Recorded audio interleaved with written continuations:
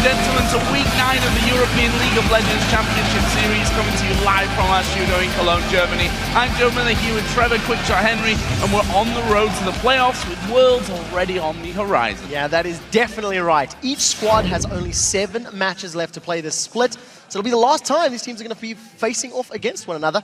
And of course, a win could mean seats in those playoff positions, while a loss could signal some more quality time in solo queue. Well, first let's take a look back at the headlines from yesterday's matches, starting with Alliance. They finally broke their losing streak against the last place Gambit, behind the first ever jungle Riven that we've seen here in the summer split. Yeah, it did very, very well. Shook played phenomenally. The rest of Alliance seemed focused, they seemed coordinated, and that's the first time we've seen them in straight-up lanes doing well in the last 3 weeks. And for Gambit, the troubles sadly continue. The return of Diamond in the jungle saw the team fall to a whopping 23,000 gold deficit by the end of that game. Diamond back in the jungle, playing Rengar, had no impact in the game whatsoever. Yeah. He had very little presence. The bigger concern for me is Genja and Edward. They're really struggling as the duo lane. They gave up first blood, and they're being bullied and pushed around often. Well, Fnatic, on the other hand, extended their winning streak to 7 games in a row behind a monster performance from Reckless on Vayne. He had 18 kills without dying, which is just 1 less than Scara's record for most kills in an LCS match. Yeah, played so incredibly well, and if it weren't enough, he actually topped off the performance with a stunning pentakill, dove past multiple towers, killed every single champion, and picked apart all of the Copenhagen Wolves. There's an interesting tidbit that Europe's summer's first pentakill came with Broken Shard, debuting as a Copenhagen Wolf. And if you go earlier in the split, North America's first pentakill was also with Broken Shard when he was playing for Complexity. So he's giving multiple teams cross-regional penta participation. It's not the best claim to fame, but I'm sure you can do an AMA about it. And of course, that pentakill was the play that you were raving most about on Twitter. @KineasLol said, Reckless is going absolutely ham, dodging all the skill shots and diving towers to pick up a penta. 14-0-1. This is your most talked about #LCS big play. First kill secured by Reckless. That's a double kill as he sidesteps the cocoon. Looking for the triple. Reckless is going to be killed. He's looking for the penta. That's the quadra. He's looking for 5. Towers down on the back line. Reckless makes the penta. He gets it. That's a pentakill. Absolutely incredible play, but considering how much he was being fed, you can't blame that. Anyways, guys, remember that you can send us your big plays on Twitter @LOL Esports, and remember to use that #LCS Big Plays. So let's take a look then at where yesterday's games left us in the standings. Fnatic and Alliance have pulled 2 and 3 games ahead of the pack respectively. They own the top spots, and the momentum, maybe more importantly, moving into today's games. Yeah, in the increasingly jumbled center of the table, we've got the Super Hot crew in 3rd with 12 wins, Millennium and SK Gaming in 4th and 5th, with 11, and Ro8 in 6th with 10 wins. Then at the bottom of the barrel, with the trip to the promotion tournament hanging over their heads, we have both the Copenhagen Wolves and Gambit Gaming. Now, both Gambit and the Wolves are now mathematically unable to catch Alliance and Fnatic at the top of the table, but they are not yet eliminated from the playoffs. They need to accrue a few more losses for that to happen. But there is still time for those bottom teams to return, and we have 4 more games coming your way today. Kicking off is the Copenhagen Wolves versus SK Gaming. Up next, Millennium versus Ro8. Then Super Hot crew will go up against Alliance, and then Gambit will take on Fnatic. Following those LCS matches, the European Challenger Series quarterfinals will continue with a best of 3 between Ocelot's Gamers 2 and Playing Dutch. Yeah, you want to watch that one, it's going to be quackers. For more information about the teams and players, head over to lolesports.com. That's where you'll also find VODs of past matches, articles, and much more. You can let us know who you think is going to come out on top in today's games as well by visiting the schedule. Yeah, and to find out how you can be part of the audience here in our Cologne studio, to watch the LCS live, or even join us for the quarterfinals, check the link at the top of the page. Seats are available now and are going quickly. Just as a quick reminder, the semi-finals and finals for the summer split will be held at Gamescom once again here in Cologne, so please check their site for tickets and availability. And we'd also like you to join us on Twitter and let us know if you could substitute one North American LCS player on your favorite European LCS team. Who would it be and why? Yeah, think about strength of player, think about whether they're originally from Europe or whether they're originally from North America. It's definitely an interesting topic. Write to us at LOL Esports, use the #LCS. We will read some of our favorite responses later on in the show. So let's get things going then with our first match of the day between the Copenhagen Wolves and SK Gaming. Yesterday, sadly enough, was a day to forget for the Copenhagen Wolves as they were picked apart by a very impressive looking Fnatic. Things started badly for them after Fnatic initiated the lane swap, which left Youngblood open for the dive. Yeah, the problem is the dive was only where the problem started, Joe. Fnatic just found ways to kill and punish Youngbuck over and over and over and again and again. He just didn't build any tanky items. He got bullied, and while punishing Youngbuck allowed Fnatic to gain map control, and that was how Fnatic ended up winning the game. I do have to give some props to the Wolves' new players of Broken Shard and Soren. They both performed fairly well in their debuts for the team, but it simply wasn't enough. I do want to give also some props to the strategic decision-making. The first Dragon Call that the Wolves made was tactically sound. Their early laning phase, in theory, was pretty good. Just unfortunately, they got outclassed individually, which of course ended up costing them the game quite dramatically. And on the red side in this game, SK Gaming fought a tough battle against Millennium yesterday. The match went back and forth, but sadly again, there were some questionable plays out of the SK team. Okay, so I want to start with the positives first. SK Gaming managed to gain a very strong lead early on. They dominated Millennium's jungle for the first 25 minutes. I was actually very impressed with how well they also team fought, because they had a Bruiser Nidalee top lane, they had Twisted Fate in the mid. Their kiting and their movements in fights was great. The bad is that they just made really bad individual calls, and Jez's in particular, he used his Twisted Fate ultimate to port into team fights 3 times, and all 3 times was just absolutely blown up by Millennium. Truthfully, had his performance been stronger, he would have helped SK retain control of the game and hold on to the lead that they built up. Then the strategic problems as a team also were bad. Bad calls at a Baron fight, chasing Millennium unnecessarily, and putting themselves in positions where Millennium could punish them. Well, SK aren't afraid of the Wolves' unconventional strategies, but Rising Star, Ro8 and crew look to upset a wobbly SK team that's still searching for comfortable champion picks. So far, we have not been surprised by Copenhagen Wolves. The 3 times we played Wolves already, they pretty much gave us a free win by doing some random strategy that just didn't work out. So maybe if they play a normal game against us, they have a better chance. But if they try to do some stupid lane swap, then they will just lose again. SK is in a slump right now, so we definitely should win versus them. They all seem to give a bit less every week, so it feels like they're crumbling and destroying the team from the inside. Their picks are pretty strange, they're trying new stuff, like Syndra, I think they played Ashe too, and it didn't work, so I think they're trying to find their champions again. Freddy has problems adjusting to the new meta. He's still looking for the right champion pool. Wolves is definitely not as strong as before since Forgiven left, but I think they're getting better. Ro8 have stepped up a lot. He's starting to look like the carry of that team, which they needed because the solo laners aren't as much of carry players. I feel we're a more solid team, and if we just make up for mistakes they do and just capitalize on them very hard, we are going to have the upper hand on this matchup. Some strong words there, specifically coming out of SK Gaming, talking about the solo laners from Jesus. He's up against a new face, though, Soren, in that mid lane. Definitely. Very, very opinionated from Freddy as well. Not mincing his words. We'll see if he can bring it on the Rift, because SK have not been delivering in the last few weeks. Well, we're going to find out. But first, here are the starting lineups. On the blue side today, it's the Copenhagen Wolves with Youngbuck in the top lane, Broken Shard in the jungle, Soren in the mid lane, Ro8 the AD carry, and Unlimited on support. And on the red side, it is SK Gaming. Freddy is playing top, Svenskeren in the jungle, Jez is in the mid lane with Candy Panda AD carry, and Ro8 in the support role. So let's check in then and see how you guys predicted this match will play out. According to the votes on LOLesports.com, SK has 72% of you rooting for them. Hard to argue with that, even though SK Gaming are on maybe a bit of a downward spiral, you could say. They own the head-to-head record in this matchup specifically. They've played 3 times, SK won them all. Yeah, this is actually going to be a very important game for the Wolves. If they want to hold on to any chances of making playoffs, they need to win the rest of their games. They also need their opponents to lose to multiple teams. So this is what we touched on in the schedule, or the standings rather. It's not mathematically impossible, it is just unlikely.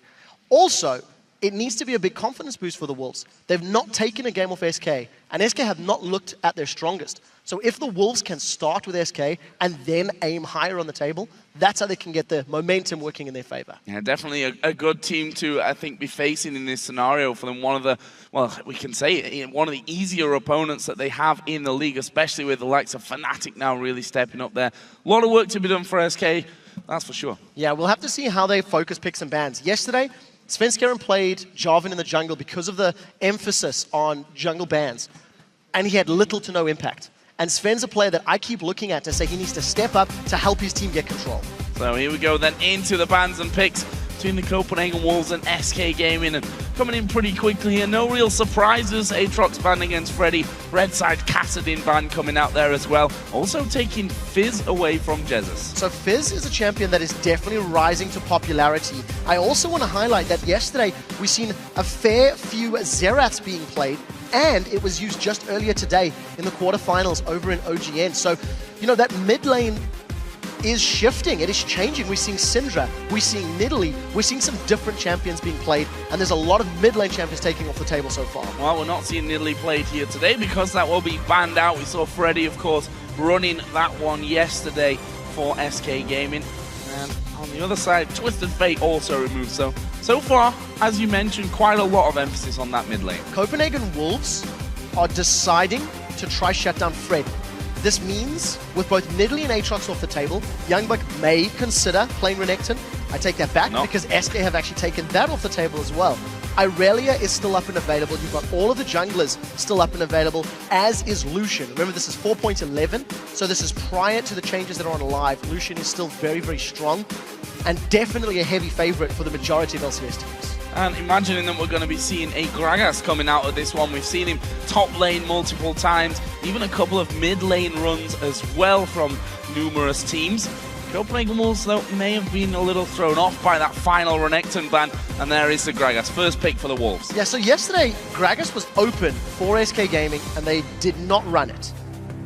And it was against Millennium, so they decided to go for that sort of bruisery style, the mobility.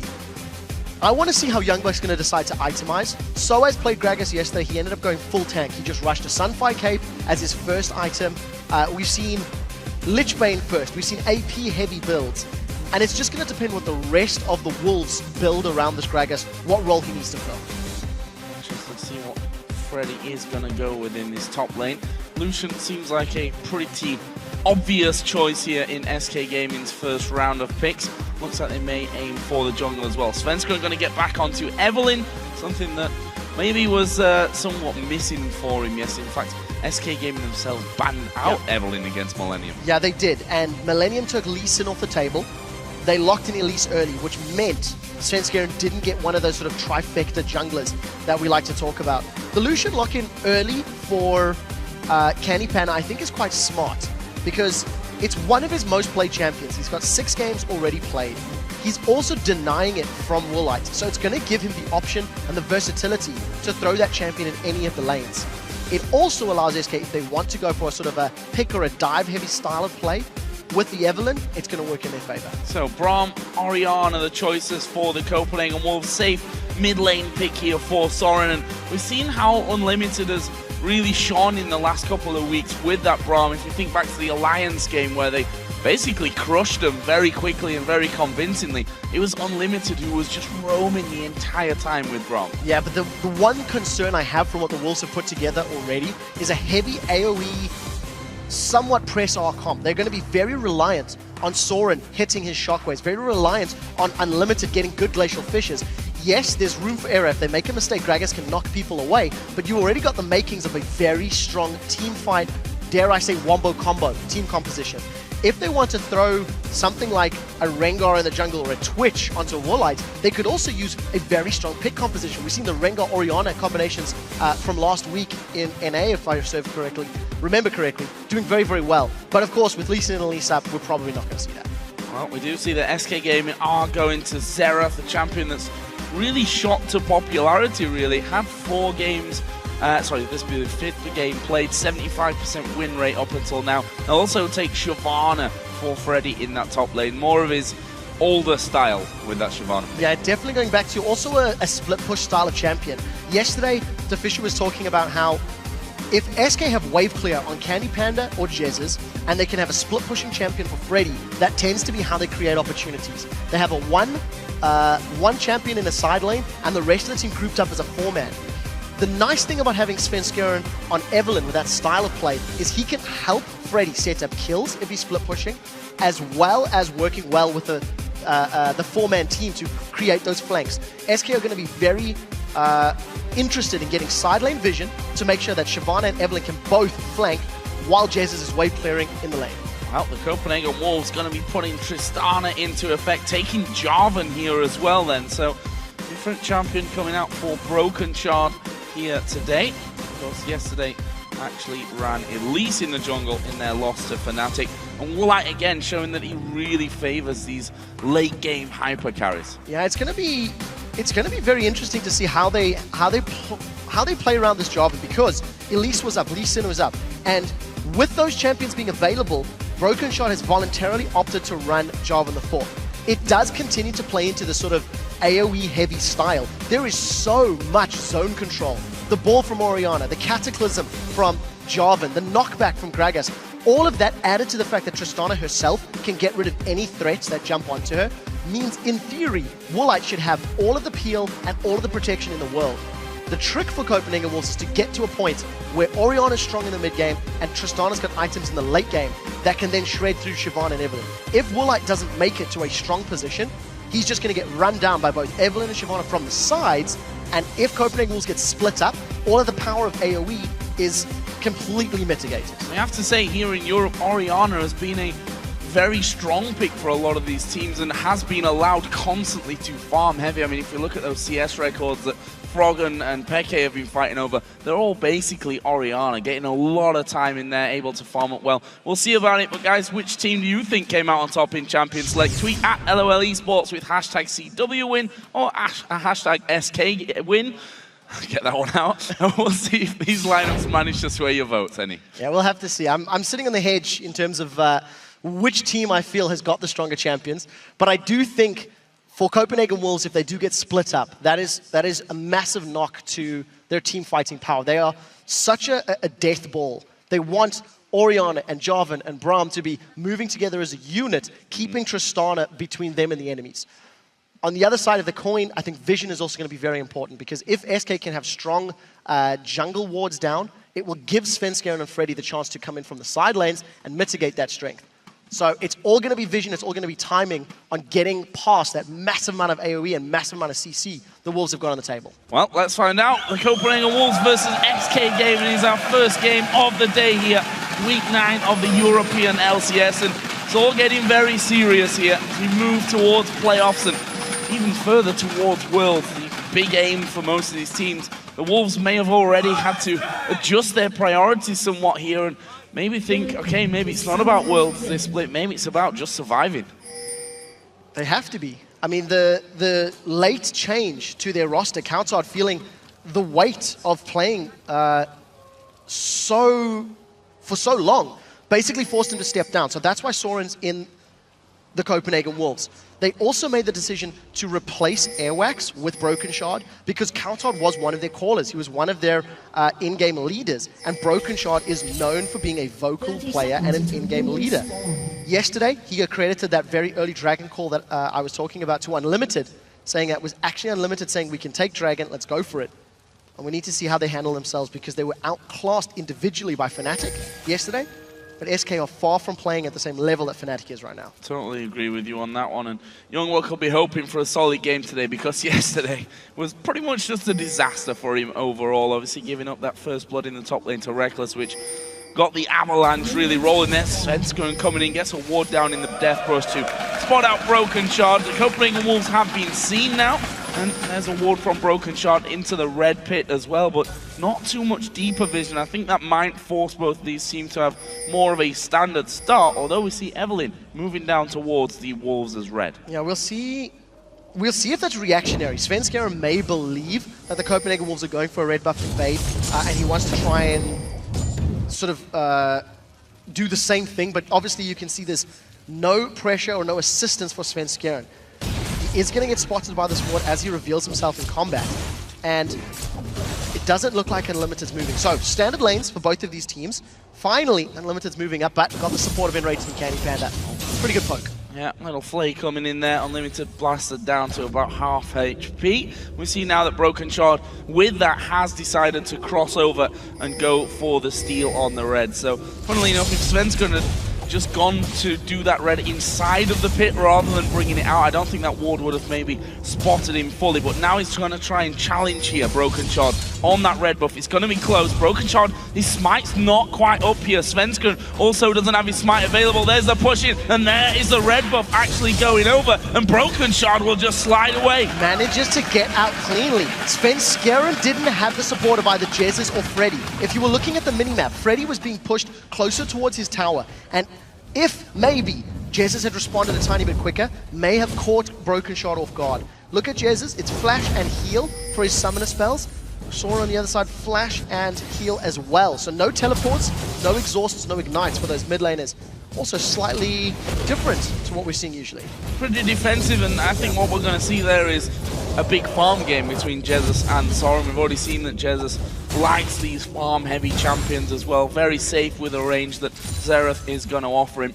It's kind of similar to the Syndra Xerath lane that we saw yesterday, where both players just sat almost back on their own tower and were farming it at range. So I want to talk a tiny bit about the Xerath pick and why I think it's good, but we'll get to that after this. They've caught Unlimited. Unlimited going to get hooked in there. It's Svenskun showing himself. Unlimited takes a lot of damage here after going up to finish him off, though. One more haste spike will do it, and there is the first blood going over to SK Gaming. And it's Svenskeren that manages to secure it. Sven is very important in helping SK get to the mid-game in a strong position. And in the spring split earlier in the year, when he was playing Pantheon, he did it incredibly well. This is a good start for SK, as well as getting some control in that bottom lane.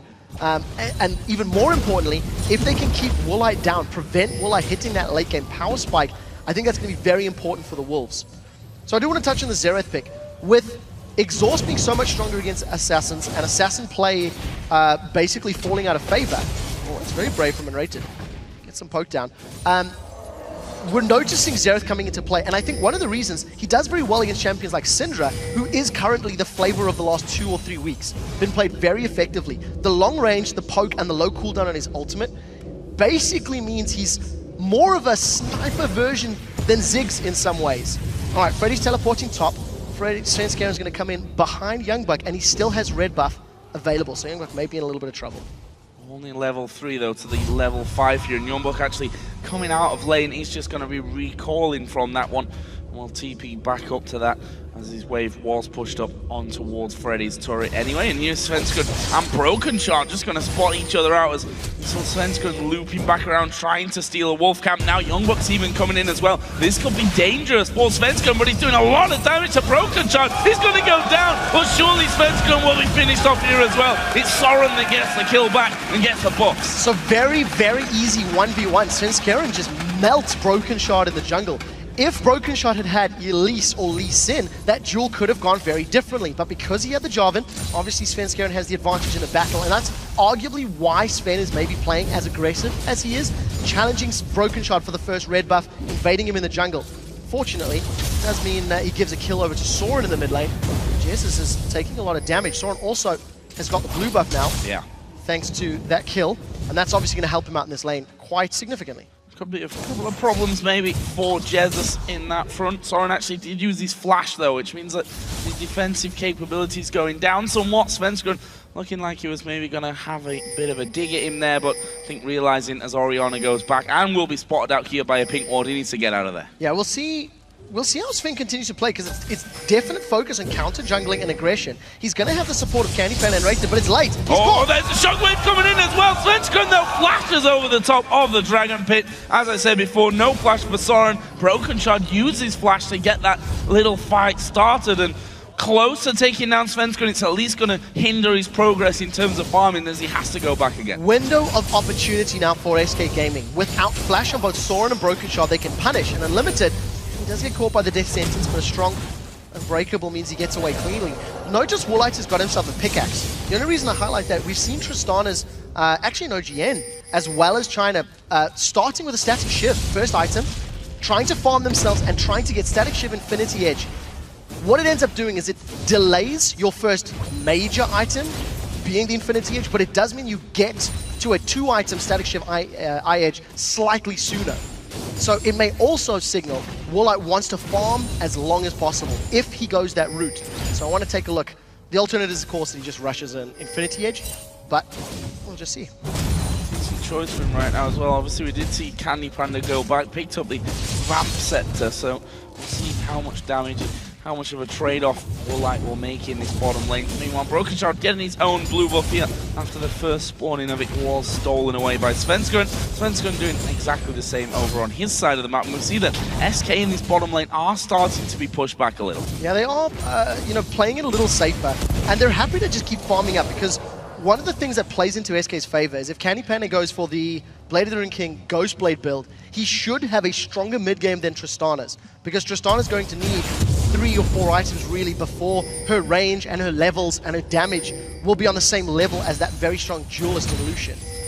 On the same token, if they can get Ro8 some damage and then Copenhagen Wolves can force SK to group, they can use their team fighting power to overcome that strength that Candy Panda will have in the situation, because you see he's a tiny bit behind in CS. Ro8 and Limited have done a fairly good job just getting a small advantage, but it's not exactly the right number. Yeah, especially when you consider that Ro8 had time on his own in that bottom lane because of that first blood that came onto Unlimited. Meanwhile, Jesus is going to finally get himself the blue buff, which will send him back off to lane. He's currently a tick behind in CS, but as the bottom lane, not exactly a massive amount at this stage. Trying to farm off the raid camp there is Soren as well. Always a good way to make sure that you stay somewhat ahead in that one. They spotted Broken Shard coming in as well. Svenskeren will actually be here for a counter gank if Broken Shard goes for anything, but I think he's just backing away now. Yeah, it doesn't look like they're trying to make any plays happen. In the bottom, they've caught Ro8. Oh, jump away though, and I think he might be safe from this one. Unbreakable was already up for Unlimited, and Ro8 able to just jump away. Could have been very dangerous. Svenskeren was already on his way down, but just a little bit too late to the party though. It's very confident, aggressive play from Enrated. Every time we take a look at that bottom lane, Enrated is getting in the faces of the Wolves, landing the auto attacks and the flays, and now Candy Panda's, made up that single wave worth of minions, pushing the wave down. He's also got the backup of Svenskeren, so there should be some good damage onto the tower if they decide to stick around with the big minion wave. Opting to back instead.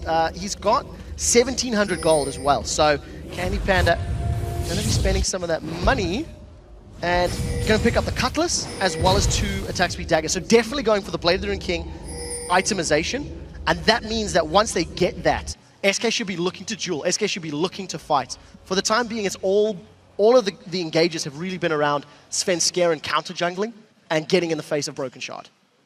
I see that. The Copenhagen Wolves, looks like it was them that called that pause up there, so hopefully that'll get sorted. But gives us a little bit of time to look over what we've got, especially since we're about to hit the 10-minute mark in the game. Slight gold lead for SK Gaming, 600, and they are 2-1 up in kills. No real tower pressure coming in as of yet. Neither of the teams deciding that it's time for a dragon, although you could argue that moment where the Wolves have been forced out of bottom lane could have opened them up for a bit of a dragon attempt. Yeah, I agree, and I'm also even more interested to see Candy Panda and Enrated not go for any damage in the tower. They had about 2 minion waves worth of minions with him on the bottom lane, as well as the tank with them. And they opted to back, opted to spend some of the money. The extended laning phase, I think, is going to be very interesting because both of these teams scale fairly effectively. But what we have been noticing is just how Freddy has been sort of getting in the face of Youngbuck in the top lane with Shyvana. It hasn't cost Youngbuck any CS or any deaths at the moment, but Freddy has been playing very aggressively. So if he can get to a strong position and he can pull some attention and some aggro from the Copenhagen Wolves, that's going to allow Svenskeren and the rest of the team to create picks and to be more mobile in this mid-game. Well, here we go then, back into the matchup, and just as we were talking about Dragon, look at this. The Copenhagen Wolves were forced back. SK used that opportunity to actually recall, and it's looking like it's going to cost them the first Dragon of the game. Yeah, it's just good play from Copenhagen Wolves. Realizing the situation and taking the first objective of the game. One of the reasons SK may not have wanted that engage is in a team fight, SK Gaming, in a straight up, bashing heads will be weaker. The power of Gragas, the power of Job, the power of Orianna in a straight up fight will always give them the advantage. But in the flanking maneuvers, if SK can catch the Wolves off guard, that is when Shyvana and Evelyn can do their duty. Now, Svenskeren does have Agni's Embrace available. He's hanging around, he wants to make a play, but it's so difficult against the ultimate from Braum, against the rocket jump of Tristana. You are very reliant on Enrated landing a death sentence for that gank to really happen. And there's pink wards all over the bottom side here for the Wolves. I have to say that one on the backside of the red buff camp, has been there for a long time. They do know it's actually there, though, so that should get weeded out. And that one now in Tribush will give the bottom lane some protection. We just want to touch on the CS in the mid lane there, because Soren doing a fantastic job of that so far. Got 20 CS ahead of Jesus. Yeah, so one of the reasons that Oriana is so strong at farming is your ability to clear out those Wraith camps very quickly and very safely with your command attack and your command dissonance. And we've actually caught Soren going into SK's Wraith camp to secure that once or twice, as well as taking his own multiple times. So he's doing very well. We're seeing Jesus not really having too much lane presence. I mean, 20 CS at this stage is the effective value of a kill. And we need to see how he's going to position his CC, how he's going to position his ultimate, because it is fairly difficult to land. That right of the Arcane from Xerath is quite easily dodgeable, and we've seen that multiple times yesterday. 1, 2 of the 3 shots generally connect, not more. See that Jesus building a little bit lopsided here. We see that Athene was finished for Soren, and Jesus actually opted for the need to see large rod as they try and get in there. That was a nice little lantern to bring Candy Panda to safety. And we did also have Broken Shot waiting off by the Tribush. They've spotted him now leaving. They're going to hook Unlimited in, but do they have the damage? You see that Candy Panda very scared, actually flashing away there from the ultimate out of Unlimited. Good culling will force the Wolves back though. So flash burned from Candy Panda to dodge the Glacial Fissure. A lot of spells exchanged, but it's SK Gaming that come away having blown more. They use both of their ultimates and the flash. So if Copenhagen Wolves can take advantage of that the next time their spell reel is available, that's how they can make things work. Just a quick update, you can see that Ro8 has not backed in a while. He's still got the pickaxe, the Dawns, and the boots, and he's sitting on 1,800 gold. So realistically, looks like it's going to be an Infinity Edge rush. And it just once again means Candy Panda is going to be stronger sooner. He's got almost enough money for Blade of the Ruined King. And both teams super content to just continue this laning.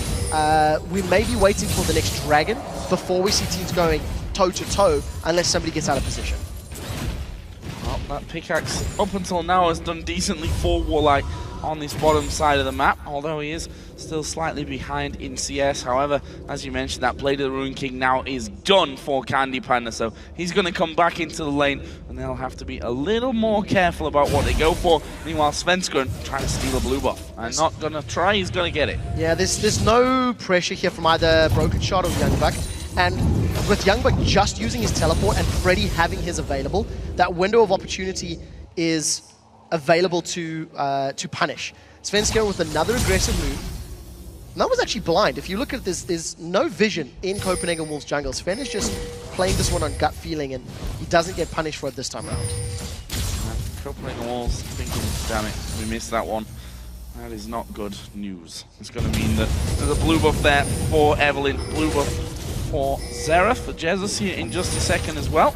If Svenskeren helps him out, just getting rid of that ward there. Nice little scan coming down. They're not in any danger of actually losing that one, but as you rightly pointed out, I think Dragon is going to be the next interesting point of this one. That will be coming up in less than 2 minutes' time. Yeah, we need to see who's going to get positioned for it, because I do feel the threat of all of those ultimates hitting SK Gaming is a very scary prospect. So SK, if they are going to initiate, or if the Copenhagen Wolves are going to initiate, again, it's going to be very reliant on warding. Dragon play may not be the #1 priority because Freddy just teleported to top lane. He knew that Youngbuck had burned his. Freddy opted to just go back into lane. Cutlass picked up. He's got a Spirit Visage as well to deal with Youngbuck and survive some of the MR, some of the magic damage rather. But it's just a farm fest, and you know, Season 2 style. Farm for 20 minutes, then team fight until a winner is found. Well, I don't think that SK will mind that too much. They've traditionally been very good at that style of game, as we are seeing Svenskeren coming in, but Youngbuck spots him early enough and is just able to body slam out of any possible danger there in the top lane, and even will feel confident enough to lay down a bit of pressure underneath the tower itself. So I wonder if SK are playing so passively out of a fear from anything else. They've got Svenskeren, who has been doing individual plays. He's been counter-jungling, he's been trying to shut down Broken Shards single-handedly. And his ganks have been somewhat half-hearted. I mean, SK have been on a downward spiral. They've lost a lot of games in the last few weeks. I think they're 3 wins, 4 losses now. For a team that finished second in the spring split and started quite dominantly earlier on. I wonder how their confidence is doing, you know? How shot is it? Because a lot of the champions are that they were using effectively have sort of fallen out of favor. Jez's in particular is definitely adding a plethora of new champions to his kit. Almost getting in there for that big Wraith, which resets just to annoy Jesus a little bit, but he'll take that one away. Still a good 30 CS behind, and we see now Dragon is up. Both junglers are on the bottom side of that map, and we see the SK. Are they just trying to bait the Wolves into this one? There we go, Death Sentence comes in. Unlimited will be pulled back. He will throw down his ultimate, but he may go down here. One more shot should do it. Summon heal was used. Candy Panda with the culling. It's not doing too much damage. Generated almost got away with it. Woolite will in fact survive over the top. There's Seraph ulti coming in. Broken Shard will finish that one off. But Broken Shard, will he go down? Shockwave comes in. Summon a heal from Soren. Keep Broken Shard alive as well. It's a 3-for-1. And that was some fight that SK Gaming started. They caught Unlimited, and the power of that Glacial Fissure just kept them back for such a long time. Candy Panda and Enrated get squashed under the weight of the Wolves. 1 for 3, and unfortunately, Jesus once again doesn't land that right of the Arcane. Only 1 of the 3 shots hit. Take a look at this. This was an engagement that was completely committed to by SK. Unfortunately for Candy Panda, there were some minions blocking the shots of the culling as well, so not an ideal position for him. But this is the difficulty with Xerath. Yes, you can impact a team fight from the Dragon, which is great, but if 1 more of those shots had hit, Broken Shard would have died before the summoner heal was used. It wasn't the case, and the Wolves, they take advantage. They did have the possibility to go Dragon, but everyone was low, and it wasn't worth the risk. Yeah, and that's going to be surely the next thing on the menu here. We already see Broken Shard moving in towards it. They've got vision inside of the pit itself as the hook comes out. Doesn't connect to Woolite, and Broken Shard is coming back down here once again. No ulti, that was used in the last fight, although that'll be up here pretty soonish. Cataclysm not exactly the biggest of cooldowns as Candy Panda and Woolite having a trade there. And Woolite coming out nicely with that one, but there's the hook. Flay's gonna come in, but Enrated's all on his own. Candy Panda doesn't join in, and Woolite will jump away. That means that a couple of guys are low. The Dragon's already gone down there for the Wolves. There's the Shockwave coming on towards Spencer. Can they finish it off? Culling coming in. There's the Cataclysm down. Actually, Soren flashing away from it, which means he's still doing damage. He's gonna take out Candy Panda as well. Soren will be picked off there in the end by Jesus. He's gonna try and go for Unlimited as well. Stun actually missed. Slow does happen, and there is a triple kill for Jesus on Xerath. And just like that, SK Gaming turn it around. It's a 2 for 4. This is the Copenhagen Wolves that has been losing so many games. They go for the Dragon without having a bunch of ultimates available. Braum didn't have his ultimate. We didn't see the Cataclysm at the beginning of the Dragon fight. I feel like the Wolves needed to have delayed that one until they had everything to combo together. Shockwave went down once, then Cataclysm. There was nothing from Braum other than his passive. And a very small number of SK members just run circles around the Wolves. In order for the Wolves to win team fights, they need to have their ultimates, they need to stack them effectively, and they cannot afford to get split up. The moment they do, SK's comp is superior. That's why they came away in a better situation. 7-6 up now in kills. Gold is only a 500 difference. In favor still, though, of the Copenhagen Wolves, but we'll see how long they actually hold on to that one, especially since Jesus got that triple kill. That's given him now that Rabadon's death cap on top of his Athenes. Other side, Soren also has same 2 big items, but has finished off his Sorcerer shoes as well, and we'll see how he continues on that front. In terms of the AD carry build, the Infinity Edge for Woolite was done, got a Zeal for his second item, so headed up probably to that Static Shiv next. Other side, Candy Panda working his way to the Youmuu's Ghostblade. We'll see how Copenhagen Wolves bounce back from this, because they had a very, very even laning phase. We're actually winning quite handily in that mid lane. Soren doing a great job on Orianna. And Joe, you were talking about in picks and bans how Orianna's doing great. Jez is dead. Yeah. And how great Orianna's are doing here in Europe. 5-1 for the new mid laner. Soren played Rise yesterday, was one of the shining lights for Copenhagen Wolves, but it wasn't enough to carry the Wolves against Fnatic. A 5-1 death cap Athenes at 20 minutes on Orianna is definitely a way to win games. Yeah, those weak solo laners for the Copenhagen Wolves right now. Soren 5-1, load of CS ahead. Top lane, they're not exactly killing each other, but there's a slight lead there for Youngbuck, and this is a different performance out of him completely when we compare that with yesterday. So SK, no, they're 3-0 up in the head-to-head on this one, but the Wolves, new addition, specifically Soren in this one, although you could argue as well, Broken Shard has been all over the place. Yes, he's had a very, very strong late laning phase because he was bullied early. Almost gave up a kill when he was invading red buff. He did die 1v1 against Svenskeren, but immediately after that has been moving around effectively. His Cataclysm is going to be very, very important in the next few minutes. But I think Copenhagen Wolves need to make sure they're on the same page. They need to make sure they wait for big objective fights until they have all of their ultimates. They need to wait so that they're stacked up together instead of overcommitting and losing big leads. It's how Copenhagen Wolves have lost so many games in the last 2 or 3 weeks. On that, getting even more farm out of his jungle, close to a 50 CS lead at the moment. And if we compare their gold overall, over 10k for Soren, and Jesus sat on 8.6 at the moment, so that just shows you, considering how close the team global gold is between the two, that farm and those kills, for 5 of them for Soren, really making a difference. And with 2,000 gold to spend, he's going to have more power than Jesus here shortly. Yeah, and it's in terms of the power, it's interesting to see that Ro8 is holding his own with this Tristana I-Edge against the Blade and Candy Panda. Every time we see the two sort of trading, Candy Panda generally is coming off worse for wear. Ro8 is getting a good combination of damage using that explosive shot well to just keep poking Candy out. And you know, Tristana's one of those champions that can, in theory, do a whole lot in a team fight. You can argue maybe even more than a Lucian in a team fight, thanks to having the Buster Shot and thanks to having that incredible range as he continues to get levels. But, as we've talked about, if he doesn't have the support of his whole team, he could get focused out. It's a good stun. Stun coming in, broken shot slides through, but not going to be able to go any further because of that shot out of Jesus. No gank available for him. Spotting that ward there as well as it went down, so easy clean out with the sweeping lens. Bottom lane, they continue to just farm, as is the case here on the top side of the map. We see Lichbane and the Rod of Ages, the first 2 items for Youngbuck. Other side, Freddy really focused on getting that early Blade of the Ruin King. Okay, so a minute to go before Dragon. Copenhagen Wolves have made better calls at starting Dragon. You can argue the effectiveness of when they should have done it, because they didn't have the ultimates for the second one. This time round, SK have got a higher number advantage. They've also got Freddy, who's getting tankier.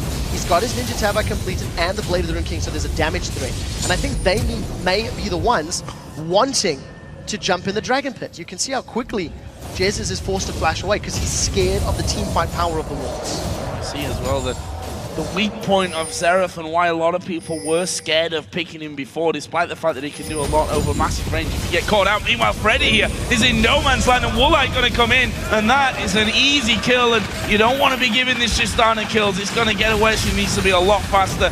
We see already that static shift was done. Ro8 now going to be feeling very, very confident as they come to mid. Are they going to get involved? Doesn't look like it. Well, one of the problems for SK is they are reliant on Freddy and Svenskeren flanking, coming from the side lanes and trying to impact Copenhagen Wolves that way. In order for that to work, SK really need to step up their vision game. They've started placing some wards in the last minute or two, but there's simply not enough on the map for Freddy to be pushing that deep, as well as SK to pick smart fights. Now they are trying to rush Dragon. Copenhagen Wolves are grouped up, but they may be here a tiny bit late. There goes Broken Shot. Oh, they're going to go straight towards Jesus. Cataclysm comes out. Jesus getting blown to pieces there, but Broken Shot himself before. Look at Ro8 though in the back. He's absolutely ripping him a new one. And that will be 3 men down here for SK Gaming. They didn't finish the Dragon either. We see Svenskeren having to get away as well with his flash. And that is going to be killed. And surely a Dragon, actually they're not going to go for it. I think they're just going to push that inner tower in mid. 4 members of the Wolves as well as a low health Ro8 just moving themselves in. Teleport was cancelled by Freddy because by the time he wanted to join the fight,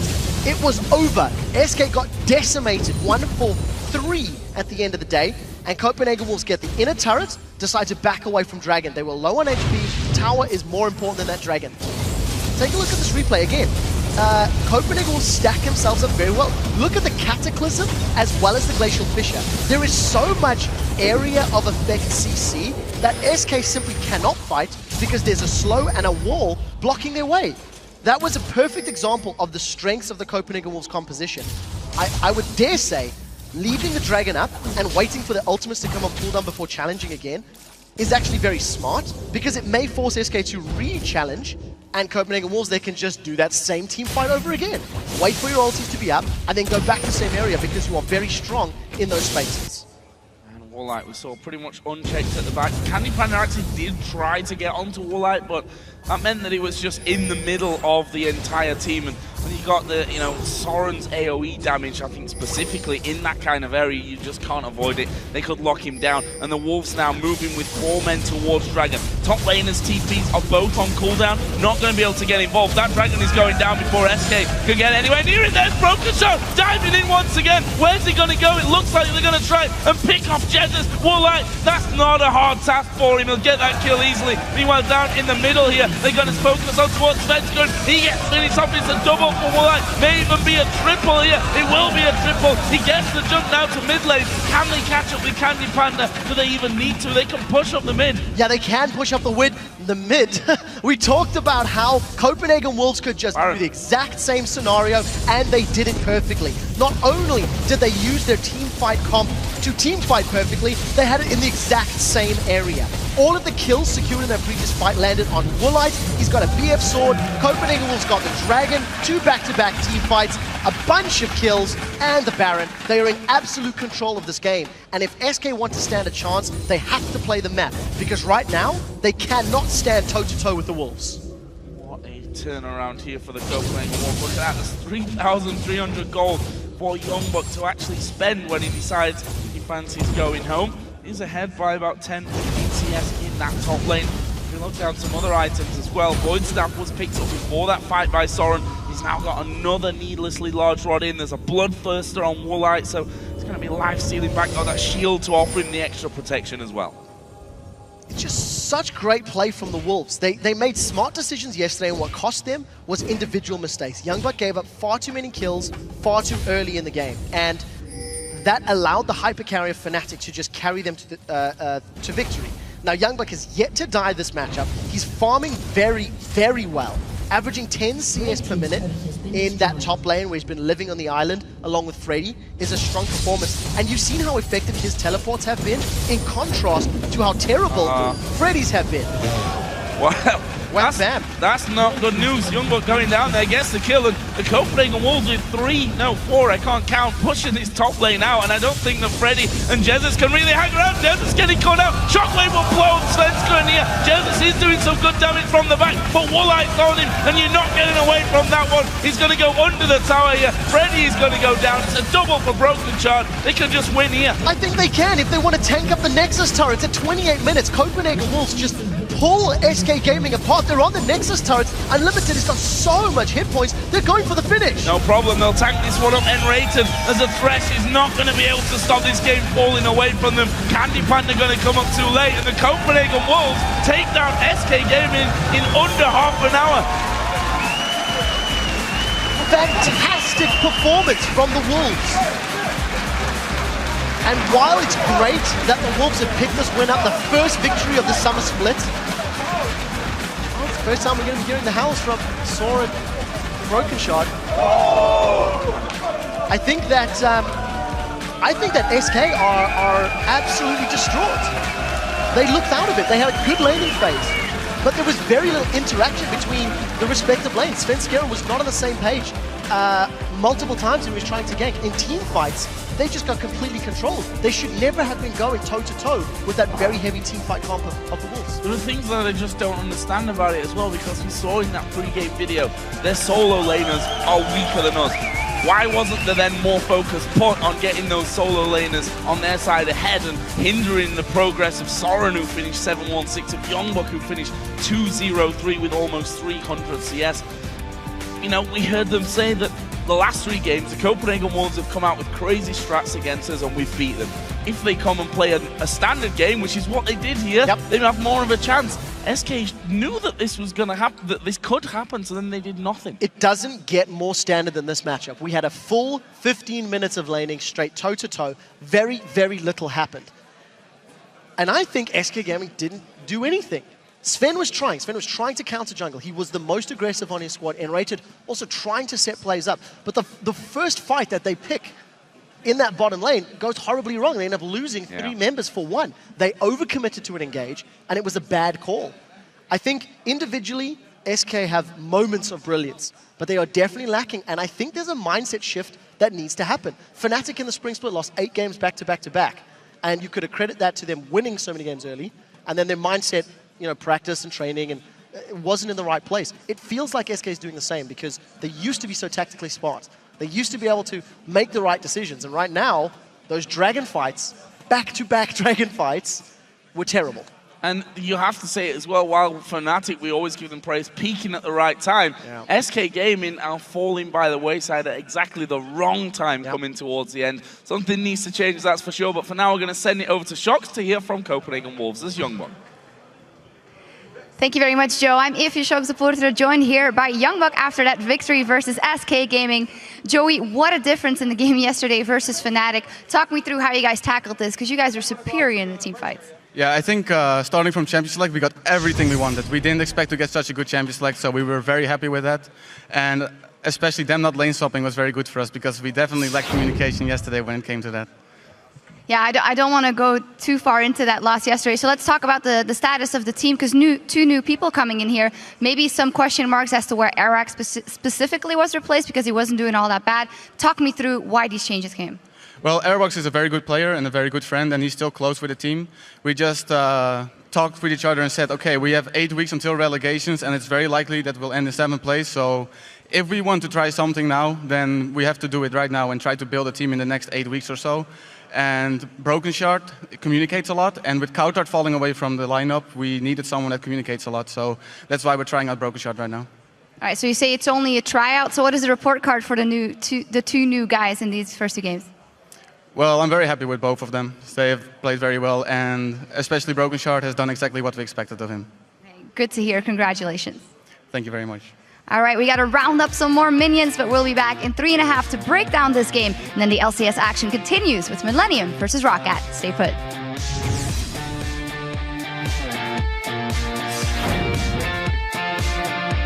Just a small town girl. No! Living in a lonely world. We're going to discuss. Will in fact survive over the top. There's Seraph ulti coming in. Broken Shard will finish that one off. Well, Broken Shard, will he go down? Shockwave comes in. Someone a heal from Soren. We can fight. We can fight. Just go disrupt them. All 30 seconds. I'm gonna ulti. Get Zera, get Zera. Trash. And raid it. Lucian. Kill Lucian. Okay, TP. Shout out. Okay, it's cancelled. Okay, nice. Push me. Meanwhile, down in the middle here, they're going to focus on towards Svensson. He gets finished off. It's a double for Woolite. May even be a triple here.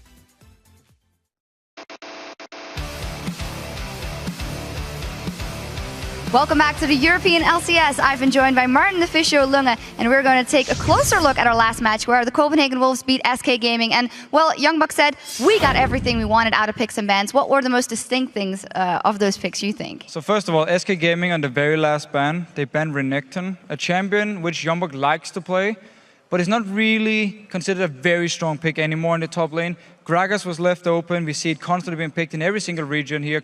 In OGN, it was picked pretty much every single game as the first pick. Today, here in the quarterfinals, he just locks it in, easy for him. And then they actually give Orianna over to Soren, who is a complete Orianna main. Like, he's played over 100 more games on Orianna in solo queue than any other champion. He's still new to the LCS. Why don't you target towards him, get him out of the comfort zone like Fnatic tried to do yesterday?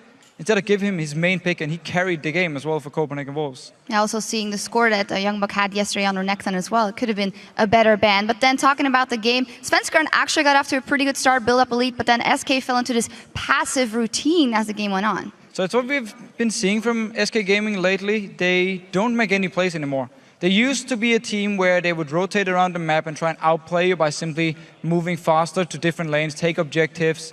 They don't do it anymore. They just sit back, let Copenhagen Wolves do whatever they want, and then we keep seeing some individual mistakes. I mean, Jesse's flashing in the mid lane before Dragon Fight was a very key thing in this game here, and we can actually just pull up the replay we have, because it is the Dragon Fight, where Copenhagen Wolves really get a lead here. Just start straight away.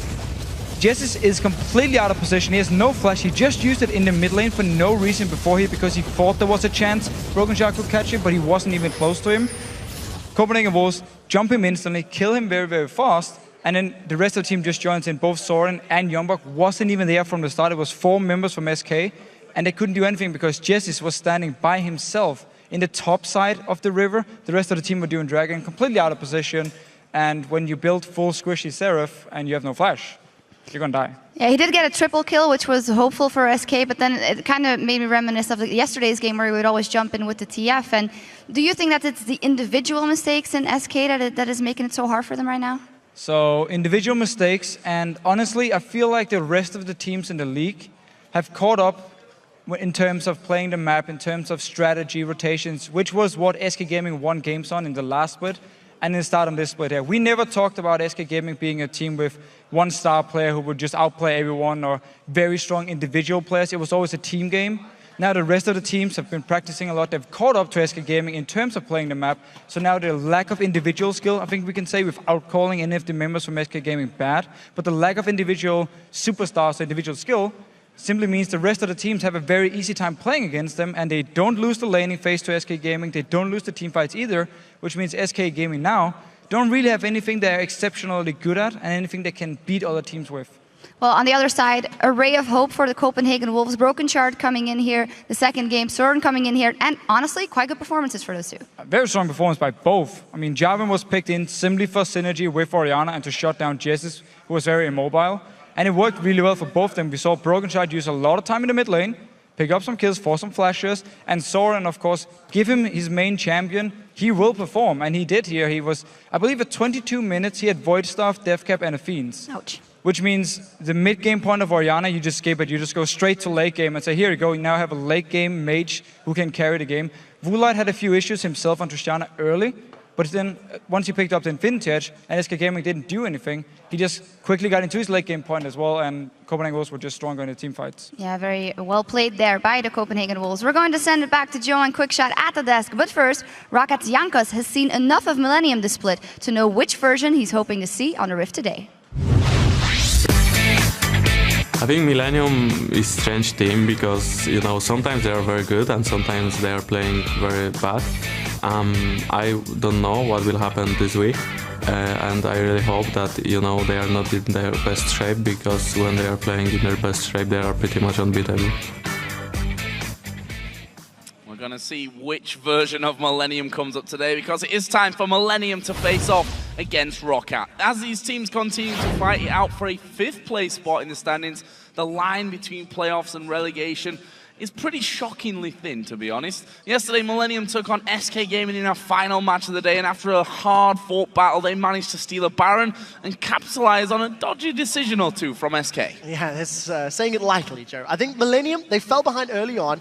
They struggled for control in team fights, and truthfully, their targeting was extremely lacking. They had such a tough time dealing with SK Gaming's very mobile team composition. In general, Millennium did handle themselves well against Twisted Fate. They punished him every single time he tried to Destiny into fights. J-Ree in particular was allowed Leona, and once more he had an astounding performance. He's played Leona a bunch of times this split, racked up 75 assists in 8 games. He really is very important when it comes to picking people off. I hate to sound like a broken record. Millennium, pick comp, it is their strength, it's what they do well, and that is what Ro8 is afraid to face. If Millennium can pick them off, that's how Millennium wins games. Well, Ro8 themselves were on a roll coming into this week, winning 5 games in a row and 9 out of their last 12, but they were unable to topple the Super Hot crew yesterday. They had a good start to the game due to their signature early aggression, but a horrible call that lost them kills, and then a dragon really cost them. Okay, so the Super Hot crew, they danced around Ro8 extremely effectively yesterday, and after Ro8 fell behind in kills, they capitalized on a very bad dragon call. This is what we're talking about from Super Hot crew. Unfortunately, Ro8 just never recovered. They were never able to bounce back from the control that Super Hot crew had. They didn't shut Selfie down in the mid lane on Orianna, another strong performance, and they just didn't have any answer to the objective play from the Super Hot crew. The most interesting thing about Ro8 and their wins and their losses is just how heavily they win and lose in terms of streaks. So, for example, after the start of the split, Ro8 actually lost 6 games back-to-back. Then, they won 4 games back-to-back. Then they lost 3, and most recently, they were in a 5-game winning streak.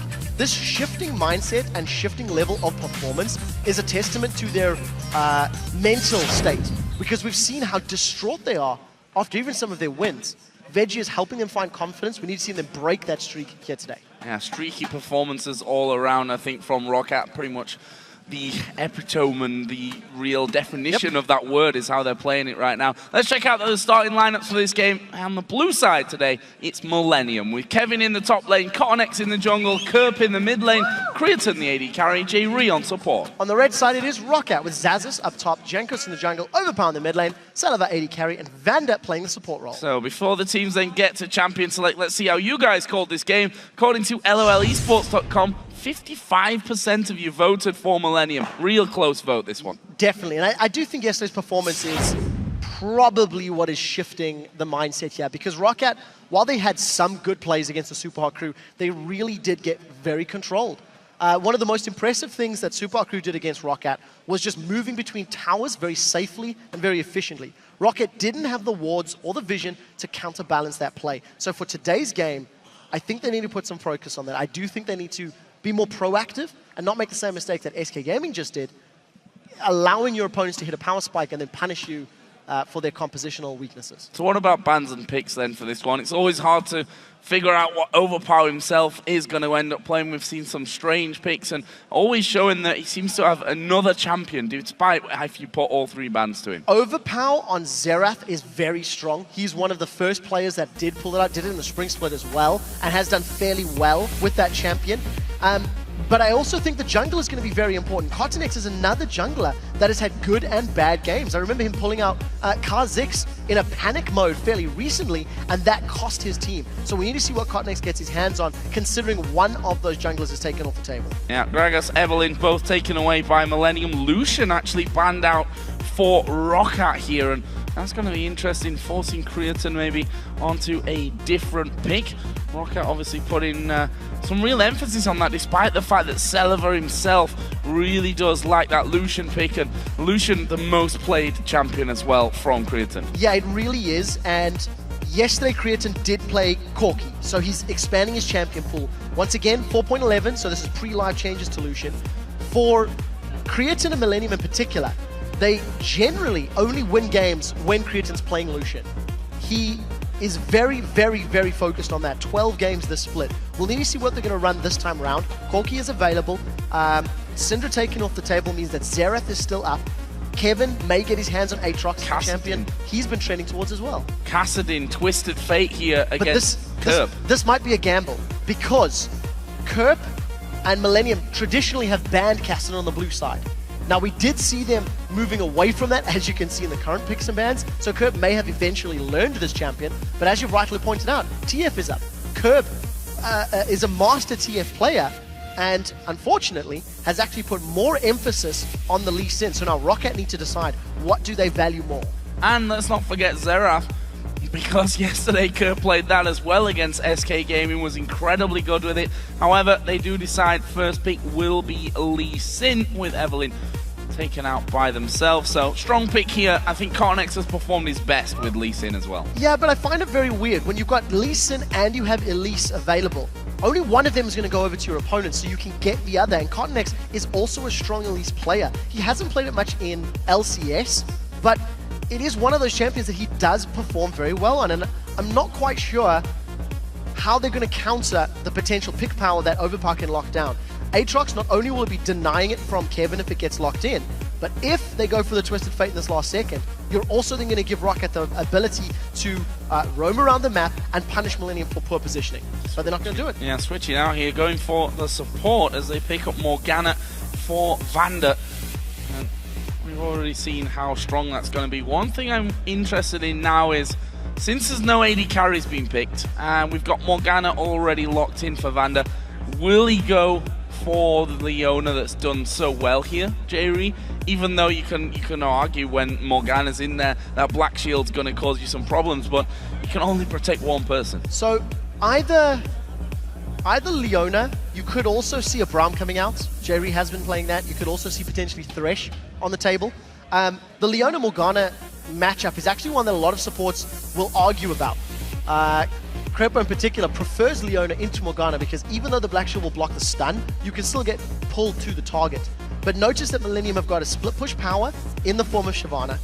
They've got a strong magic damage mid laner, magic damage AD carry with Corki, mixed damage rather. So he's going to scale while Creatine definitely playing more Corki, but they've left their mid and their support, so they can still decide what style they want to finish this team composition around. For Millennium to put a split push champion in Kevin's hands with Shyvana, or a team fight champion if he builds tanky, it does also mean that the focus will be slightly different. They don't have a super heavy focus on pick champions yet. So for Ro8 then, taking Elise for the jungle. I think that was a pretty obvious one considering the Evelyn ban and the first pick Lee Sin out of Millennium. And we'll see Kog'Maw actually going in for Celiver. Celiver himself did actually play Corki yesterday, as we did see from Creatine. Creatine having a slightly better time with that one, finishing 5-2 and 14. They'll be looking for that kind of rate here today. Twisted Fate managed to get all the way through the picks up until now as well. Ro8, of course, were hovering over him early on. Looks like we could be seeing that very old school Corki Leona lane coming out. I have no idea how Celiver plans to stay alive if those champions get locked in. Lee Sin is mobile, Corki's mobile, Shyvana's mobile. Kerp, assuming he doesn't pull a Jesus, can teleport to the back line and also blow people up. J-Ree's got hard initiation. There's not enough protection here for one black shield to keep Celiver alive. So Ro8 are going to be very, very hard pressed to keep him up and also to be positioned correctly.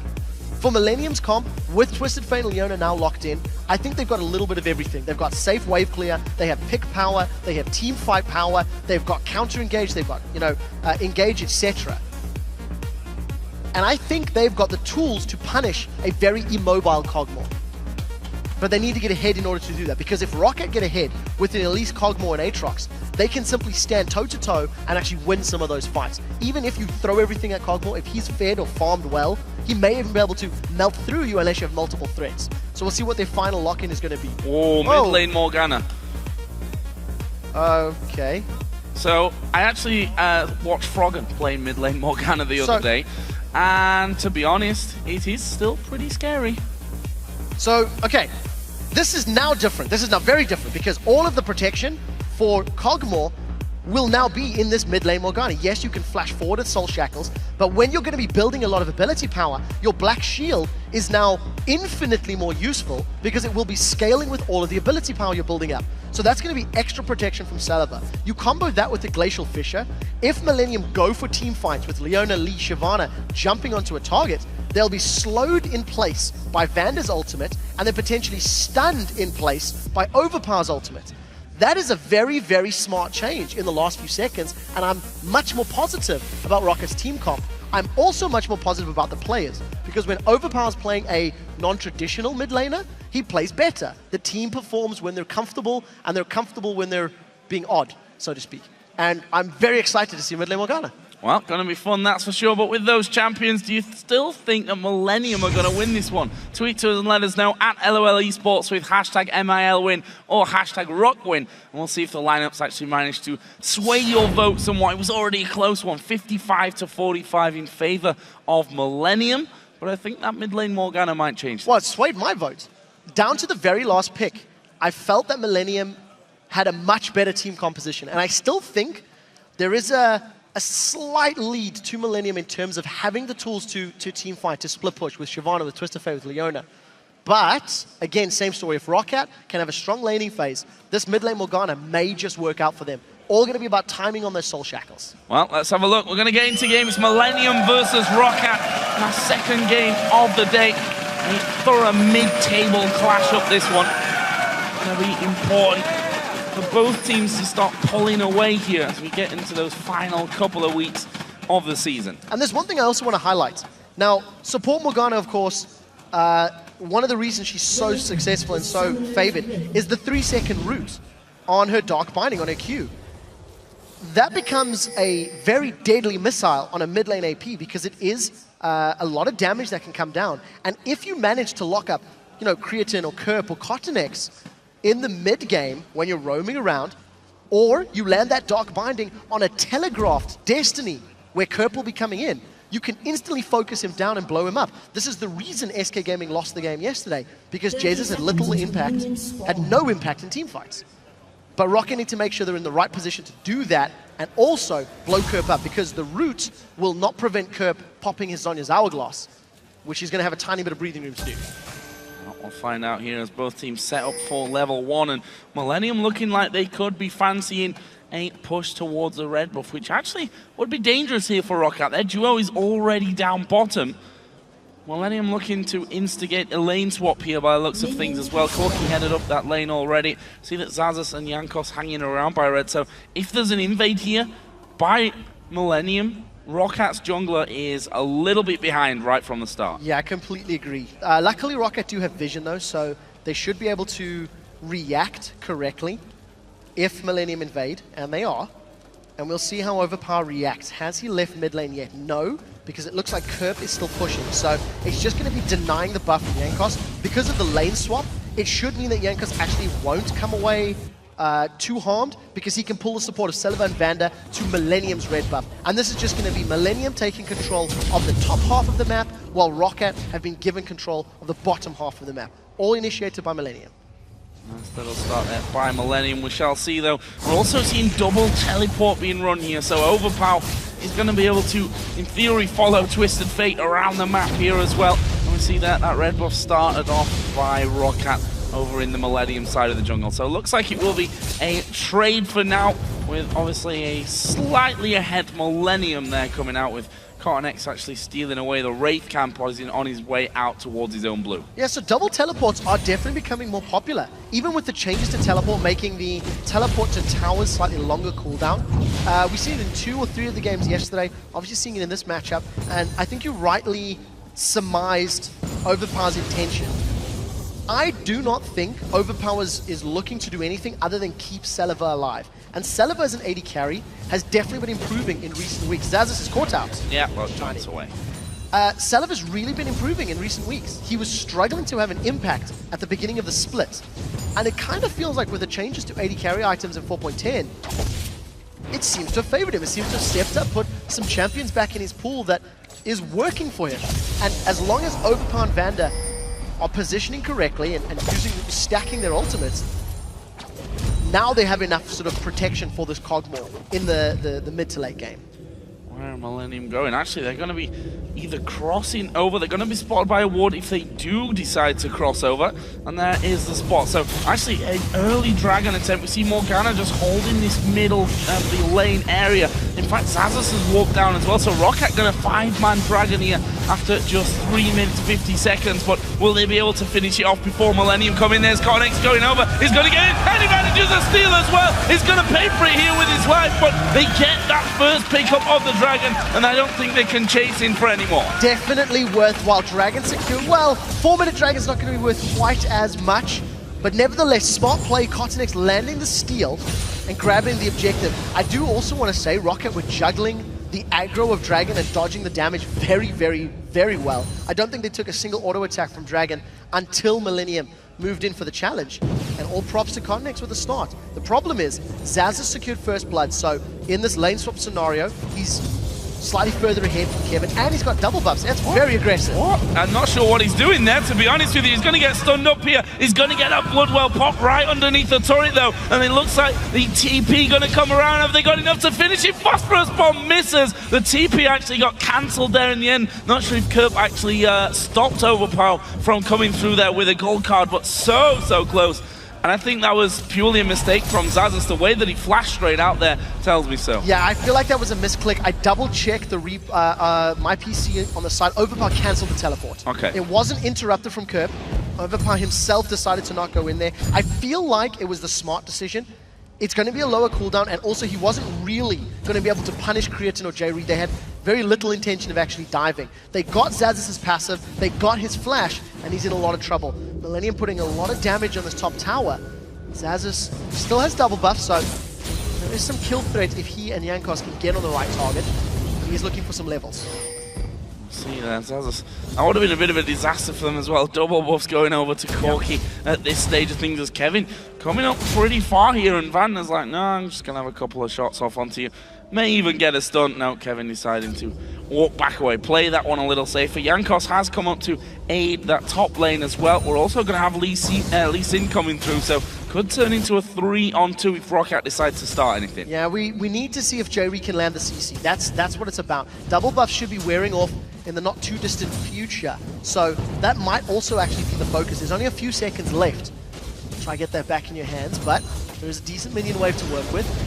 Jankos is, you know, he's got objectives to farm. Wraith Camp, Wolf Camp, you know, the white is up, and instead they're putting emphasis in working with Zazas, making sure he's in a strong position. Cottonex has stuck around a long time, and they've caught Zazas. Oh, going into that one, he's got nothing to get away with here except his jump, and he's going to go down. That looks all too easy as Overpower going to go aggressive. Ulti's going out, and I think Kerp is going to go down from this one. Couple more auto attacks will do it, and there it is. Red card pulled. Turret might have got him if it had been a gold card. Doesn't matter though, Overpower with a 1v1, and now Ro8 pushing bottom. While the red card sends Kerp off the field, very easy 1v1 for Overpower, just completely outplaying. Now they're diving Kevin in the bottom lane, but Van has taken too much damage.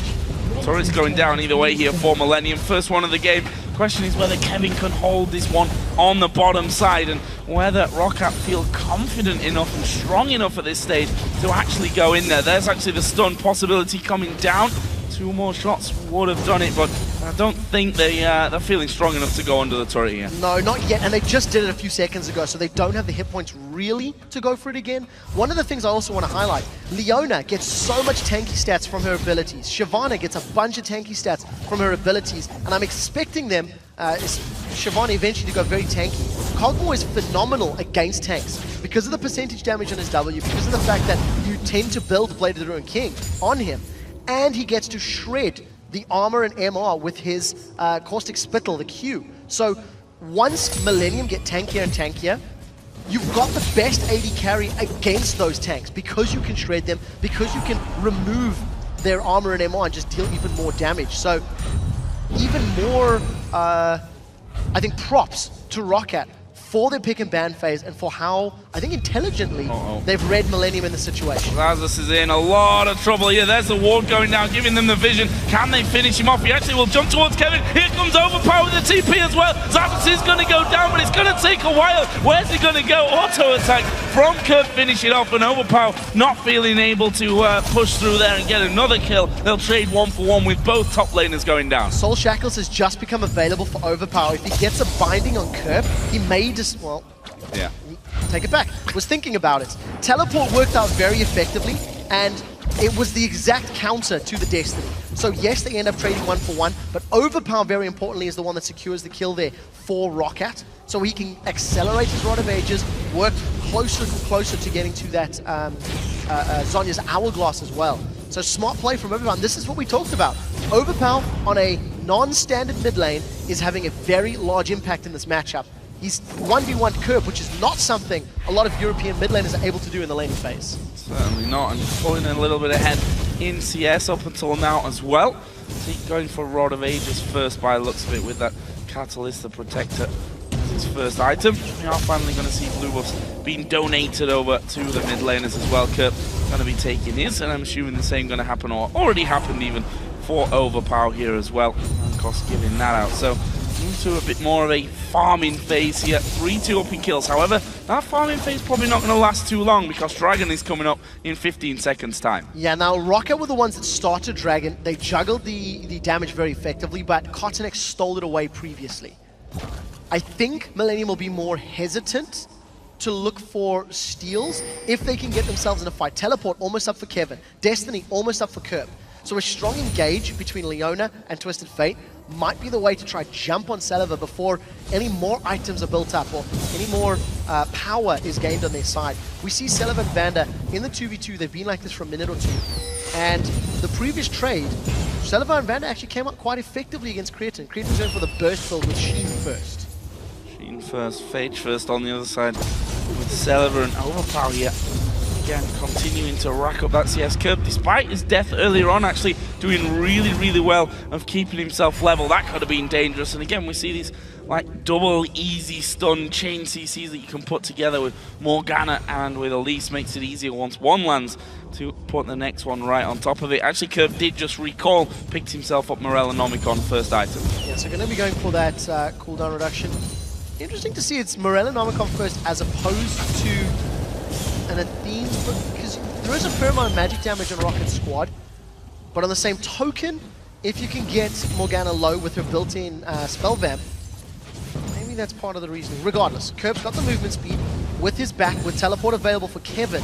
I think I would be expecting Kevin to potentially spend some money, and it's Millennium that are making the aggressive move. They're rushing the dragon down. They seem to feel very confident in the space, and let's see if Ro8 can steal this one away. Glacial Fissure is available for Vanda for when he wants to go in. There we go, there is the ultimate hour. Vanda Jankos is already low though, and this could be really bad. There is the solar flare actually not connected. Jerry going to be deep from that one. Kerp's going to get hit. Binding didn't quite have the range. Can they get the stun on Kerp? No, he flashes away. Millennium get the dragon and do get away without losing a life as well. Yeah, solar flare was completely dodged by everyone on Ro8, but they just didn't have the full numbers available to initiate the fight quickly enough. If Overpower was there, you can bet your bottom dollar he would have flashed in with the Soul Shackles in the pit. Couldn't make it happen because he was simply too far away. And Millennium extend their gold lead to just shy of 2,000. I think that's a very strong play from them, very confident, and they took advantage of Ro8's back timing. Ro8 were not in range to defend or challenge quickly enough with a full complement to their team. So the minion wave cleared out in the mid as well from Kerp at max range, thanks to his wild card, just to make sure that they were kept away from doing too much damage onto that turret. It's about half HP, so Overpower's done well to pressure on that front, and is also continuing to build up his CS lead, about 10 CS ahead now as CottonX comes down bottom, and we're going to see exactly how this immobile Cogmore may cost them. Solar Flares coming up, but not quite ready just yet. And there's the vote. It's exactly switched around. It was 55-45 to Millennium before the game, and now 55-45 in favor of Ro8. Jankos now also there. Lee Sin just backed away for the Golem, so dangerous time somewhat. Yeah, no Fissure from Vanda, so optimistic, I think, at best in that scenario. Support of CottonX this year, so this is going to be a 3v3, and Jerry's going all in. There's a solar flare, they're going straight for Saliver. Actually, no, they'll take Vanda first. Will they get any more here? Jerry going to fall low. Zaza's coming around the backside. Jerry's going to die from this one, but Kevin is now there as well. Who's the target going to be for Millennium? There's not really going to be a target. They'll allow Ro8 to walk away. Both supports down this time. Both trading 1-for-1 teleports from both Kevin and Zazas in that scenario. And Overpower held onto his teleport. It looks like Overpower's only going to use the teleport maybe when Kerp decides to move around the map. Kerp obviously not joining the fight means Overpower didn't either. All we the action. And again, that was started by Millennium. Once again, just an all-in engage from J-Re. He connected with the solar flare, which was good this time, and obviously allowed them to actually pick that kill up. So, Celiva only got his phage. He does have 1900 gold to spend, but he's going to be coming back here with a little bit more for his Trinity Force. Well, a little bit more in terms of all complete in the end. So that brings him level in terms of the items on that front as well. Top lane, we have seen both of them. Vander's gonna get jumped on. Vander, yeah, not sure why he's there, just getting himself some damage onto J-Re, but that may well cost him his life. There's the Q of Lee Sin. Kick as well, great from CottonX. And that's one more for Millennium. 4-4, we're tied on kills now. Just wanted to ward. That simple. Didn't have the support of his AD carry. CottonX is stuck around. That's actually the second time that CottonX has got a kill this game by just hanging around. Earlier in the match, he was sort of chilling in the top lane to pick up that kill onto Xaxus, and now he was hanging around for a while, all the way from that previous team fight. So, patient play from CottonX, but it worked out. He got in the kills, and it's going to secure a tower here for Millennium as well. The second of the game, they're going to extend their gold lead even further, just denying every bit of CS that they possibly can to keep Celiva down. Well, mid lane and all of that was pretty damn quiet, to be honest. And as I said, that curve going to be ganked from the side, actually sidestepping. That's a nice little repel, and it's at least alleviated all the pressure to allow Overpower to finish off that middle turret. First one of the game, actually, for Ro8. So it's going to close the goal just a tiny bit. And I do still think there is a lot of power in Rocket's team comp once they put Morgana and Braum together. It's a very nice synergy between their ultimates, but they need to either force Millennium into a situation or react to a Millennium engage. So with the towers being down in both the top and bottom lane for Ro8, it means Millennium may turn their focus to mid lane. Also with Dragon coming up, you tend to see teams that want to set up for Dragon applying some pressure in that lane, trying to pull some resources that way, and then peeling down to Dragon, or vice versa. Go Dragon and instantly peel mid lane. So we'll see how quickly Creatine and J-Re decide to move around. Teleport's not up for either top laner yet. Did see Lee Sin moving up there as well, but CottonX not able to really get in. Bloodwell, he's back up for Xaxus. Won't be able to simply jump away. However, CottonX here may fancy a bit of move over towards the enemy red buff, or even come around the back side there of Xaxus, who's going to be spotted by Kevin. So I'm not sure if they've actually got enough to finish off Xaxus here. Well, look at that. That's Kevin alone really almost getting the Bloodwell out of Xaxus. Yeah, just melting through his hit points. The burnout, plus that Twin Fang bite, is just destroying Xaxus' HP. Now, CottonX was given away by the double golems, or we'll talk about that in a second. He's dead as well. Not going to be able to get away from this one, and we see it again. We've seen it already once before. Overpower actually going to try and push things back with his teleport, but completely whiffing the binding. Yeah, that was way wide. And that was a base near tower dive onto Ro8. If Vander and Overpower are not around, Celiva will die. It's that simple. There's so much mobility on Millennium's team that the moment Celiva doesn't have support, he can just get instantly pounced on. And what was great about that move is, I think Kerp had sort of read the situation. He may be alone, he might be in lane, and the rest of the team just engaged very quickly. In terms of that little golem, there's a nice little tidbit. If you hit one of the jungle camps, you can use them to scout for you even if you don't have vision. They will run to the nearest champion. So if you have vision and you want to attack them or use a ranged ability, you'll notice it run towards a champion it's close to them, which is what gave CottonX's position in the bush away. Scumbag golems. Right now, though, it's all about Dragon here. Ro8 have already got position on it. Last two went to Millennium after that first one was nicely stolen by CottonX. Cost him his life at the same time, but all in worth on that one either way. Ro8 here, you see jostling for position. They're the ones in front of that Dragon pit, but they know they need to be careful, and Millennium might say, let him have Dragon, let's have middle turret. So Ro8 are hoping that Millennium jumps onto Ro8, but Overpower's not there. Overpower's Soul Shackles is very important to protect Celiva. Solar Flare will be up in a moment or two. Ro8 actually grabbed that one. That was a little risky. If Millennium had Solar Flare available and Destiny, they could have engaged behind the Glacial Fissure. You know, throw Solar Flare down, wait for Vander to respond, and then allow Kerp to jump on the back line. Overpower needs to be with his team to support this sort of protect Cogmore composition if they want to withstand the all-in power that Millennium has. Now let's have a look at the gold then, because we're approaching 20 minutes now. 2-1 in towers for Millennium. 2,000 gold to lead and just that single kill up. However, 4 out of 5 kills are with that man on your screen. Creatine 4-0-0. Got a pickaxe now added in to his Trinity Force as well. And we can see 7,000 to the 5.6 of Celiva over on the other side. Doing well so far is Creatine. Very important for him to stay safe, but I almost feel like as long as he doesn't eat a Dark Binding, there's not a massive amount of pressure from Ro8 that should be jumping onto him. Yes, there is the potential for Overpower to flash in with the Soul Shackles, but the Valkyrie is going to allow Creatine to reposition and not really be a threat to being caught out. So Dark Binding is the only real fear, maybe a Cocoon as well. But I do still feel the Ro8 will be at their strengths when they are sticking together in somewhat of a reactive defensive play style. They are a tower down, they're 2 dragons down, one thanks to a great steal.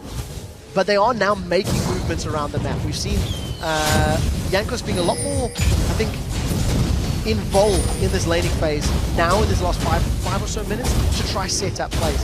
Kevin is just having a field day. CS advantage and still red buff. Freebie red buff. Kevin actually, as you mentioned, doing so well again this game. Saw him forcing Xaxus out of lane earlier on and has a CS lead thanks to his efforts in there. Both of them do have that blade with the Ruin King actually finished. See that as soon as Xaxus spots Kevin, he's like, do I really want to stick around here? He can challenge me. Kerp gets himself a blue buff as well, not even needing any help on that one from Cotton X at this point. Got a Lich Bane now added in on top of that Morella Nomicon from earlier. Other side, Rod of Ages was the start for Overpower to get it charging. He's now added the Zhonyas as well. Yeah, nothing really surprising in that regard. Xaxus and Kevin still going to work their way up towards tanky items. They've both got their Blade of the Ruin King, so they've both got fair amounts of damage, but Xaxus is having the tougher time in that top lane. He's really been bullied quite heavily. But I think Millennium are quite comfortable where they are. They've been pushing the map. They've been using the Dragon Timer to their advantage, I think, for the most part. And now that we've hit this inner line of turrets in the top and the bottom lane, I also think Millennium can split push effectively. They've got, Shyvana that can do very well in that lane. They've got Kerp that can push lanes out. And this is something that I personally have been waiting and wanting from Millennium, is a growth in their playstyle and not only relying on all-in engages from champions like J-Re or on Leona. We heard from Jankos before the game. He was wondering which Millennium were going to turn up today, and I think 21.5 minutes in, he's probably thinking, oh, it's that Millennium. Not the Millennium that he wanted to see, I think. We currently have a 3,000 gold lead over Ro8. Ro8 playing it pretty passive here. They're farming it up as much as they possibly can. Doing a fairly decent job in some areas. However, you look at the AD carries, there's about a 10 difference there. Top lane, there's a much more significant 40 CS lead over for Kevin. And now the pressure from Millennium looks like it could be built up on towards this middle turret. The final outer turret that's actually left up in the game. Yeah, we'll see how committed they are to actually pushing this wave. Twisted Fate will probably be even more effective at the tower pushing because he's got that damage bonus from the Lich Bane. Corki being a very short-range champion, it's quite risky to get in range of the tower to get those auto attacks down. So you notice Millennium sort of push the wave up, it gets cleared by Ro8, and they instantly back away. But the one thing we did notice just before that little engage is just how quickly Overpower's Black Shield got popped. One single gold card plus that Lich Bane melted the Black Shield, and it's on a fairly high cooldown. It's around 18 seconds. So the shield is currently only 400 points, 400 hit points effectively worth of a shield. So Overpower's going to need more ability power before he can survive a gold card and potentially something else. Also sat back here as well up top, and as I said before, his CS leaders dwindled away slowly but surely. Kevin must have, yeah, he's sat on almost 1,800 gold. I was going to say he's had that Blade of the Ruin King for a long time now and not really added too much on top of it. There was a Negatron cloak picked up on his opposite number. Xaxus, meanwhile, Creatine continues to farm up. He's just surpassed that 200 CS point as well. Yeah, he's doing very well. Millennium as a team are farming very well. They're only marginally behind in the mid lane, but every other lane is performing well. Jankos, on the other hand, because he hasn't been so prevalent in ganking, he's built himself up a 40 CS farming lead. He spent a lot of time clearing camps down. That's also because Cotton X's playstyle has been a bit more campy. He camped the top lane to kill Xaxus, or be involved in the kill against Xaxus. He camped the bottom lane to be involved in the kill against Vander. And while they did result in kills, it does mean he is a large portion of CS behind. So he's not quite as tanky as his opposite number is at this exact point in the game.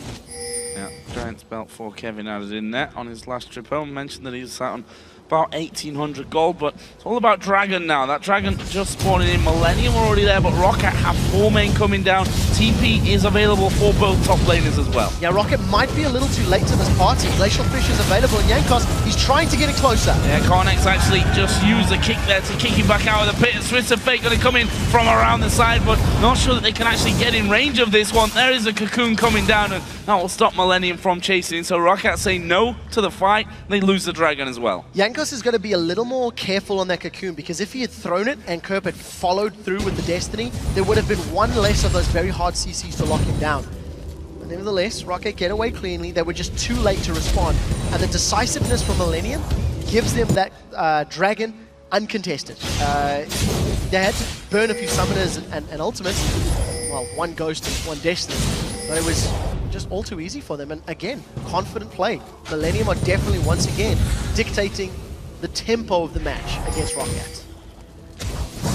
How Ro8 can stay in this game, how they can hold on to it. One thing's for sure, giving these Dragons slowly but surely more and more over to Millennium is not something that's going to help them in the grand scheme of things. Only, as I mentioned before, got 1 turret from the middle lane, whereas Millennium sat with 2 and only have the mid lane turret to actually take down to complete that outer ring. And then they can start to push a little bit more pressure onto Ro8, get the vision down in the jungle. And we see that Kevin forcing Xaxus out of lane completely. Yeah, Kevin, if he wanted to, he could have even dove forward with that Dragon's Descent. I think for Ro8, it's actually a scary position to be in, because they don't necessarily have the strongest way of engaging team fights, because if Vand and Overpower go all the way forward, Millennium will just simply jump over them, use the Dragon's Descent to get to that back line. So for Ro8, they want to be looking to force fights around objectives and use the power of their ultimate together. It's also interesting, if you look at the head-to-head for this game, Ro8's 2-1 up on the split against Millennium. And if Millennium wins this game, they will be tied in the head-to-head. So as we get to playoffs, Europe ties, I mean, it's kind of a thing.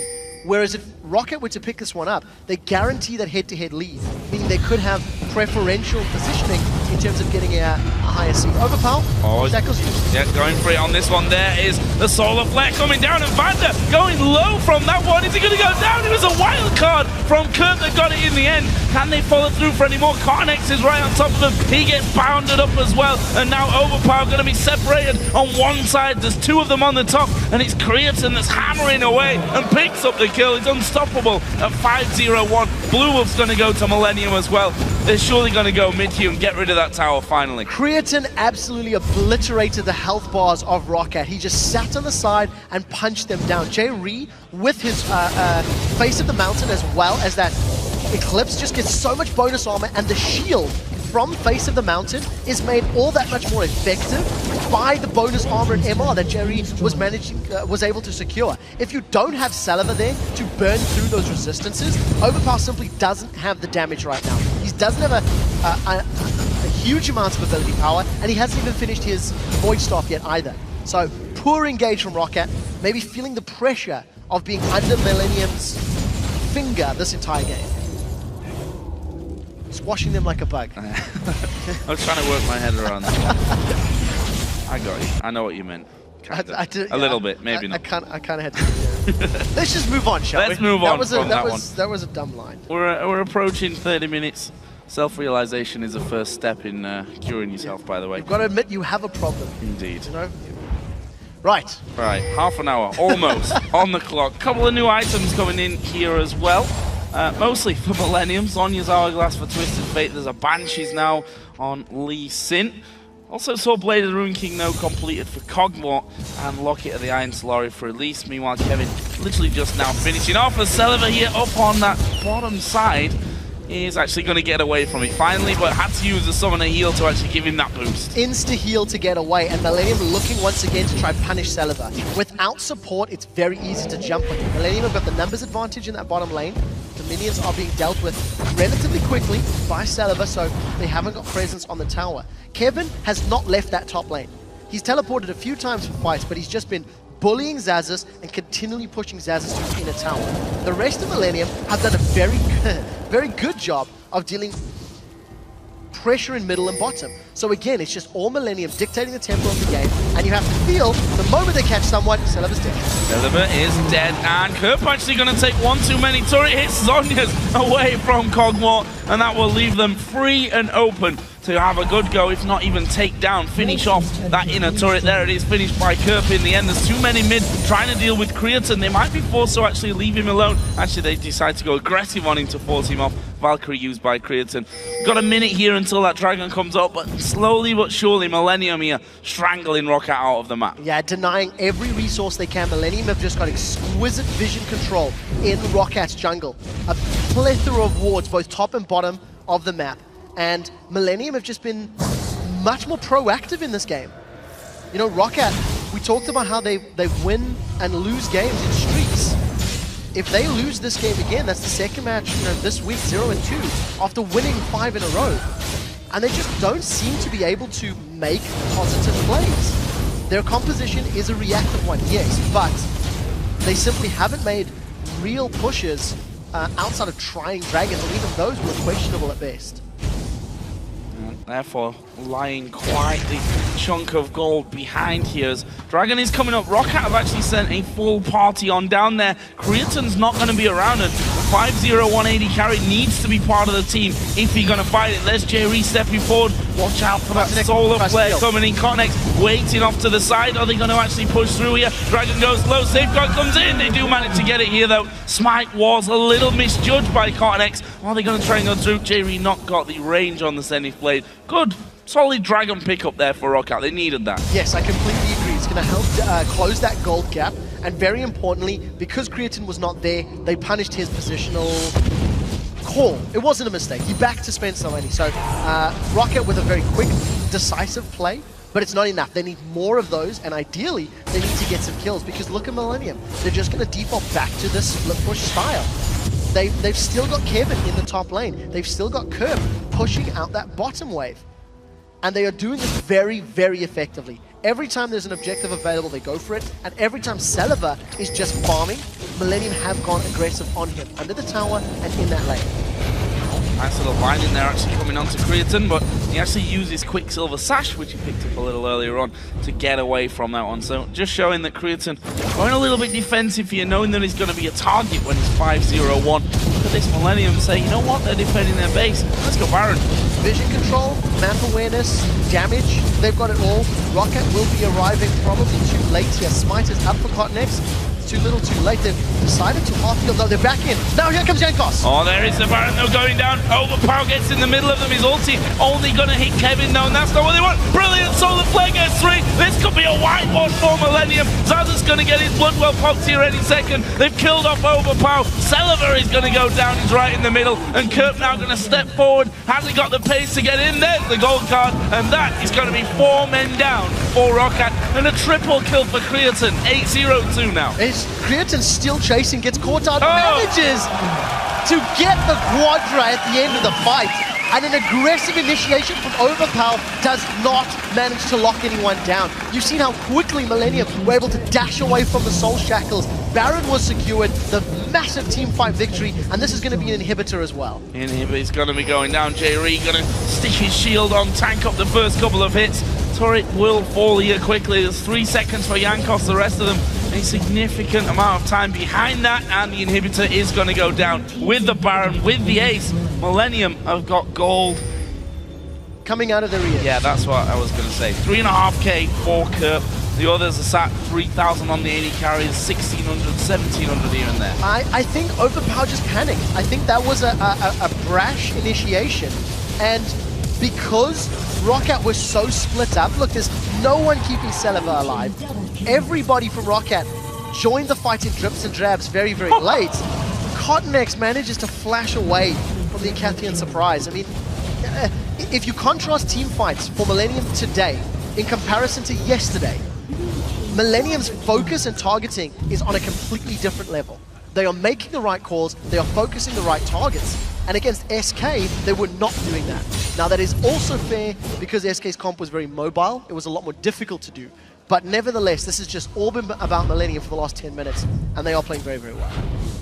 Millennium could end up with a solid 2-0 week against two teams that honestly are probably going to be around their area in terms of their finishing positions in the table come the end of this split. So two very, very vital wins. Possibly, of course, they've not finished this game yet, so you never quite know how well Ro8 are going to be able to hold on to it, but you have to feel that Millennium, the ones with a big control on this game. Over 10,000 gold already, 34 minutes in. Only 2 turrets down for Ro8 at the top and middle outer turrets, whereas Millennium already got 6, and that inhibitor already down in middle means the super minions have to be dealt with. Yeah, I completely agree with you. We've seen earlier today in OG, and comebacks are very real, and they happen.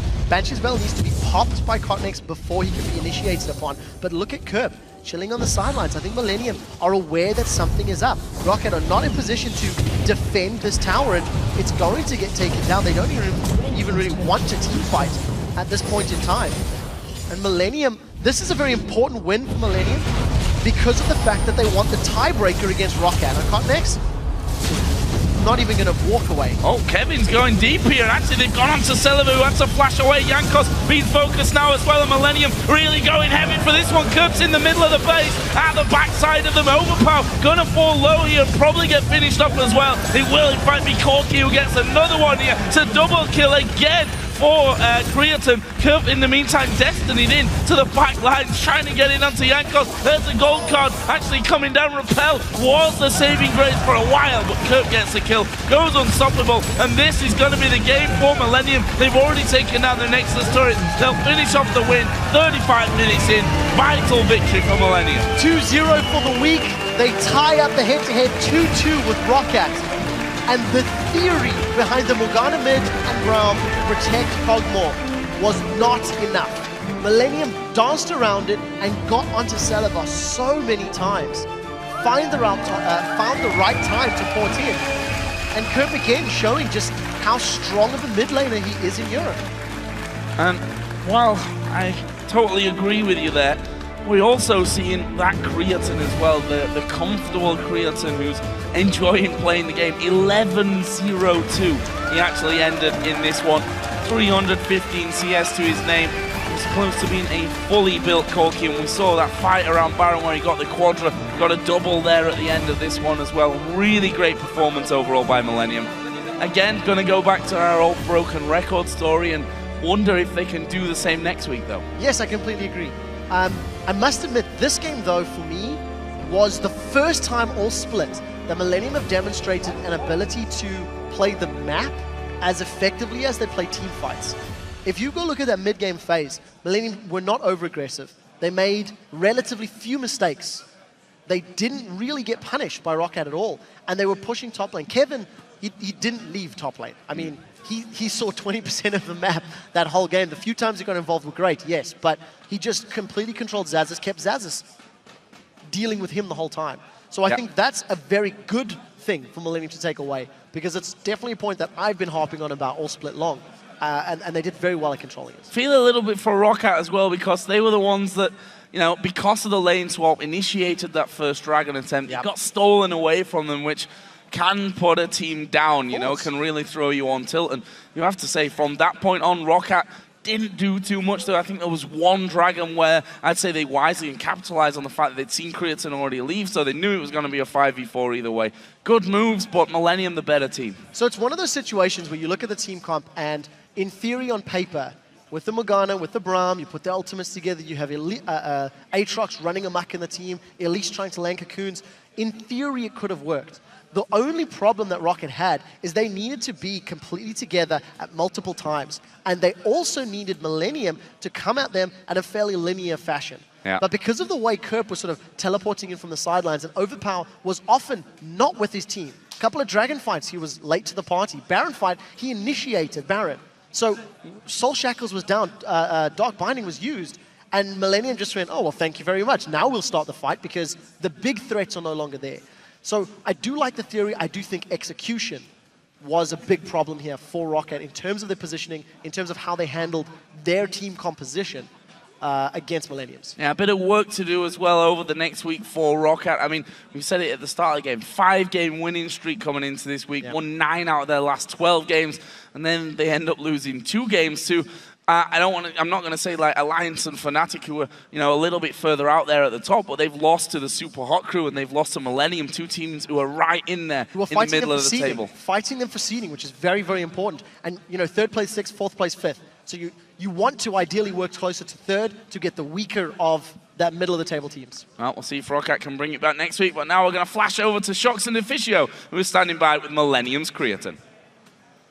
Thank you very much, Joe. Indeed, Creatine, who just got off a great game on Corki, a great performance. Talk me through picks and bans, and you guys not banning out Kassadin for a change, and then a little bit of a mind game coming out of Ro8. So how did you guys perceive that? So actually, we were kind of surprised that they banned Kassadin, and I'm not sure if we would actually play him if he was open, because we just don't play him.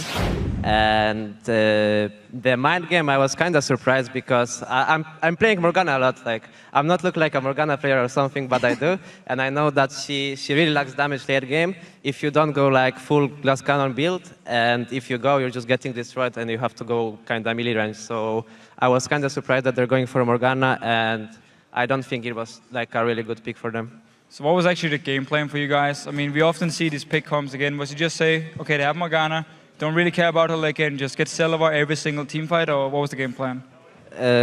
We wanted to swap and just play our game because we're kind of strong when we lane swap. Somehow we're going ahead. I don't know, even if we're behind, we're winning team fights and stuff. We got kind of lucky early game, Cotton stole the Drake, and it released the pressure because afterwards I could push top turret and they couldn't. So we already had a lot of global gold, and yeah, we just kind of snowballed the game from this point. Yeah, as you said, you were building up a good lead. Let's actually take a look at a team fight where you got a very good result, and where we also see how the Morgana wasn't that useful in a team fight. Right, so obviously you guys are already ahead here, starting Baron and everything. And let's just be honest, the real reason we showed this one is to show you a quarter kill, but you can talk over it anyway, so let's just roll the clip. So we got the Baron here, and I'm just Valkyrie out of the Morgana, and I'm so fat at this point, so their front line is just being melted by me and the rest of the team, and Kog'Maw is getting kicked in the behind by Cotton, he's just dying.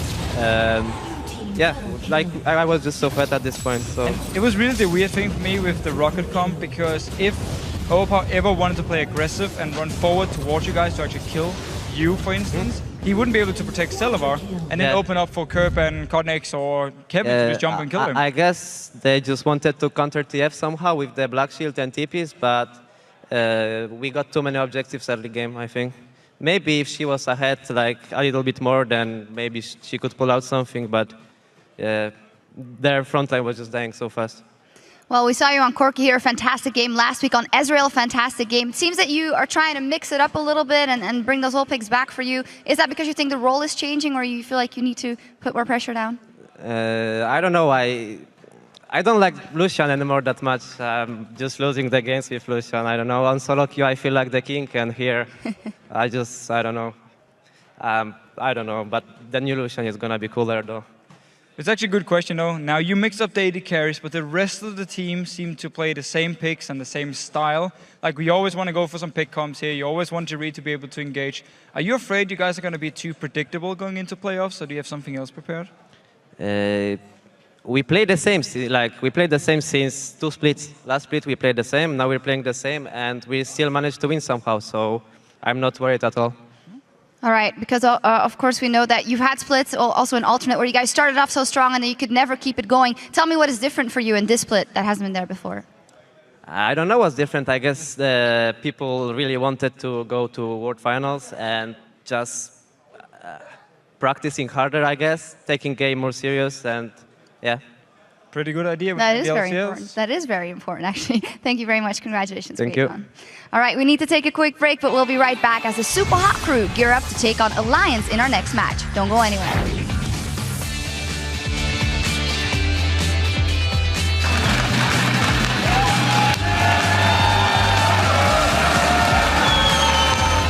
Finish him off. He actually will jump towards Kevin. Here comes Overpower with the TP as well. Zaps is going to go down, but it's going to take Mythical Wild, where's he going to go? Auto attack from Curve, finish it off. Only going to hit Kevin, no, and that's not what they want. Brilliant, Solar Flare gets 3. This could be a whiteboard for Millennium. Zaza's going to get his Bloodwell Pox here any second. They've killed off Overpower. Celeber is going to go down, he's right in the middle. Jankos being focused now as well, and Millennium really going heavy for this one. Curve's in the middle of the base, at the backside of them. Overpower going to fall low here, probably get finished off as well. It will in fact be Corky who gets another one here to double kill again.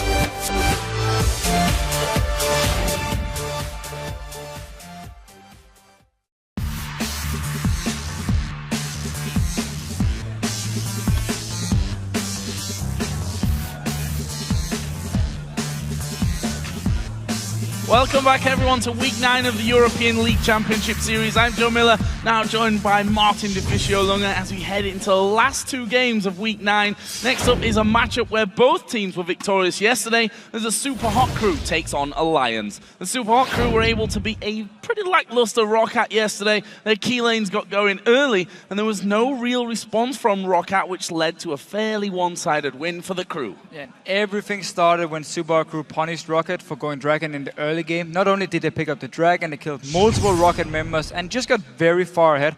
And from there on, they controlled the game. They took every single Dragon, took every Baron, and really showed as well how controlled and how strong a performance it was by the Super Hot Crew.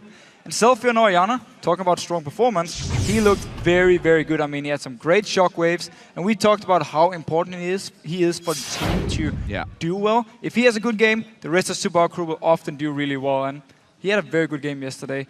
And if they manage to beat Alliance, then they will actually start pulling away from the rest of the middle of the pack teams here and move into the top standings, or possibly move into the top standings. Yeah, I mean, the Super Hot Crews look so good, and we're getting those mid-table wins as well, very important from them. On the other side, though, Alliance stepped up and finally stopped their 4-game losing streak by taking down a struggling Gambit Gaming. Didn't seem like a particularly difficult win for the team, but they did take their time finishing off the game, hinting that there's possibly some few insecurities still in the Alliance camp. Could be, but at least we can talk about Shook on Riven. Very, very strong performance. The first time we have seen it in the European LCS. He went 4-0 very early in the game and just continued to do well. And was a big part of Alliance actually winning the game. I mean, his Riven performance itself, his stats speaks for himself here. Alliance as a team, however, as you talked about, played a little bit too passive. I mean, they had a 12.5k goal lead at 30 minutes, and yet they took a lot of time on actually finishing the game here. So still some shot calling issues maybe they have to sort. We could also turn around and say it was just very safe. They controlled the map, took all the objectives, and didn't really give Gambit a chance to come back here. So it depends on how you actually see the game. And I really do like the fact we had some new picks from Alliance, because it means, once again, going into Champ Select, it's harder for the other team to predict what's going to happen. Well, the Super Hot Crew and Alliance don't necessarily agree on the Hot Crew's weak points. Both sides believe that Impaler and Selfie's questionable synergy may decide the game one way or the other. I think Shabbatka is like very good mechanical players. If they snowball in the early game, they can easily win team fights if you try to fight them. I think they're one of the weaker teams, but they're scary at times. If you shut them down early, they don't really know what to do, because they're not very good at coming back into games since their rotational play is quite poor. I think our mid game is one of the strongest of our points. If we just step our early game, because most of our games we're just falling back, if we can pull it out and our early game is gonna be better, I think our mid game is strong enough to beat any team. Selfie's he's definitely a talented player, but he also has like his own playstyle, and it's really hard to adapt to him. And that's the main issue that we have right now with Impaler and Selfie. The way he's playing is really like not careful at all, and he doesn't think a lot before he does his movements. I like to play aggressive, and to play aggressive you need a good coordination with the jungle, especially with that meta. Either I'll have to play a bit more passive, or we'll see what happens. There's still a lot of like mistakes that we see when we're going over the replays. So if we can just fix them all up, then I think it'll be okay. Like it'll be definitely a good game. Selfie likes to play aggressive, something that you can do if you're synergy with your junglers there and you're, not 10,000 gold behind. Yeah, and we have often seen Selfie in the late game as well, engaged by himself. I remember Yasuo engaged against Gambit, where Super Crew ended up losing the entire game. So it's good to be aggressive. Sometimes you need to relax a little bit. Yeah, but you're doing it at the right time. It's basically what we're saying here. But guys, here are the lineups for the two teams. On the blue side today is the Super Hot Crew with Mima in the top lane, Impaler in the jungle, Selfie in mid lane, and the duo of Mr. Rawls and Kasing. On the red side, we have Alliance with Wicked in the top lane, Shook in the jungle, Froggen as the mid laner, Taps as the AD carry, and Nif on support. Sounds like we got a couple of Alliance fans here as well today. But guys, for our featured matchup, we're going to highlight the mid laners as Froggen and Selfie face each other across the rift. So Selfie, he actually just talked about it himself here in the pre-video. He's an all-or-nothing mid laner. He will play very aggressive, try and make plays. If it works, he looks beautiful. If it fails, he might end up losing the entire game for Super Hot Crew. And as a team, they really rely on him to have a good game, because he is the playmaker. He's the guy who sets up things. Froggen, on the other hand, he's completely different. He's Mr. Consistent. He will always do well. He will always get a lot of farm, be a big part of the team fights. I don't actually recall seeing Froggen losing his laning phase straight up here, so Alliance always know what to get here. And as a team, They've actually shown they don't need Froggen to solo carry, because Taps, Shook, again, they've both shown they can do it too, and you can put Froggen on something like Lulu, where he can then protect Taps, and then Taps will take over. Well, you guys have been voting on today's matches on lolesports.com, so let's take a look and see how this one adds up. 68% of you say that Alliance will take victory. It's a fairly good number for Alliance here, but I think their little shaky 4 games in a row losing streak was probably the reason why that's not a bigger vote. Yeah, I agree. I mean, they broke the losing streak yesterday, but against Gambit, who at the moment is not a very strong team. So we need to see what they can do against Super Haku, who did win yesterday against Rocket. Very good performance. Pretty much destroyed Rocket, actually. So they're coming in here with confidence. Alliance probably doing the same after the win. We need to see what's going to happen. So let's talk about champion select here. We saw, for example, Froggen bring out something new again yesterday, bringing Zero to the table. So hard to ban him out. We know Froggen can play everything. He might even pull out a Nivea. All of a sudden here, Seraph, I actually think Subaku might ban it if they don't know how to deal with it. Well, we're going to find out because we're heading into champion select for the Super Hot crew versus Alliance. So let's see exactly what they're going to be aiming for. Lee Sin first ban out again. Shook, nothing really surprising there. Kassadin gone as well from Alliance. I'd imagine there might be a Yasuo ban in here somewhere as well. We've seen, and actually the Super Hot crew punished Alliance earlier on in the season when they let Yasuo through. Both mid laners have also played Twisted Fate. I would definitely give it in favor to Froggen, however, who's been playing really well on Twisted Fate. Could see Subaku banned away, or maybe first pick it if they value it very, very high on someone like Selfie. It is a champion you can make a lot of big plays on, but you can also get punished. So will there be another jungle ban here in these final 2? Fizz was taking out Yasuo as well by Alliance. Will they target now with Lee Sin in there? For Alliance, it might be an option to force them to pick up one of those remaining 2, or even ban them both away and force Impaler to play something a little bit different. It's Morgana, though, that does get taken away, and Twisted Fate will be the final ban here for Selfie. So both Elise and Evelyn are available. However, you also have to look to the likes of Rengar. I don't know about Riven. Gragas open for the top lane. Yeah, Gragas open for the top lane. Orianna as well, a champion that both Selfie and Froggen play. And let's not forget Riven. Don't know if he's going to be picked here today, though. So Shook actually said yesterday he wanted to pick Riven into Lee Sin and try and counter Lee Sin by killing him early game with the very strong jungle Riven. Didn't happen. He just ended up picking it and destroying Diamond on Rengar instead. We'll take it this time with Lee Sin being banned. Otherwise, Evelyn and Elise both open here. You don't actually have to take a jungler early on because of the 2 left. You can just trade them back and forth. And of course, Gragas top lane. Orianna first pick is something we see a lot of European teams do, and we seem to be the region who really just loves Orianna above everything else.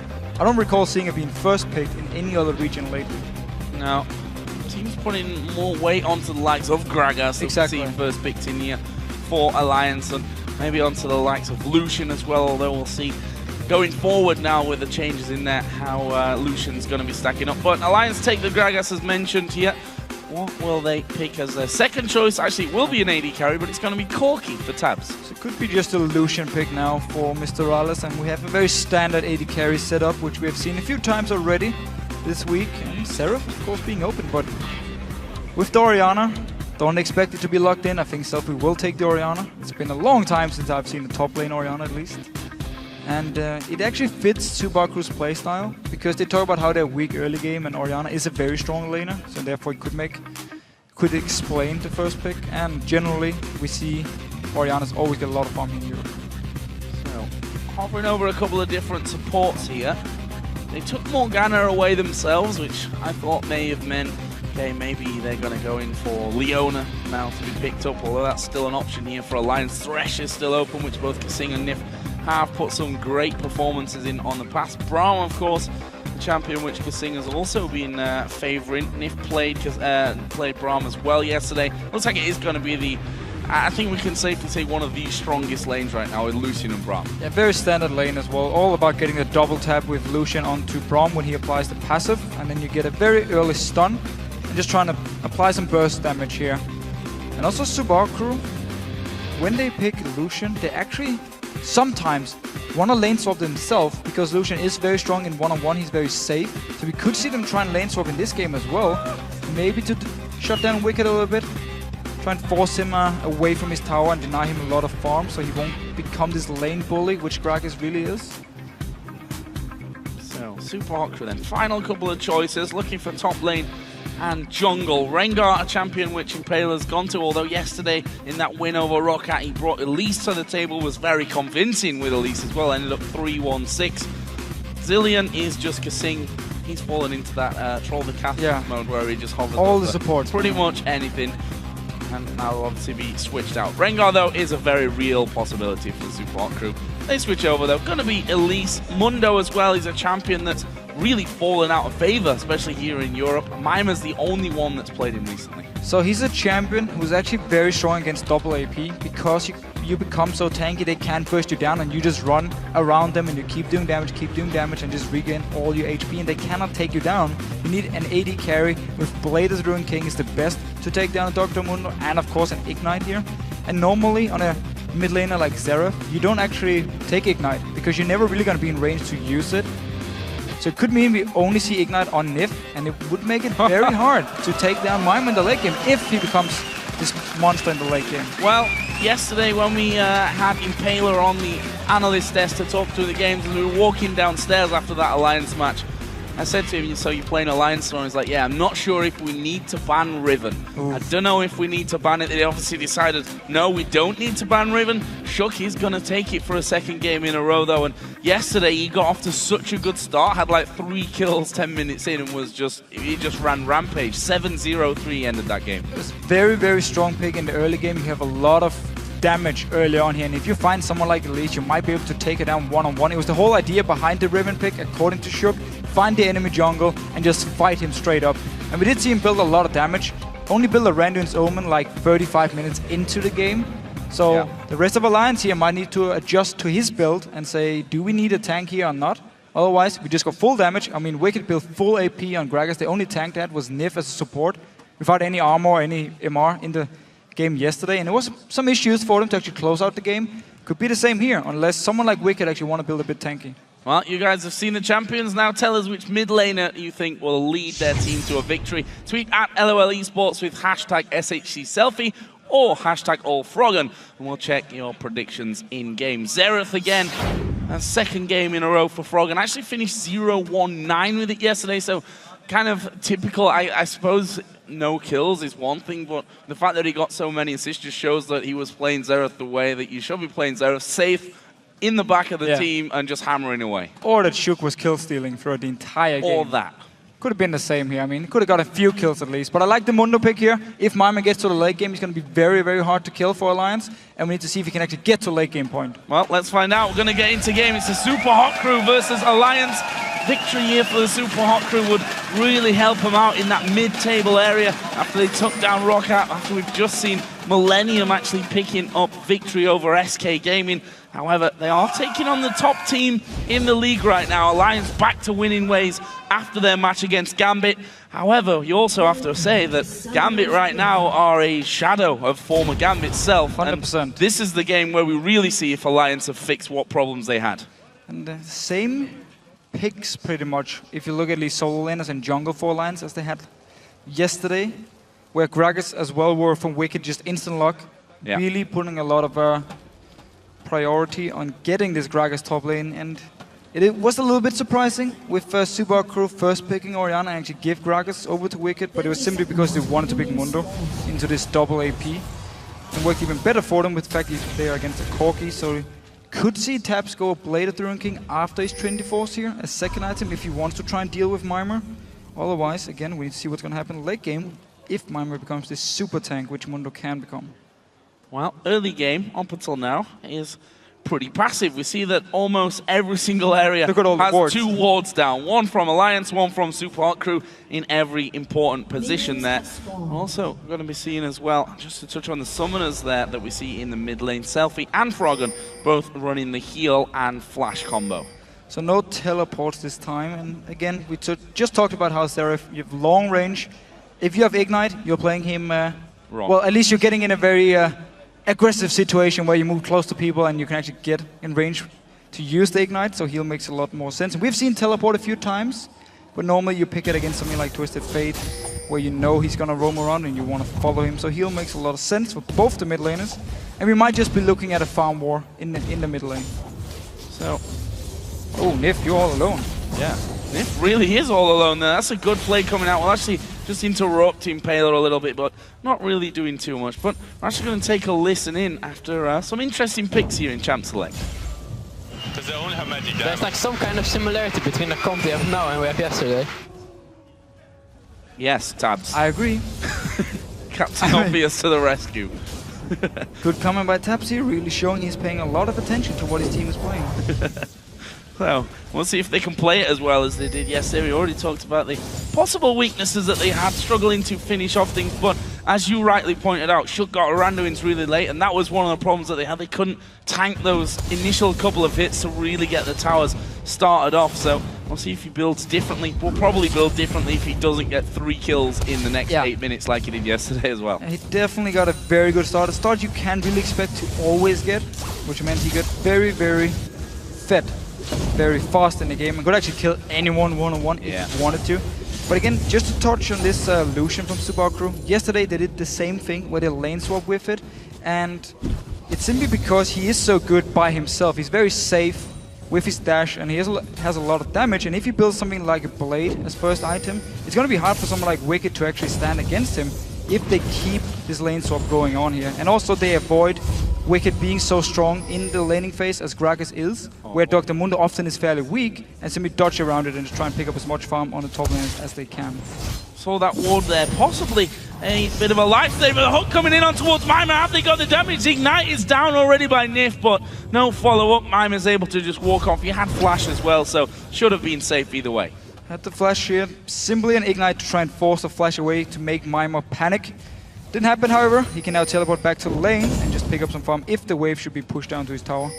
And Wicked up here in this top lane, because Kasing is roaming very early on, even though there's nothing really to roam towards, actually means Wicked can get a lot of farm by himself now. Yeah, not really feeling the pressure that you'd normally expect from a 2 versus 1 lane swap. There's Froggen and Selfie.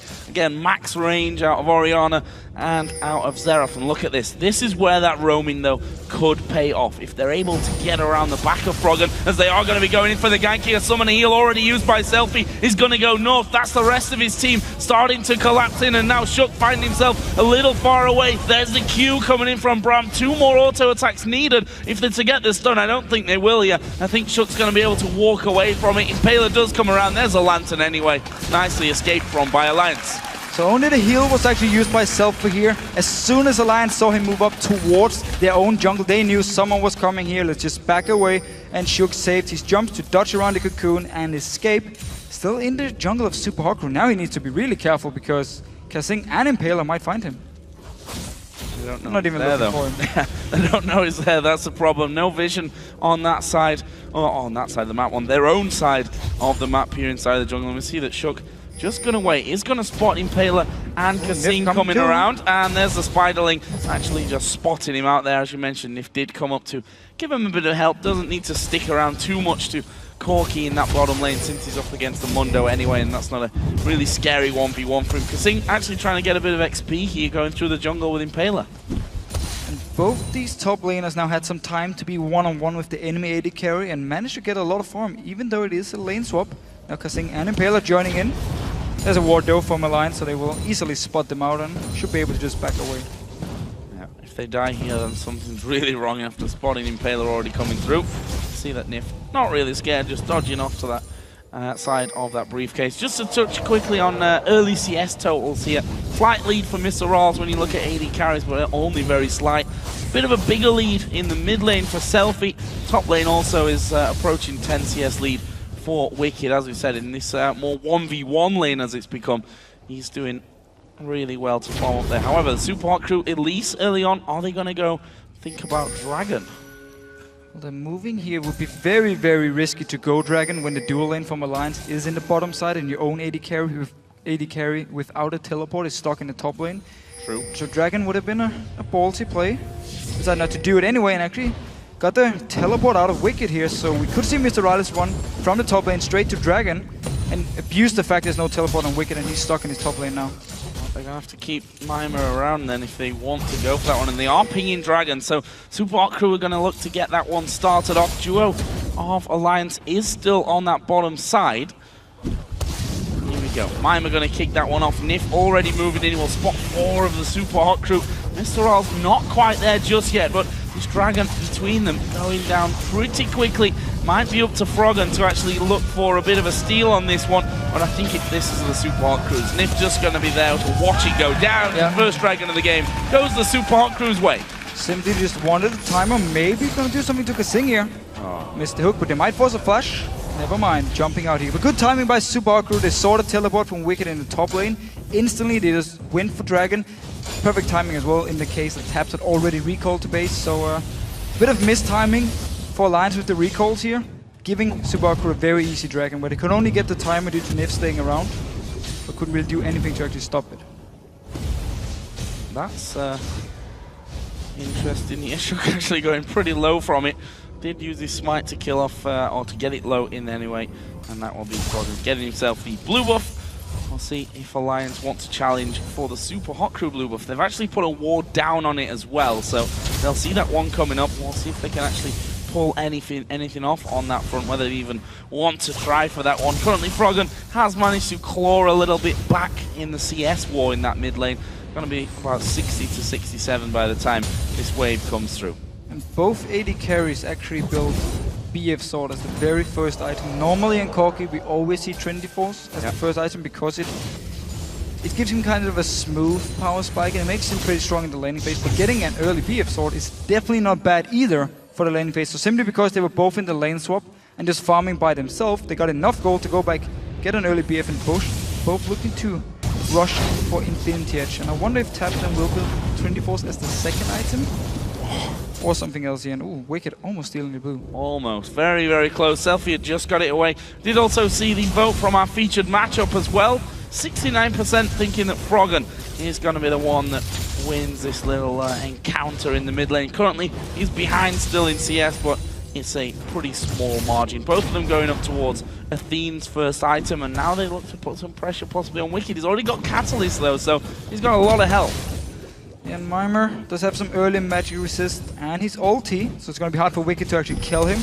But still, you can see here Wicked taking the cleaver to his big fat belly, so he avoids the Canamin to actually die and therefore denies it away from Mimer. And it's basically a matchup in favor of Wicked, and was the reason also we saw the lane swap to try and avoid Mimer falling too far behind. But now he just needs to try and get as much farm as he can, because Wicked, he's on a rampage once again, looking at the farm. He did the same thing to Kuban yesterday. Farming like a beast, no doubt about that one. 30 CS lead that he's got. Actually, there was a ping here from the Super Hot Crew onto Froggen in the mid lane. Possibly thinking about trying to get in there. He's already put a lot of pressure onto Selfie, and there's the ultimate coming out. Selfie going to get hit by 2 out of the 3 charges. Still fairly safe, will recall. Froggen's got good range, but it's not going to be enough range to actually clip onto Selfie anymore. Still, he did manage to force him back. Maybe a bit too early compared to what Selfie actually wanted to do. Couldn't actually push out the wave with someone like Impaler and then recall. So Froggen can now push it in, deny some farm, and then go back himself and should be able to pick up the Fiends just like Selfie did here. So one thing that's different today is that Shuk has not got that dream start with Riven. I think yesterday at this stage he was already 3 or 4-0. And true. Today, no kills coming in, no first blood up until now. And look at this, the junglers reading each other impeccably. Shuk up there, Impaler already waiting off to the side as well. Just in case he gets pulled in there, is Mimer actually getting altered back in towards them, but the presence of Impaler just sends Alliance running. Everyone disengaged very fast here, even though Alliance actually level 9 and level 7 on Shuk, just 1 level above what Impaler was before he actually got level 7 as soon as he ran into the lane and a minion died. So never mind, at least for the junglers here. But pretty obvious, Alliance didn't really want to go into a big 2v2 fight. As soon as they saw him, Impaler just running away. And Froggen doing the same thing. Cornia out to ward. As soon as he saw Impaler, he just flashed away. And heal. Whoa. That was, well, I mean, we can see, we're watching this game and seeing that both teams are playing incredibly safe and incredibly standard farm lane phases. That was maybe a little bit too much though. Heal and flash used by Froggen. Obviously felt like he was in some real trouble with Selfie and Impaler both stacking up there, although they weren't particularly too close. Hook coming out, Mr. Rolls dashing last second away from it. So no first blood, 12 minutes into the game. We are seeing though a good almost 2,000 gold for Mr. Rolls, so he's going to go home and spend. Tabs has already been home to spend. He's actually got a Phage there as his second mixing item. it up here. He's actually going to go Trinity Force as the first item, even though he had a BF Sword. He's not going to complete the Infinity Edge yet. Just simply wanted to pick it up because he had enough gold the very first time he backed. And now looking to farm towards Trinity Force. Only issue about Trinity Force Infinity Edge is it's very, very expensive. It's probably the most expensive items you can actually build here. So it's a bit risky if you get shot down early on, but because both AD carries have just been farming in these solo lanes and now farming against each other, but nobody really touching each other, just farming, they can both do it. This is still without a single kill in this matchup. Pickaxe was bought by Mr. Rawls. Infinity Edge first item for him. And I think Mr. Rawls is one of the only Lucian players that's really consistently not going for Blade of the Ruined King as first item these days. Yeah, true. He's following the same path we see over in OGN, and often in NA it's actually very rare we see the Blade of the Ruined King Ghost Blade outside of Europe. Yeah. It seems to be just AD carries like Reckless and Creaton who really loves to do it and get this mid-game power spike, where most Lucians around the world want to build Infinity Edge into Static Shift or Phantom Dancer, whatever you just choose. Phantom Dancer better late game, but Static Shift gets a lot of upfront burst and wave clear. But it seems to be the standard here, and just ignore the mid-game power spike and just build straight for late game as fast as possible. Well, we see that for Shook. His first item is now complete. It's the Spirit of the Elder Lizard, so definitely different to the path that he went yesterday, where he had like Last Whisper and Hexdrinker, Brutalizer by the end of that game, and a Randuin's after about 40 minutes. Yeah. And that's when he decided he needed to go tanky. Actually, there's a bit of damage coming in, but with that Phage on the side of Tabs, he's got an extra bit of health in there that keeps him nice and strong in this lane phase. And Impaler tried to come around, but there's that corner ward there by the Dragon Pit, which has just spotted him coming through. So no opportunities for Impaler to come out. And that will mean that no first blood, at least for now, coming down. And see the gold between them, just 300 the difference. And that's just because, well, there's no towers gone down, no kills, no dragons as of yet. Only actually one dragon. That's a lie, yeah. Subaru picked up the first one. Next dragon is alive, but none of the teams really moving for it. And talking about Shook's build, he actually has to go for a lot of damage items once again, because he's the only real physical damage source. Corgi, a lot of mixed magic and physical damage, and then of course with double AP solo laners, you need some physical damage on the Riven, otherwise it's too easy for someone like Mimer to just spam magic resist and you will never ever kill him. We do see as well Mimer, Spirit Visage as the first item, so perfect for him on Dr. Mundo. And once again, making it hard for Wicked to kill him, but Wicked can then focus on towers or just farming out, roaming around if he wanted to. Well, there is the first tower of the game going down. Wicked finishing that one off, was just trying to deny a bit more farm as he went through. That will be a bit more gold over to Alliance. 700 gold lead for them. And look at this, Impaler being a sneaky spider at the moment. Has got Dragon down to half HP. I don't see any challenge from Alliance either. He did the exact same thing yesterday, where he simply walks up to Dragon here, repels over the wall, uses sweeping lens to see if there's any ward nearby.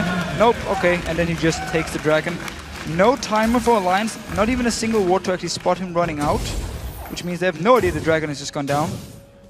And we'll have to just rely on seeing it on respawn on the minimap, and therefore give Subaru the chance when the next Dragon spawns to set up a few seconds in advance, and maybe catch Alliance out of position. They might even move for Dragon now.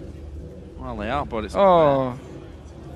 Sad face. Sad face. Yeah. No, not knowing when exactly that's gone down, as Wicked and Mimer again having a bit of a tussle in this top lane. It's the annoyance really of Dr. Mundo. He can stick to you pretty easily, and Wicked deciding, you know what, I've had enough of this, throws down his ultimate and just knocks him away. And that's the thing about Mundo against double AP. It's so hard to actually kill him unless you invest everything from the AP champions into him.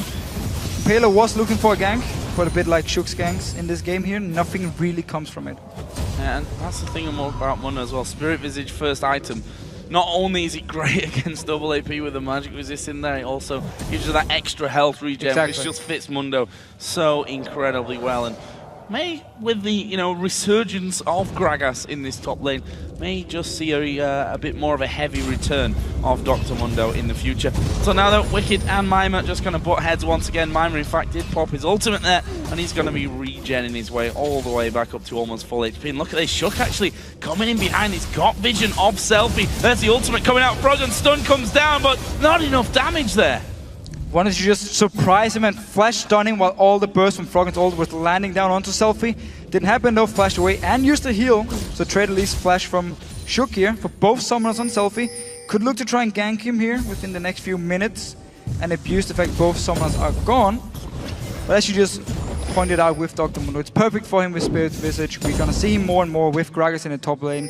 And over in Korea, they've been playing him non-stop for the last few weeks as well, because of Kayle and Lula being popular in the top lane. It was just in Europe, it kind of died out, and people played Renekton or Aatrox or the stupid Yorick. Yorick's not stupid. He's pretty stupid. Yeah, a little bit. I can't really argue with you on that one, I'm afraid. I think he won one game. I think Yorick won one game in Europe. Well, that's not exactly the best win rate. We've seen him in the jungle as well. Let's not forget. And he did win. Did bring him out, and he did win with that one as well. So Impaler just tried that gank to top lane once again, but you see why Gragas also popular, got that extra mobility from his body slam, just gets him out of the way of any possible danger. We're almost 20 minutes into this game, and there's not a kill on the board just yet. Froggen doing some good damage there to Selfie, but again, not quite got enough to burst him down. Both of them got nearly the large rod and the Athenes. The blasting wand is the extra for Selfie. I'm guessing that Froggen's actually sat on... Actually, he's not. He's only got 500 gold, so... But we see the same thing again, which we often see with the Orianna mid pick. You simply farm like an absolute beast, and you will outfarm the other mid laner because you focus so much on taking the Wraith camps. And Selfie's been doing the same thing here. So he is ahead in CS, even though some of them are just from the small Wraiths and only gives like 5 gold each, but still, it all counts. And Froggen looking to catch out Selfie and get some poke onto him. Yeah, good bit of poke there. Not enough again to get him the kill. Did have his ulti, decided not to use it. There's actually a buff steal from Alliance, so red buff going to be taken away. And that goes over to Shook, so nice little steal. We'll see then if the Super Hot Crew try and do anything back on the top side of the map. Right now, Shockwave going to come in, pulls in 2, but it's not actually enough to do really any damage to them, and they're able to finish off the turret. Second one of the game here for Alliance, and look at that goal. Almost bang even. Very good move here by Alliance. First they took the red buff. Instead of returning to the bottom lane, they just went straight for mid lane. Only Selfie was there to defend, and Impaler couldn't do anything once he actually joined in. And both Kasing and Mr. Rales was standing, sleeping in this bottom lane, not even reacting to first the blue buff, or red buff, sorry, being stolen. And then Alliance not even moving towards the bottom lane, but actually moving up towards the mid lane here. So, lack of wards in their own jungle before it happened. Couldn't actually see Alliance move to the mid lane, and simply not reacting and giving up a free tower. Oh, Wicked actually will knock Mimer against the wall then. Could have probably got a turret hit off of him and could have positioned that a little better. Now we see the red buff counter actually. Impaler lost his to Shook and will go straight up there, take it away. Shook's actually doing Ro8, and we'll see in just a little moment that he's actually lost his own red buff. So simple trade on that front. Trading red buffs, but at least the tower went down the mid lane in favor of Alliance once they stole it, and Froggen down this bottom lane here. Both Kasing and Mr. Rales, however, are all the way back to their own tower.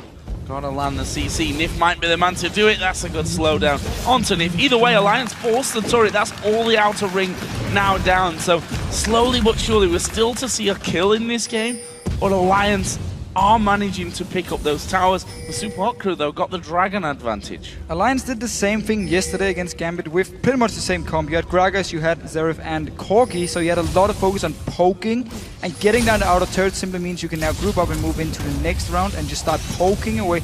Not even looking for a fight, you just want to get someone low, force him to recall, and then you take the tower, or you take the Dragon, or possibly the Baron. So Alliance, the same focus on the outer turrets as yesterday, simply get them down, get some deep wards, and now can start sieging if they want. And at this point, I'm wondering what the longest we've gone in an LCS game is without seeing a single kill. I'm sure our lovely stat guys are going to take a hint and have a look and find out that for us. We're 22 minutes almost into this one, and neither team been able to lock down a kill. Apparently 21 minutes and 54 seconds is the longest we've gone in the LCS. Oh, if there's a dragon fight here, we might not make it. No, don't back off. Wait half a minute. Get more records. Everyone wants records this season, it seems. Super Hot Crew are, though, moving in towards that dragon, and We are going to see that Dragon going down quickly. Meanwhile, from the bottom side, Alliance coming in. Froggen actually is going to be forced away, slowed down by the constant pressure. And there is Dragon, going to be picked up by the Super Hot crew. And actually, they will be trying to get away. Cocoon doesn't quite land. Well, here comes Alliance. They're going to go for the fight. They're going to go on Kasing. Shockwave comes down, and it's good damage in there. Kasing actually flashing away. Colin comes through, and everything going, but no kills up until now. Impaler's low. Mimer gets hooked in, but he's Mundo. Froggen's going to turn back up. Valkyrie, Tab gets off, and I thought that was it. I thought the kills were going to come down, but no, they proved me wrong. 22 minutes, longest game ever in the LCS without a kill. I don't know how it didn't happen. No, no idea. Very nice shockwave by Selfie, hitting multiple members from Alliance, but still, everyone was low. They had summons, they flashed away. Wicked managed to survive. Kasing did the same thing, and nobody died. Now, Subaru pushing onto this mid tower. Mimer, he doesn't even care about the tower. So I'm being corrected in saying it's possibly just the EU LCS, that record. So hopefully our stat men are listening to me and are going to find out for NA LCS as well. Then we can tell you if it's a proper record or not. Either way, it's a damn long time for no first blood, especially after that fight where everything's thrown in and so many men are low. But this game couldn't be closer. Bang even on gold. Alliance got the turret advantage. Subaru had all 3 dragons. Leaves us even on that front. If we look at the farm, it's basically top lane and mid lane that are evening out the difference in this one. I'm not even sure you really want this record. I mean, not being able to pick up any kills in a game on at least 20 minutes is not exactly the best thing, but both junglers been doing the same thing. They've been farming, ran into the lane, realized, okay, we can't do anything, just backed away instantly. Nobody really went for anything aggressive, and Alliance just focused on the towers. Didn't even want the kills, and Subaru just been focusing on the dragons, as you pointed out. And everyone just been farming here, and both teams really looking to go towards the late game points. Looking at Super Haku's lineup, I can definitely be very happy with it. Both Selfie and Mimer will be so strong in this late game. So coming into this week's play for the Super Hot crew at 20 minutes, if you look at some of their average numbers, 180 for Selfie average at 20 minutes. He's got over 100 more than that. Similar scenario for the AD carry, similar scenario in the top lane as well. And that just shows you that this game is very, very farm heavy from the start. Super Hot crew here making a move now though. They want to take their second tower of the game. Yeah, so now Subaru doing the exact same thing Alliance did earlier in the game, move between the lanes as a group and just take down the tower. Tats was pushing the bot lane and Froggen was sitting in mid lane, so there was nobody to actually wave clear up on his top side. Wicked was already forced away from the tower, and just 2 very easy towers of Super Hot crew very fast here. The only thing Alliance seems to be getting in response is the Rift Camp. I wonder if a game has ever finished without a kill. You'd figure it's impossible. Don't think so. It would surely be impossible for that to happen because you kind of just have to let your base go down and not challenge for it whatsoever. But 25 minutes in, there's still no kill here between the Super Hot crew and Alliance. However, there's lots of farm, of which Selfie is having that 30 CS, 35 CS lead in the mid lane. On the other side, it's a more considerable 60 CS lead for Wicked, who's now got Banshee's Veil on top of his Rod of Ages and a needlessly large rod as well. So slightly different build from him this time. We did see pretty much a pure AP build out of him yesterday, but this time going in there for that Banshees. On Shook's side of things with Riven, he went that Elder Lizard first, got himself Brutalizer in there now as well, so a bit more damage coming out on that front. Impaler also going the mix with a Spectral Wraith and Locket coming in second. So really similar scenarios for both teams. We see the mid laners have pretty much the exact same build as well. In fact, now it is identical, like literally the identical build between the two of them. AD carries, obviously there's a slight difference there. It's Corki, we've got Trinity Force going to go Infinity Edge second. On the other side, Infinity Edge into Static Shift. Another BF sword in there for both players as well. So let's see if Mr. Alice want to build a Bloodthirster to get the shield against double AP, or if he wants the Scimitar to get some magic resist and a cleanse. Also to dodge around, or if he gets cleansed, if he gets stunned by Froggen or hooked by Nip. Could definitely be an option. It's an item a lot of the AD carries really like now, because you get the movement speed for ranged after 4.10 as well, making it a very good magic resist item. Overall though, we don't really see anything special build-wise. Very standard Wicked Banshees makes a lot of sense as well against magic damage from Mundo, magic damage from Selfie, Impaler.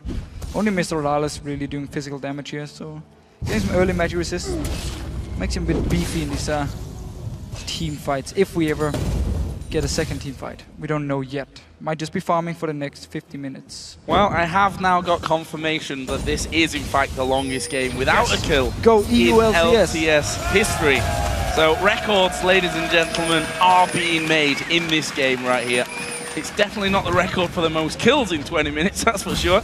But Super Hot Crew here are looking for another Dragon. 30 seconds until that one comes up. We can see that both top laners have kind of separated from each other. In fact, they're on, confused me for a second, on opposite sides of the map. Mundo has looped all the way around the back of the Baron pit, and Wicked's like, yeah, I'm just going to push your lane up now. I think Maimon's going to farm it at the halfway point of the map. Slightly curious scenario there in that top lane, but it's all about preparing for Dragon. Oh, Selfie needs to be careful. Oh, the hook's coming in. This is going to be first blood. Chuck is going to take it. 27-40 into this game. Mr. Rolls also going low in the back. They need to get away. It's a great ulti out of Wicked, and that will be the second kill. Kasing goes down to Froggen, and we saw Froggen trying to chase Super more, but Alliance get themselves the 2, and I think they're going to push this mid lane out. They might even go for Baron here with 2 members down. We're already 28 minutes into the game. There's a long time before Selfie and Kasing respawns.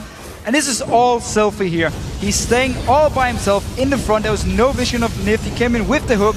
And now Maimon's going to go down too. Well, he's a big tanky Mundo. And he's going to flash over the wall, which means that he gets away with his life. And we stay at 2 kills. However, Baron may in fact be going down here. And it is going to be coming out. Maimon's just going to stick around to the side. Impaler's gone down there as well. There is the Baron takedown. And it's Alliance that do manage to pick it up after 28.5 minutes. And that will leave us at 3-0. We've had 1/3 of the amount of Barons than we've had kills. Don't say that very often. No, definitely not here. Alliance moving for the Dragon though. And this is the thing we often talk about with Selfie. He's always playing very aggressive. Said it himself. Yeah, exactly. He said it himself. He's staying in the front. He wants to try and make the big play, but Alliance caught him out of position, killed him, followed up with Kasing, gets the Baron now, and getting the goal lead. And when you have a siege comp and you have a Baron buff, it just makes it even harder for the other team to do anything against you. Especially because there's not really any hard engage on the side of Super Crew either. They need either Kasing to land his ulti from range, they need Maimon to try and flank around, or a Cocoon from Impaler. It's not ideal engage, so Alliance can actually just push up, poke, back away, poke as much as they actually want. Well, Super Crew are looking like they are going to be taking a tower. Support will tank it up until the minions come in, and that will be their 1/3 of the game. So tied on towers now. The entire outer ring is down. So we'll start to expect, you know, a few wards to appear in enemy sides of the jungle. For now, though, it's Alliance have got a ton of wards by Baron, which they've taken. Super Hot Crew have warded their bottom side of the jungle. Got no vision actually of the top side here. And notice here, Taps will actually build Bladed Rune King. As we talked about in Champs League, was an option for him, simply against Mimir, to poke him down in the start once he's on 100%, because it's 8% current health you do. So in the start you do a lot of damage to someone like Dr. Mundo, get him fairly low, and then maybe the rest of Alliance can either force him out of the fight or kill him. Very smart of him to get the Blade, and also helps him survive against a comp which can't really dive onto the AD carry. It's all about Mimir just running in to a lot of people. The rest of the lineup won't really be able to follow him and try and kill Tap, so the Blade should be enough to keep him alive, otherwise Nif should be there to help him. And let's see if Alliance actually want to group up and start sieging down here. Wicked has no teleport and he's very far away from the rest of the team. Yeah, you got to feel that Tabs should be safe unless he makes a positional mess up really during these fights. When he's got that Valkyrie, when there's so much to stop, so many slows, stuns, a flame even out of Nif to stop Dr. Mundo from running straight through there and being able to take him down. There's the defense on the bottom side of the map. Looks like Alliance actually just going to be sieging up. Meanwhile, Wicked and Mimir having a bit of a fight in that mid lane. Wicked now got his Zhonya's Hourglass on top of the Banshees and that Rod of Ages.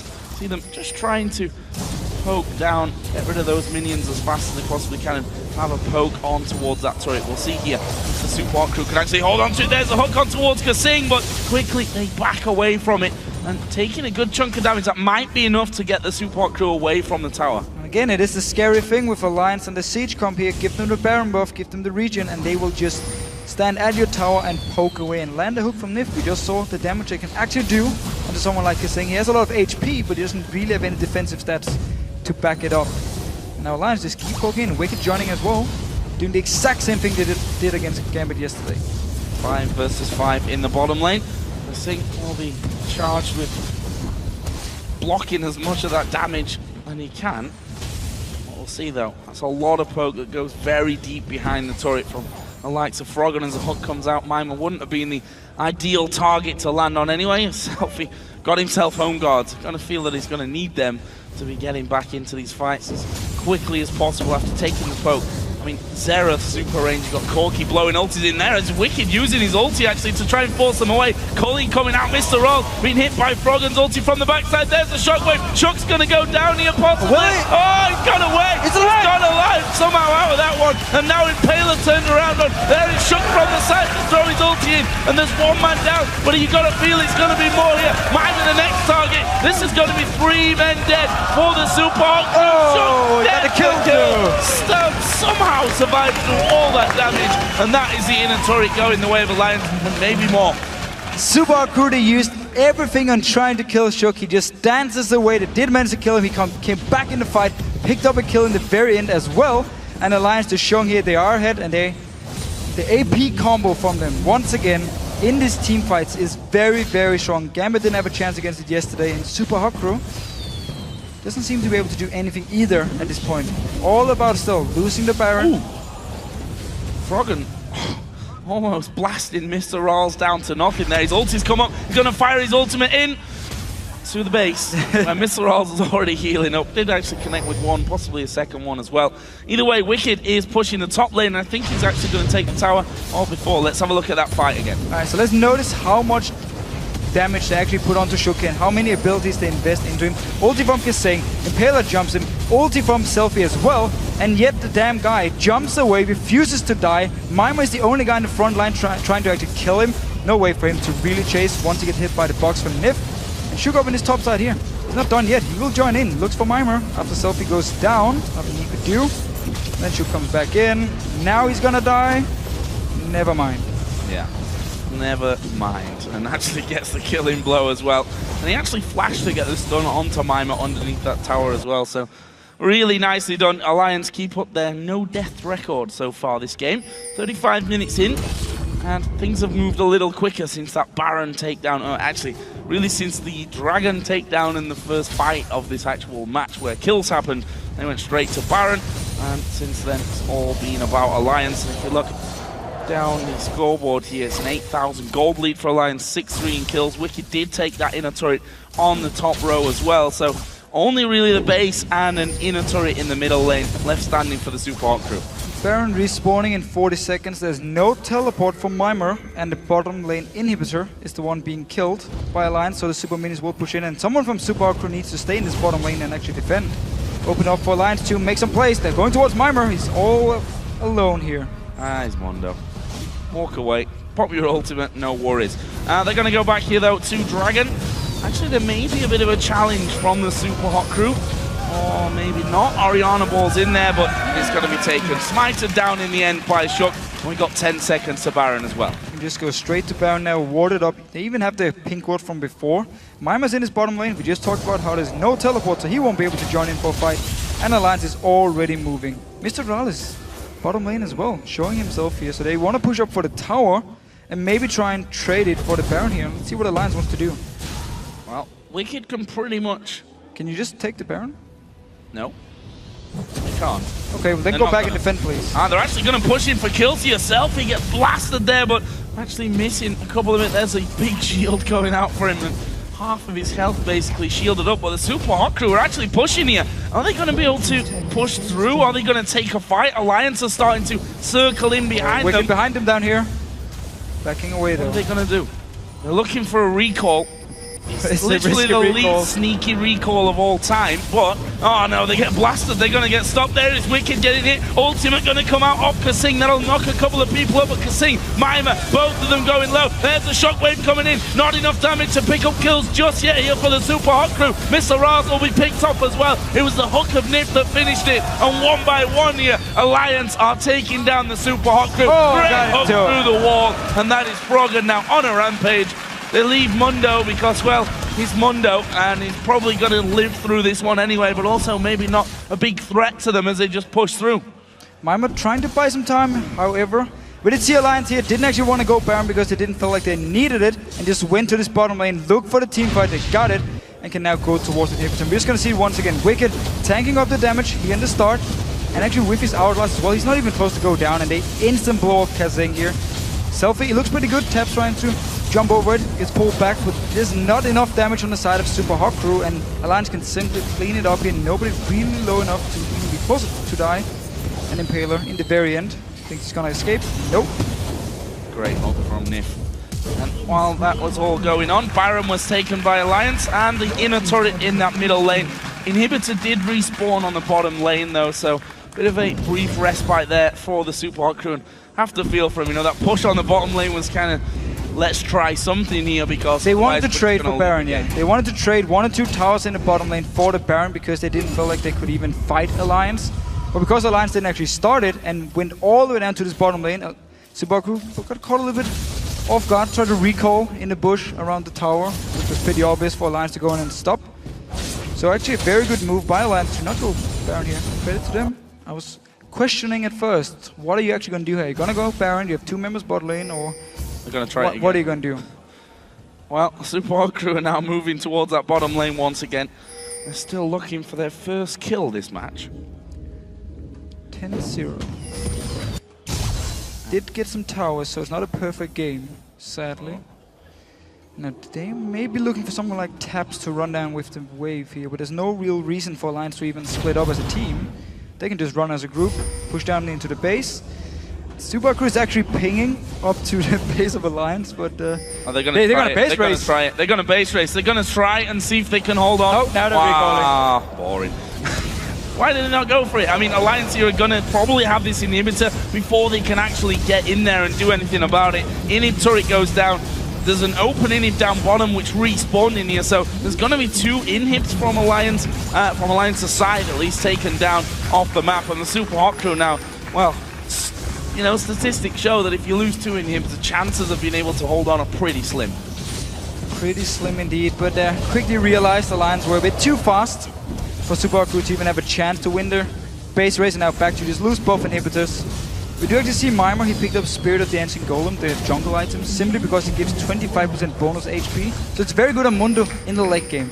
You just saw there the gold over time difference between the 2 teams, so even for such a long time, because they didn't kill each other, and you know, they were just trade towers for dragons pretty much every single time. But that is obviously, since we did see the first fight of this game, Alliance have just grabbed this game by the scruff of the neck and have not really given up. There's Mimir going to be hooked in. Actually, he's going to take quite the chunk of damage there.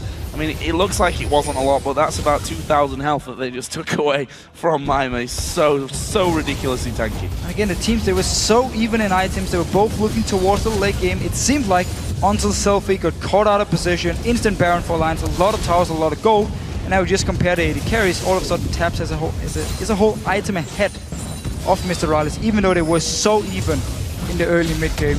Really showing how much gold Alliance picked up from just the Baron. Good dodging from Self there. He actually used Summon a Heal to heal himself and get that speed boost. Mimir going to be jumped on. Are they going to have enough to finish him here? Actually got damage back onto Wicked, and they didn't finish off Mimir, who had chance now to get his ultimate running for quite a while. Kasing also going to be pounced on by Froggen. Almost finished off. Surely that's enough to open up the floodgates for Alliance and finish off that final inhibitor turret. It's 2 more auto attacks. Beautiful. There was the Valkyrie away from Tabs, and that is going to be the tower going down. 3rd and final inhib will be finished off as well. And now the super minion's going to start streaming in from the mid, from the top lane. Bottom lane is pushed out a little bit. That was an interesting flash from Shook. Some style points, if nothing else. Super Crew, they need to try and fight, do something here, because they're just going to lose the game either way. If they don't fight for itself, they're going to be focused. Use these Zhonya's, made it easy for the for Alliance to finish them off, and now only 4 men left standing on either team. They did kill Shook, of course, in that, but will that actually be enough? I think so as well, especially since Tab is running through Maiva. Where's the final hit? Oh, he's flashed into the base. Gets away. Mr. also hooked in. He's going to get bounced around. Finished off by Froggen. They're looking for even more kills here on the fountain. And Alliance, they've got their super minions coming in. They're still trying to kill off Maiva. He's not having any of that one. He's still alive in the middle of them. Finally will go down. That'll be wicked to get a kill. Kasing will fall as well. And that Nexus finally, here in a moment or two, will go down. And Alliance win the game after 42 minutes. They did lose a kill right at the very end. Shook, the one that ended up dying to spoil the perfect scoreline. But now, what was a slow starting game, in terms of kills, I mean, objectives, there were still quite a lot of towers and dragons down by the 20-minute mark, but Alliance showing that when they finally did build that lead for themselves, no mistakes were made. Oh, it's a very brutal comp they have. Once they actually get ahead to just siege up here, poke away. We saw Super Crew, they couldn't really engage onto them, just took a lot of damage, and once they actually tried to engage, couldn't even kill Shook. He jumped away and ended up losing the fight, but I know we talked about it in the game, but it all boils down to Selfie, over-aggressive by himself, caught out of position. Alliance gets the Baron, use it to take some towers in the bot lane to siege up with the siege comp and get such a big gold lead. It didn't even matter like late game, mid game wise anymore, because Alliance got so much gold all of a sudden. They got very far ahead in items, and there was nothing Super Crew could do to actually come back in the game once they fell so far behind. In some games, it's hard to tell and to really point at the exact reason why a game went the way it did. In this one, it was quite clear, though, because they didn't kill each other for 28 minutes. 8 minutes, yeah, basically the longest we've seen a game go without any kill in LCS history. But it's easy because we see Selfie went down, opened up the Dragon, then the Baron, and then just a walkover, really, for the finish for Alliance. They executed it well, though. I mean, don't get me wrong, on that one, when they did get that lead, they did it well. 100%. I mean, once they got it, they knew exactly what to do. They went back, spent the gold they had, and just grouped up in the bottom lane and started pushing in and won the team fight, got the towers. Very simple play by Alliance as soon as they got the lead. But still looking very passive compared to the team we saw win 12 games in the start of the split here. Seem a little bit insecure in themselves. I'm not too sure if it's because they're just taking it slow, don't want to risk anything in these games, just pick up the wins they need and move into playoffs. We have to see how they will actually play, moving in Super Week and playoffs, if they're going to fix up the playstyle. Or this is maybe the style of Alliance now. Play very slow, play very safe. We don't know. Well, it was kind of the style that we've seen from, you know, if we look back to the old EG times and what have you. So we'll see how Alliance develop over the next couple of weeks. For now, though, we're going to send it over to Shox, who's on stage with Froggen after that victory. Thank you very much, Joe. Congratulations, Froggen. 2-0 this weekend. You had a very, very passive game counter of you guys in the beginning. What was it that made that you guys couldn't find the fights or couldn't find the kills?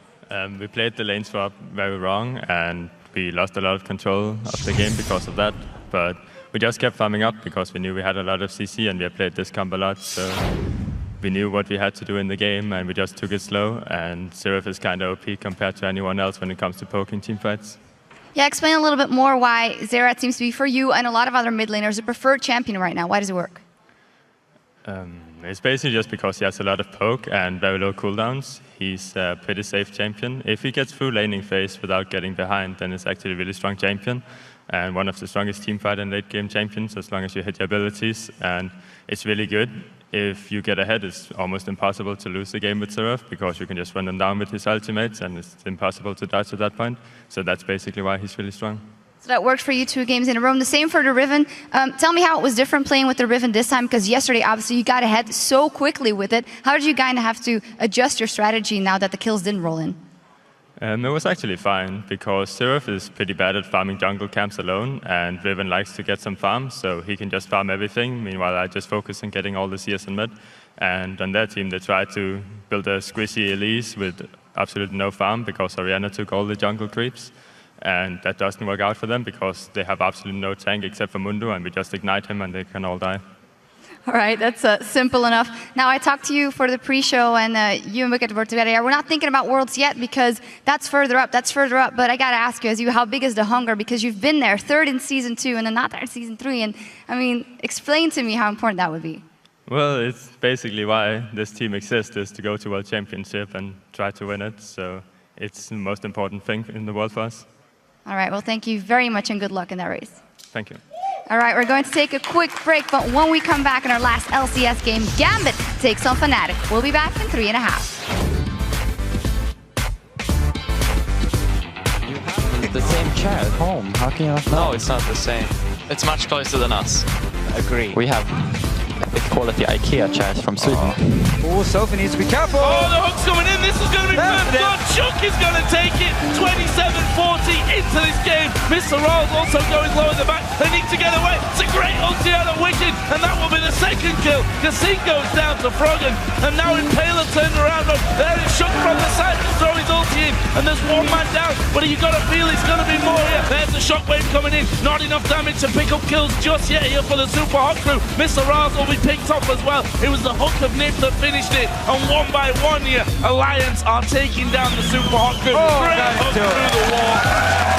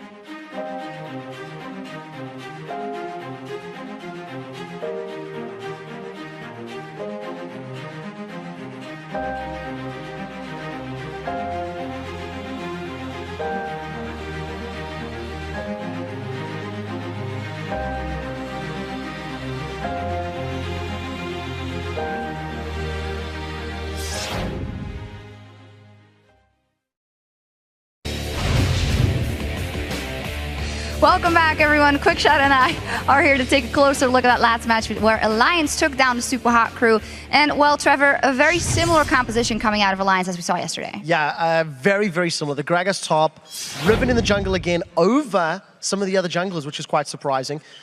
Shook didn't really get as far ahead in the early game this time around as he did previously, but another very strong showing from Xerath. You heard Froggen in the interview, you asked him about Xerath, and he was just saying, it's basically like a better version of Ziggs at the moment. Also replaces the long-range poke that Nidalee had. And in general, Alliance just looked very comfortable.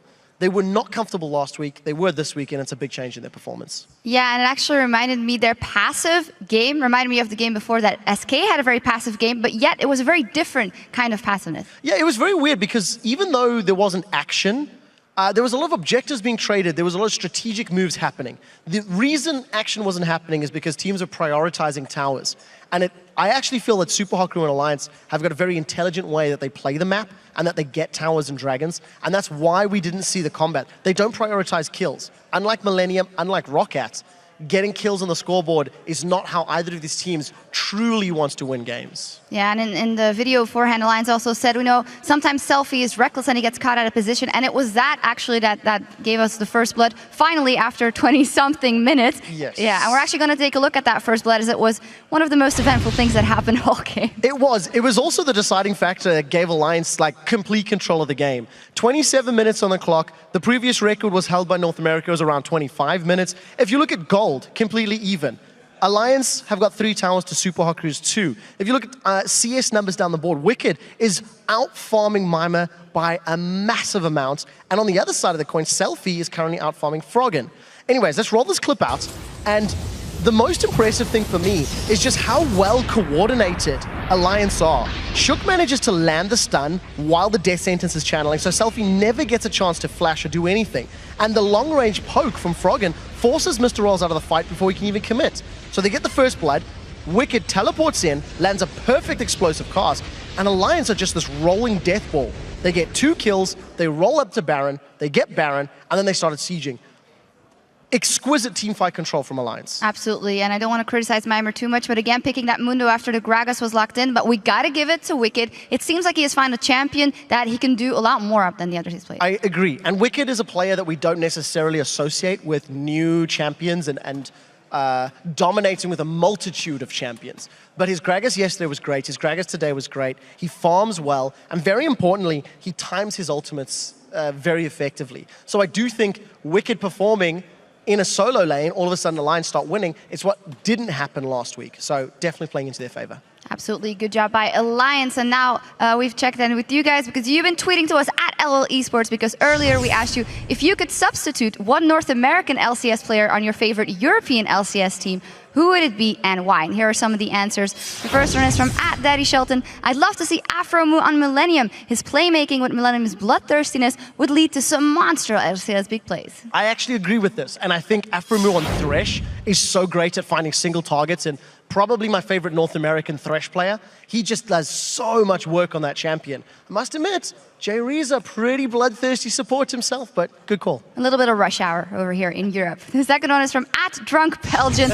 I would sub in a carry top laner like Zion Spartan or Dyrus to Gambit to see if it could help them recover into a top team, because Kuban has been doing okay, but he hasn't been able to carry as much for Gambit. Yeah, that's actually a smart call, especially because Diamond is a fairly aggressive jungler. While he struggled in the summer split, if he has an aggressive top laner or an aggressive mid laner to work with and find kills and find synergy, it definitely could be a way to help Gambit out. We'll see if he can find his feet again, because yesterday's showing wasn't the best. No, and in my opinion, Zion Spartan on any team is a good idea. The last one is from @AstrosLol. Dignitas' Crumbs to Alliance. Crumbs' strategic early game dominance with vision will give Alliance just what they need. Yeah, that's actually not a bad idea. Crumbs is one of the most selfless team junglers along with Cyanide here in Europe, always putting vision up.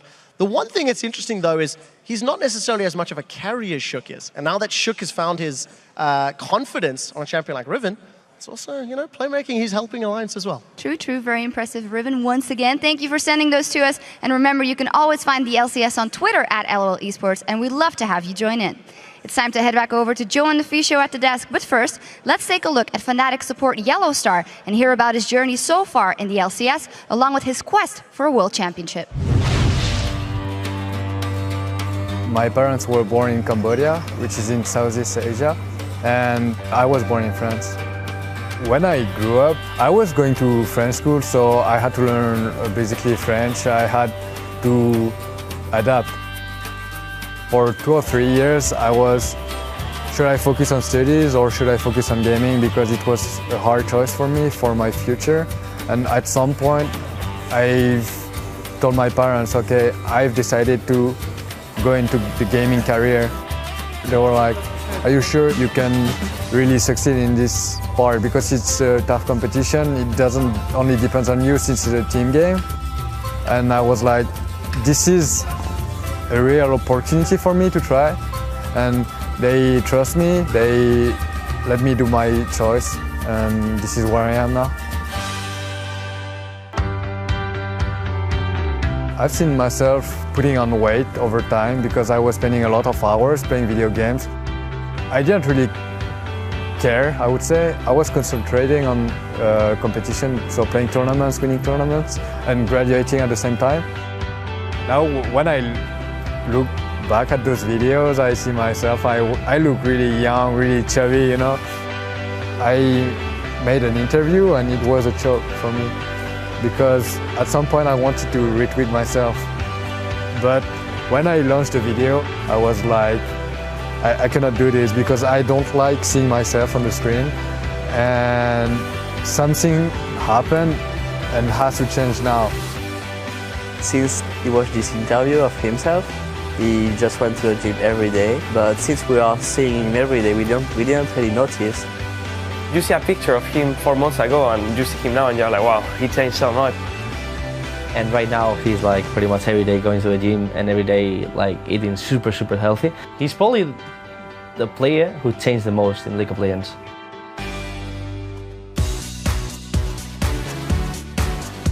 I think the support role matches much more to me than being an AD carry. In the long run, it really worked out perfectly. That transition was hit or miss pretty much, and he really made it hit. I have much more time to focus on other stuff that is going around the map and around the game. After 1-2 months, he started playing like any other LCS support, and after 3-4 months, he started playing even better than them. For me, Bora is this kind of player that is so intelligent in the game that he can control a single game alone. I've already got told by a few members, when you have a poor day, when you don't talk a lot, we are a bit lost, and that's true. There is a lot of responsibility on my back, on my shoulders, and I really enjoy that. As far as I know, I'm the only European player that took part in the 3 different World Championships in 3 different teams. I had to choose between my studies and between gaming, and I got to choose gaming. And now I'm in there, I really want to achieve something before quitting.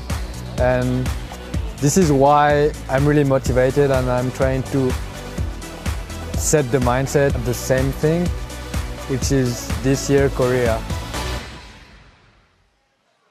I think Yellow Star can act as a great inspiration for many people, both in and out of game there. I mean, we heard him say it, 3 World Championships in 3 different teams.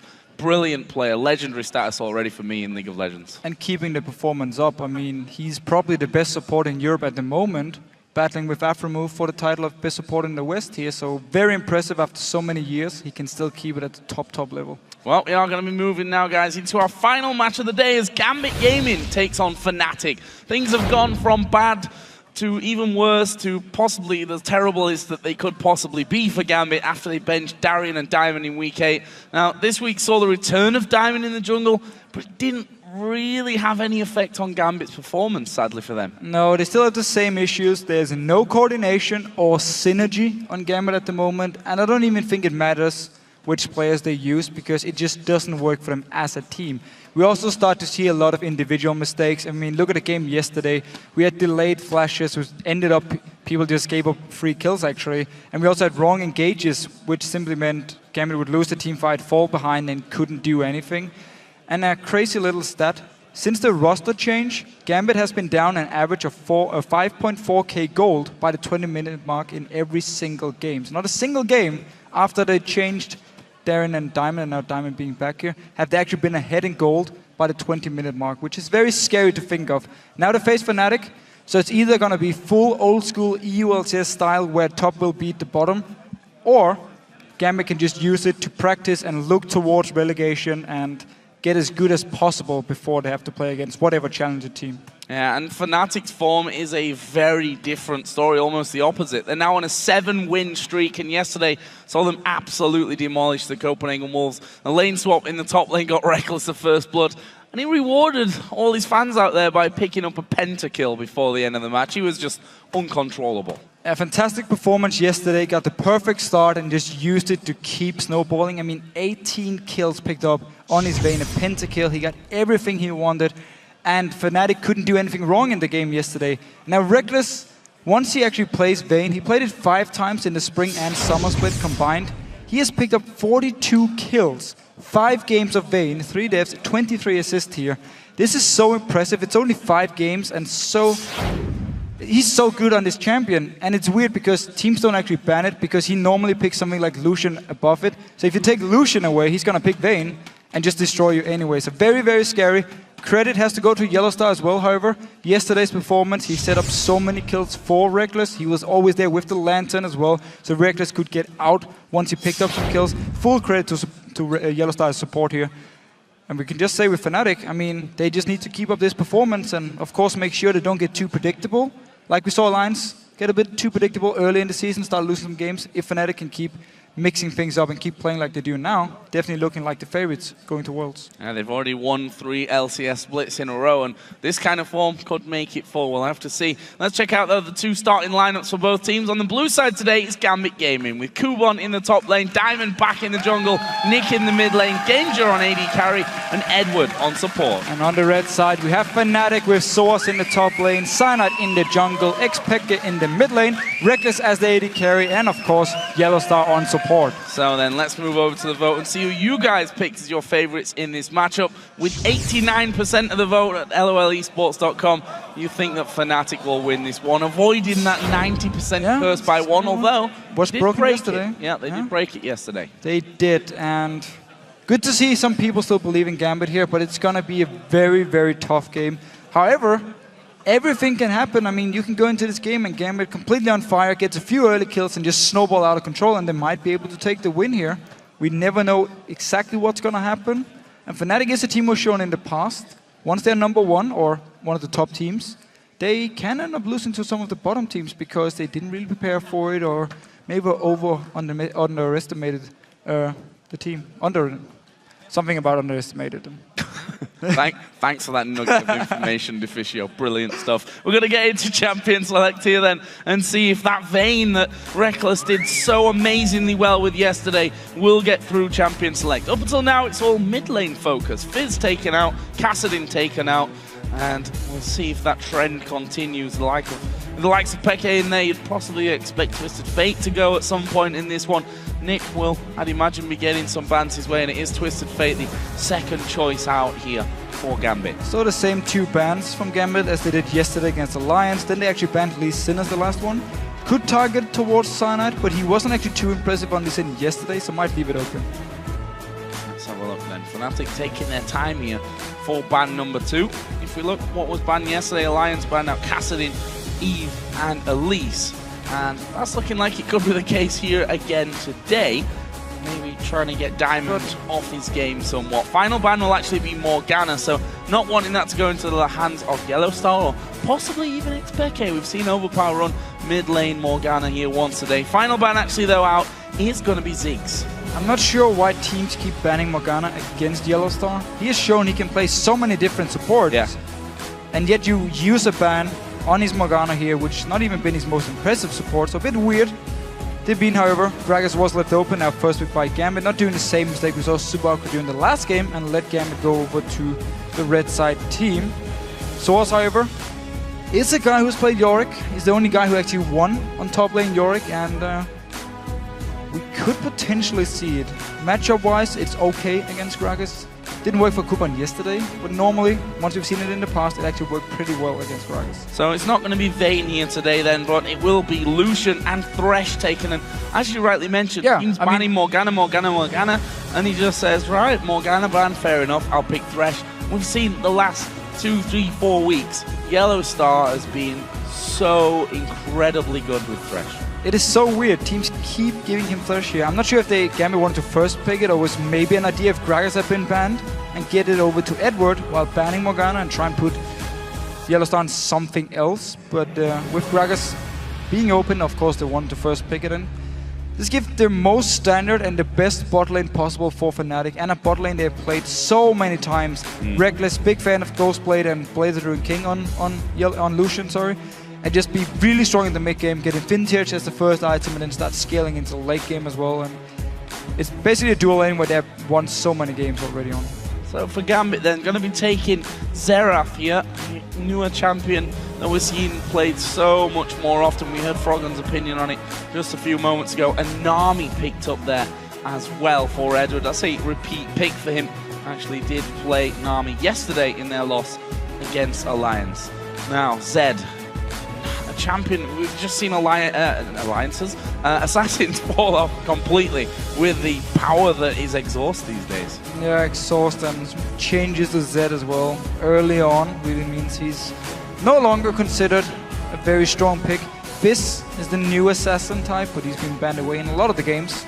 And we're gonna see the same matchup. We saw it yesterday, we saw it in the last game, Orianna against Xerath. It is a farm lane. Orianna often wins it early on, but then goes even unless Orianna can go in and take the Wraves and therefore make your own jungler weaker. But if you can farm the Wraves, you're going to be fine. You're going to keep your CS lead. Otherwise, we often see them even out a little bit later in the stages. Well, I mean, Cyanide is the kind of jungler that's quite happy to give up constant rate. Well, we don't know if he's happy. Well, he just does it, then, let's put it that way. You know, yesterday, if you look at the game, brilliant one-sided victory for Fnatic. Cyanide died 6 times, but picked up 12 assists on his way through. Not scared of dying a few times. Let's have a look what Gambit... Whoa! Whoa! Okay.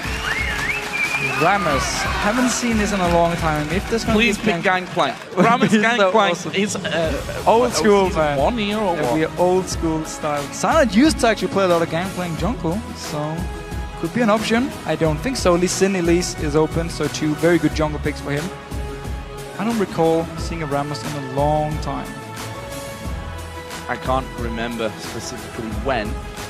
I've got a feeling it's been played sometime recently, though. I seem to remember seeing Rammus. In ARAM, maybe? No. Oh, could be. I think... I don't recall seeing it in LPL. I don't know. You might be right. Oh, Maokai, though. Going to be the pick here for Fnatic. So it says, right, Diamond, you're going to bring Rammus to the table, and I'll bring Maokai in there. Rammus definitely something new here in the LCS.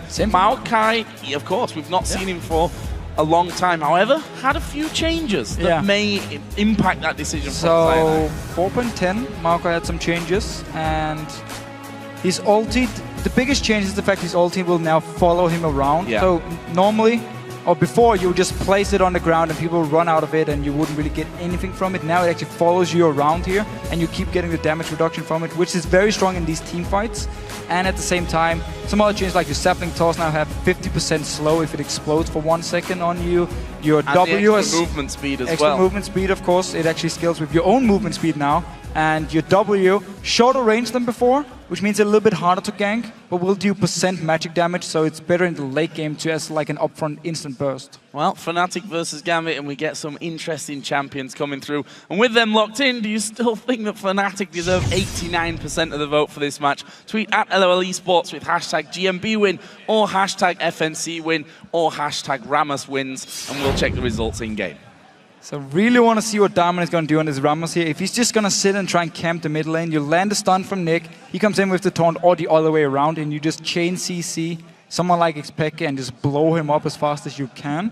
Or if he's looking to get very strong first by farming a lot of the jungle and focus on the team fights. But I would expect to see him be very aggressive in the early game and trying to snowball all his lanes with this Rammus. Well, we know Diamond as a player who says, you know what, I'm just going to pick Volibear. Let's have Volibear. Let's have Nasus in there. Rammus it is today. We're going to find out. It's our final match in the LCS here for week 9.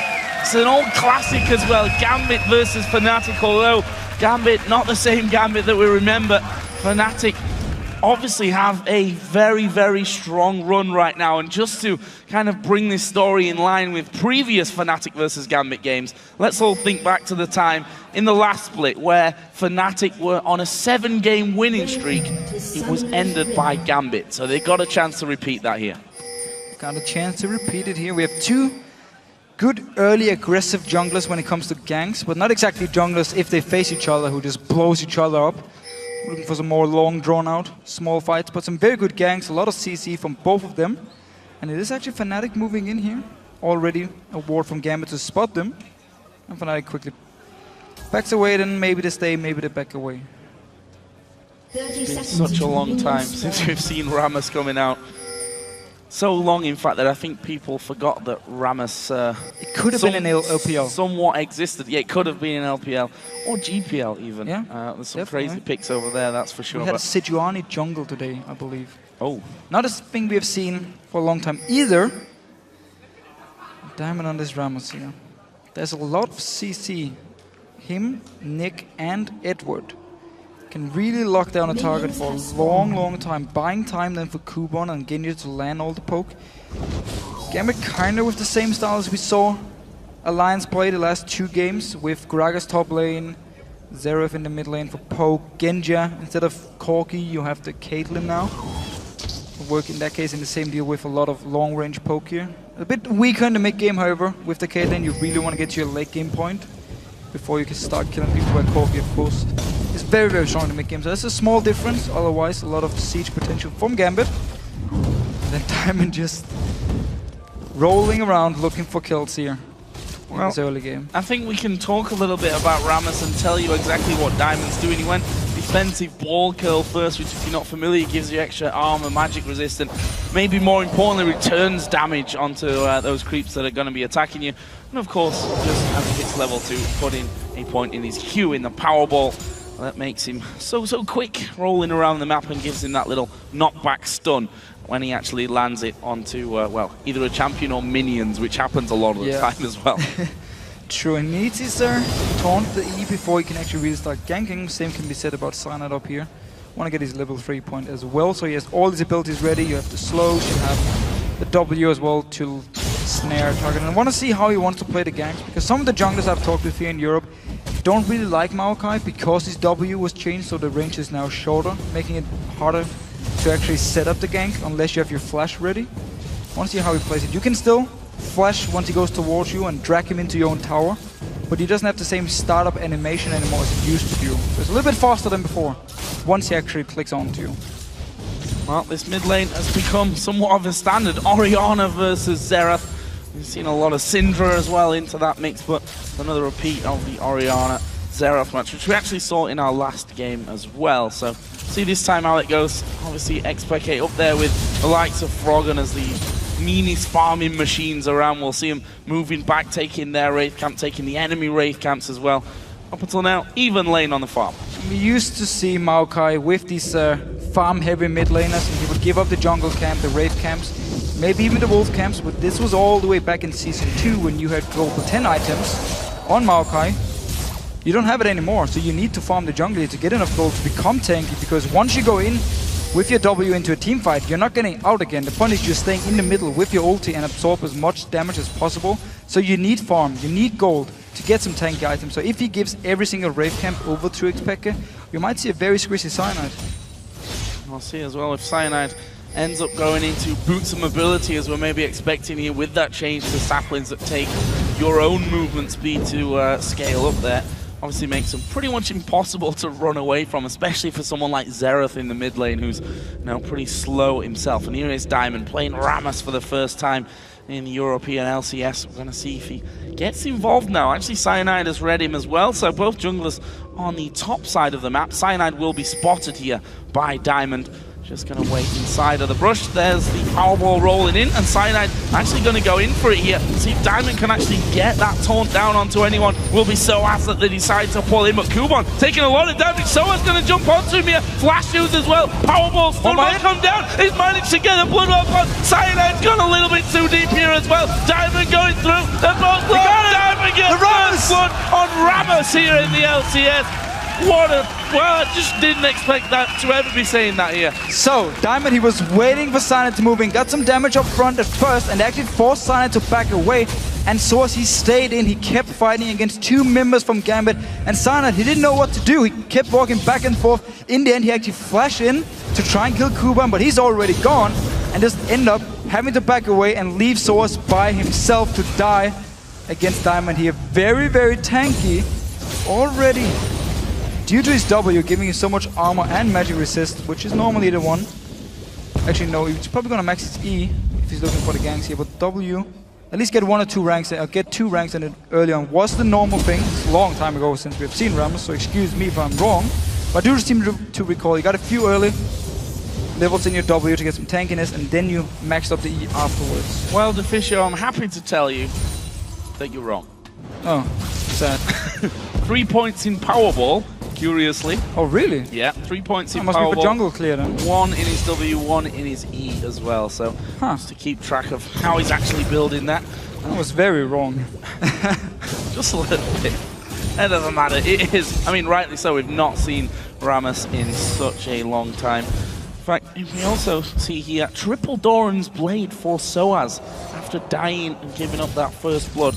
Comes back in with a lot more health, a bit more damage, some lifesteal to help him out survive that lane as well. And we'll see how he plays that one, how aggressive he's going to be. We see that Kuban, now he got an assist in there, was able to pick up both the health and mana crystals, obviously working up to an early as possible Rod of Ages. And this Gragas pick is so good in the laning phase. So Source, as you just pointed out, forced to go to a lot of Dorns. Gonna delay his blade if he wants it as the first item, or a tanky item like Sunfire or Randon's Omen if he wants it as his first item. He is against double AP, so we could see him go for some early magic resist as well. A lot of options here from Source. Normally, Aatrox in Europe, we see Blade of the Ruin King as the first item, and you try and focus on being able to one-on-one and farm in your lane for as long as possible. Diamond will give over the blue buff to Nick. He's actually falling slightly behind to Orianna. It's the thing we talk about, how Orianna often does really well early on in the lane, gets a lot of farm and then focus on taking Wraith camps. And as long as he can get the Wraith camps, he will keep his lead, maybe even extend it. While Nick will just try and get the farm he actually can. Next, down the dragon. Edward is recalling here. There's no ward from Gambit, so not really reacting to this one.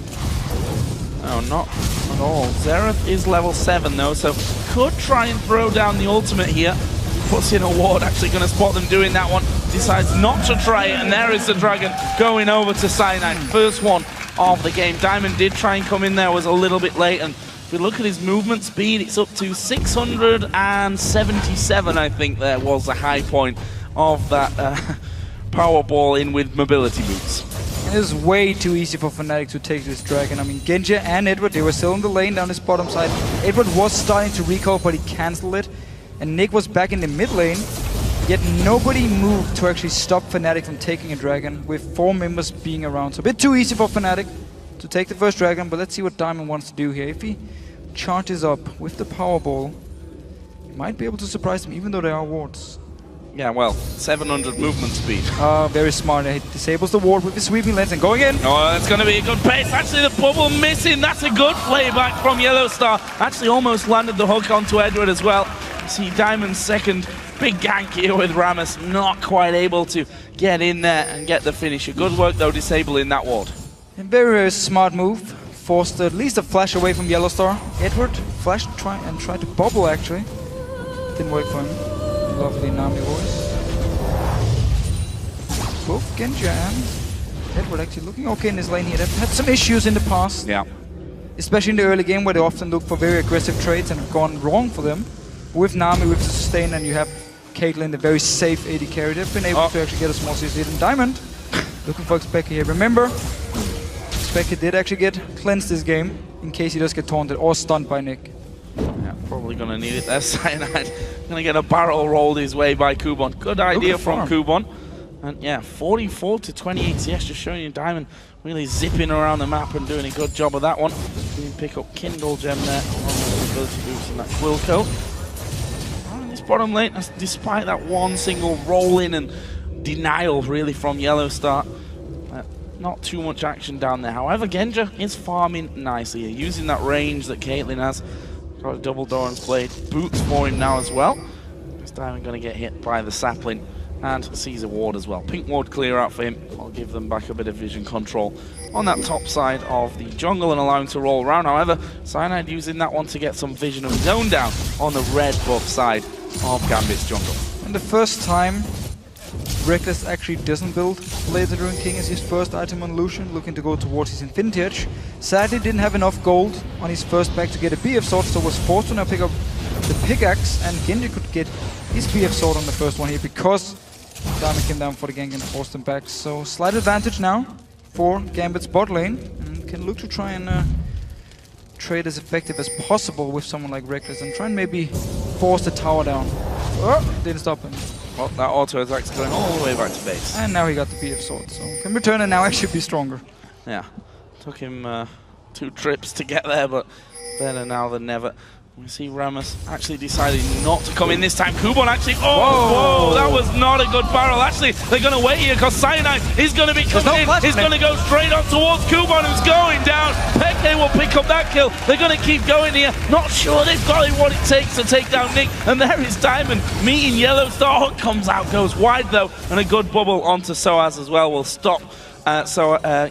Yeah, onto Soaz. We'll stop Soaz getting involved in that bottom lane. Such a misplay in the mid lane here from Kubon. He flashed in, and Xpecker didn't actually move back as Kubon expected, so he completely missed the ult, ended up blowing the flash and everything. Sana joined in, and then Kubon was just an easy kill for Fnatic here. So very, very poor decision by Kubon, or poorly played, we probably have to say. Yeah.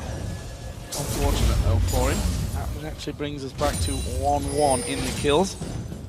We also saw again how really strong Thresh can be against Rammus. That play every single time that he comes anywhere near him. So as he's going to go at it, and actually Soaz popping his ultimate, going to try and force Kubon completely out of the lane and may even be able to get a kill. There's no flash there for Kubon. Soaz does have a flash but decides not to go under the tower.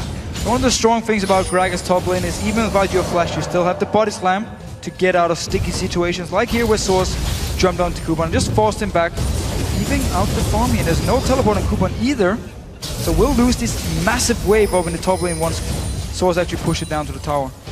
Maybe he can even take the tower. Yeah, that's definitely possible here. Oh, Nick's gonna try and clear it? Never mind. No tower being taken in this game as of yet. Peke though is still farming up the storm. 158 CS in 30 minutes, so on track to, I don't know, maybe smash some records. We'll have to see. There's a vote again. Has changed somewhat, so 10% for Rammus, basically. 100% for Rammus, and did get a good start. First blood for Diamond, and actually a very good gank up in the top lane, and won the 2v2 against Source and Cyanide, but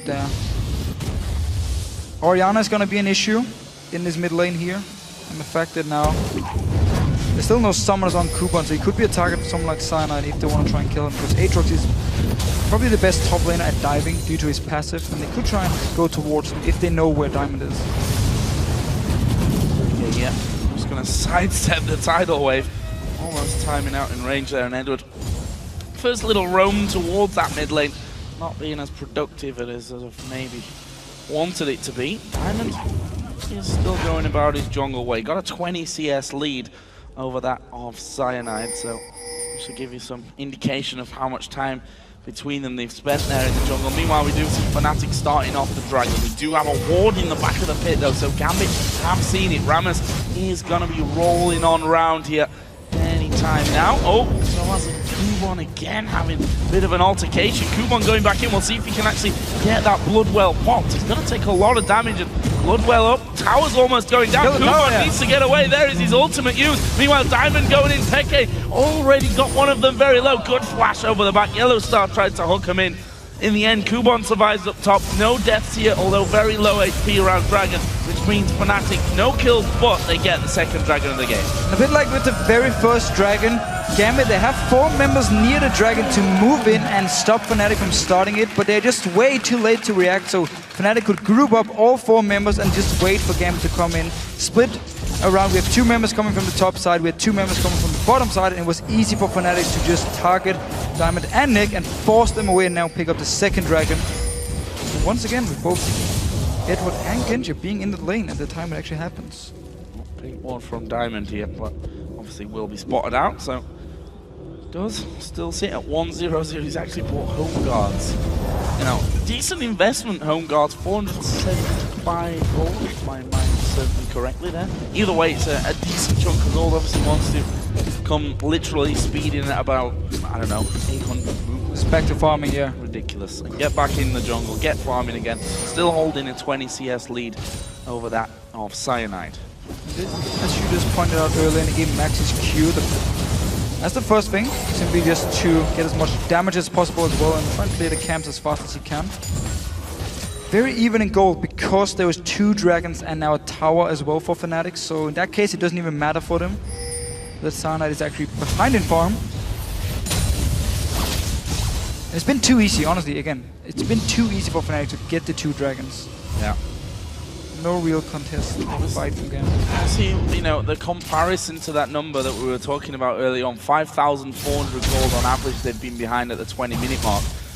We're at 16 minutes in now, and yeah, 3,000 gold is the difference. So not maybe as major as some of those other games where they've been a lot further behind. So I've actually stood on top of the ward here. And he's careful because Diamond is going to come rolling on through. Good slow. Will come onto him. Will he? No, he won't flash because he doesn't have flash available. And Soaz is able to just walk away from that one.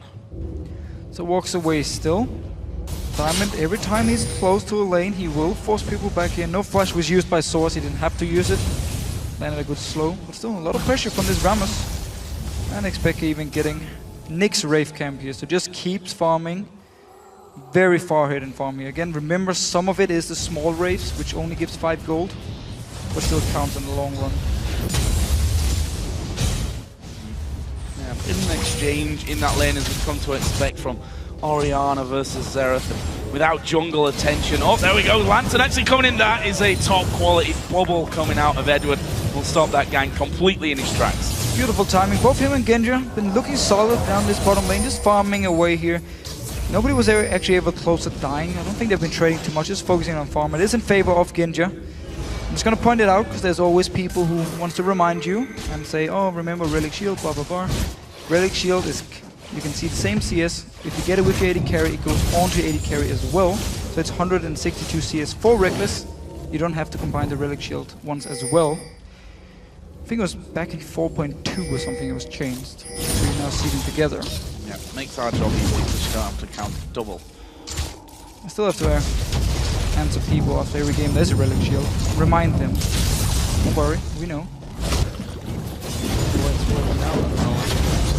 Reckless, we see Soaz and Kuban going head-to-head again. Where is the pop of that Bloodwell? Actually, Soaz is stealing all that health back, and there it is finally going down. He's going to come up with about a quarter of his health. There was Nick trying to snipe him off. Didn't work. Yellowstone might be in trouble here. Double stun coming in. Taunt ultimate out of Rammus, but there's the box, and that now leaves Diamond in trouble as well. At the backside, he's got 3 men from Fnatic on top of him, and he's going to go down. Peke gets that one. Shockwave onto Nick. Rective Gambit going to come in. Cyanide's gone real deep, but Nick goes down. Tidal Wave will stop them chasing for now, but here comes Soaz. Good flash from Eddie, but the slows continue to pile up, and he's going down as well.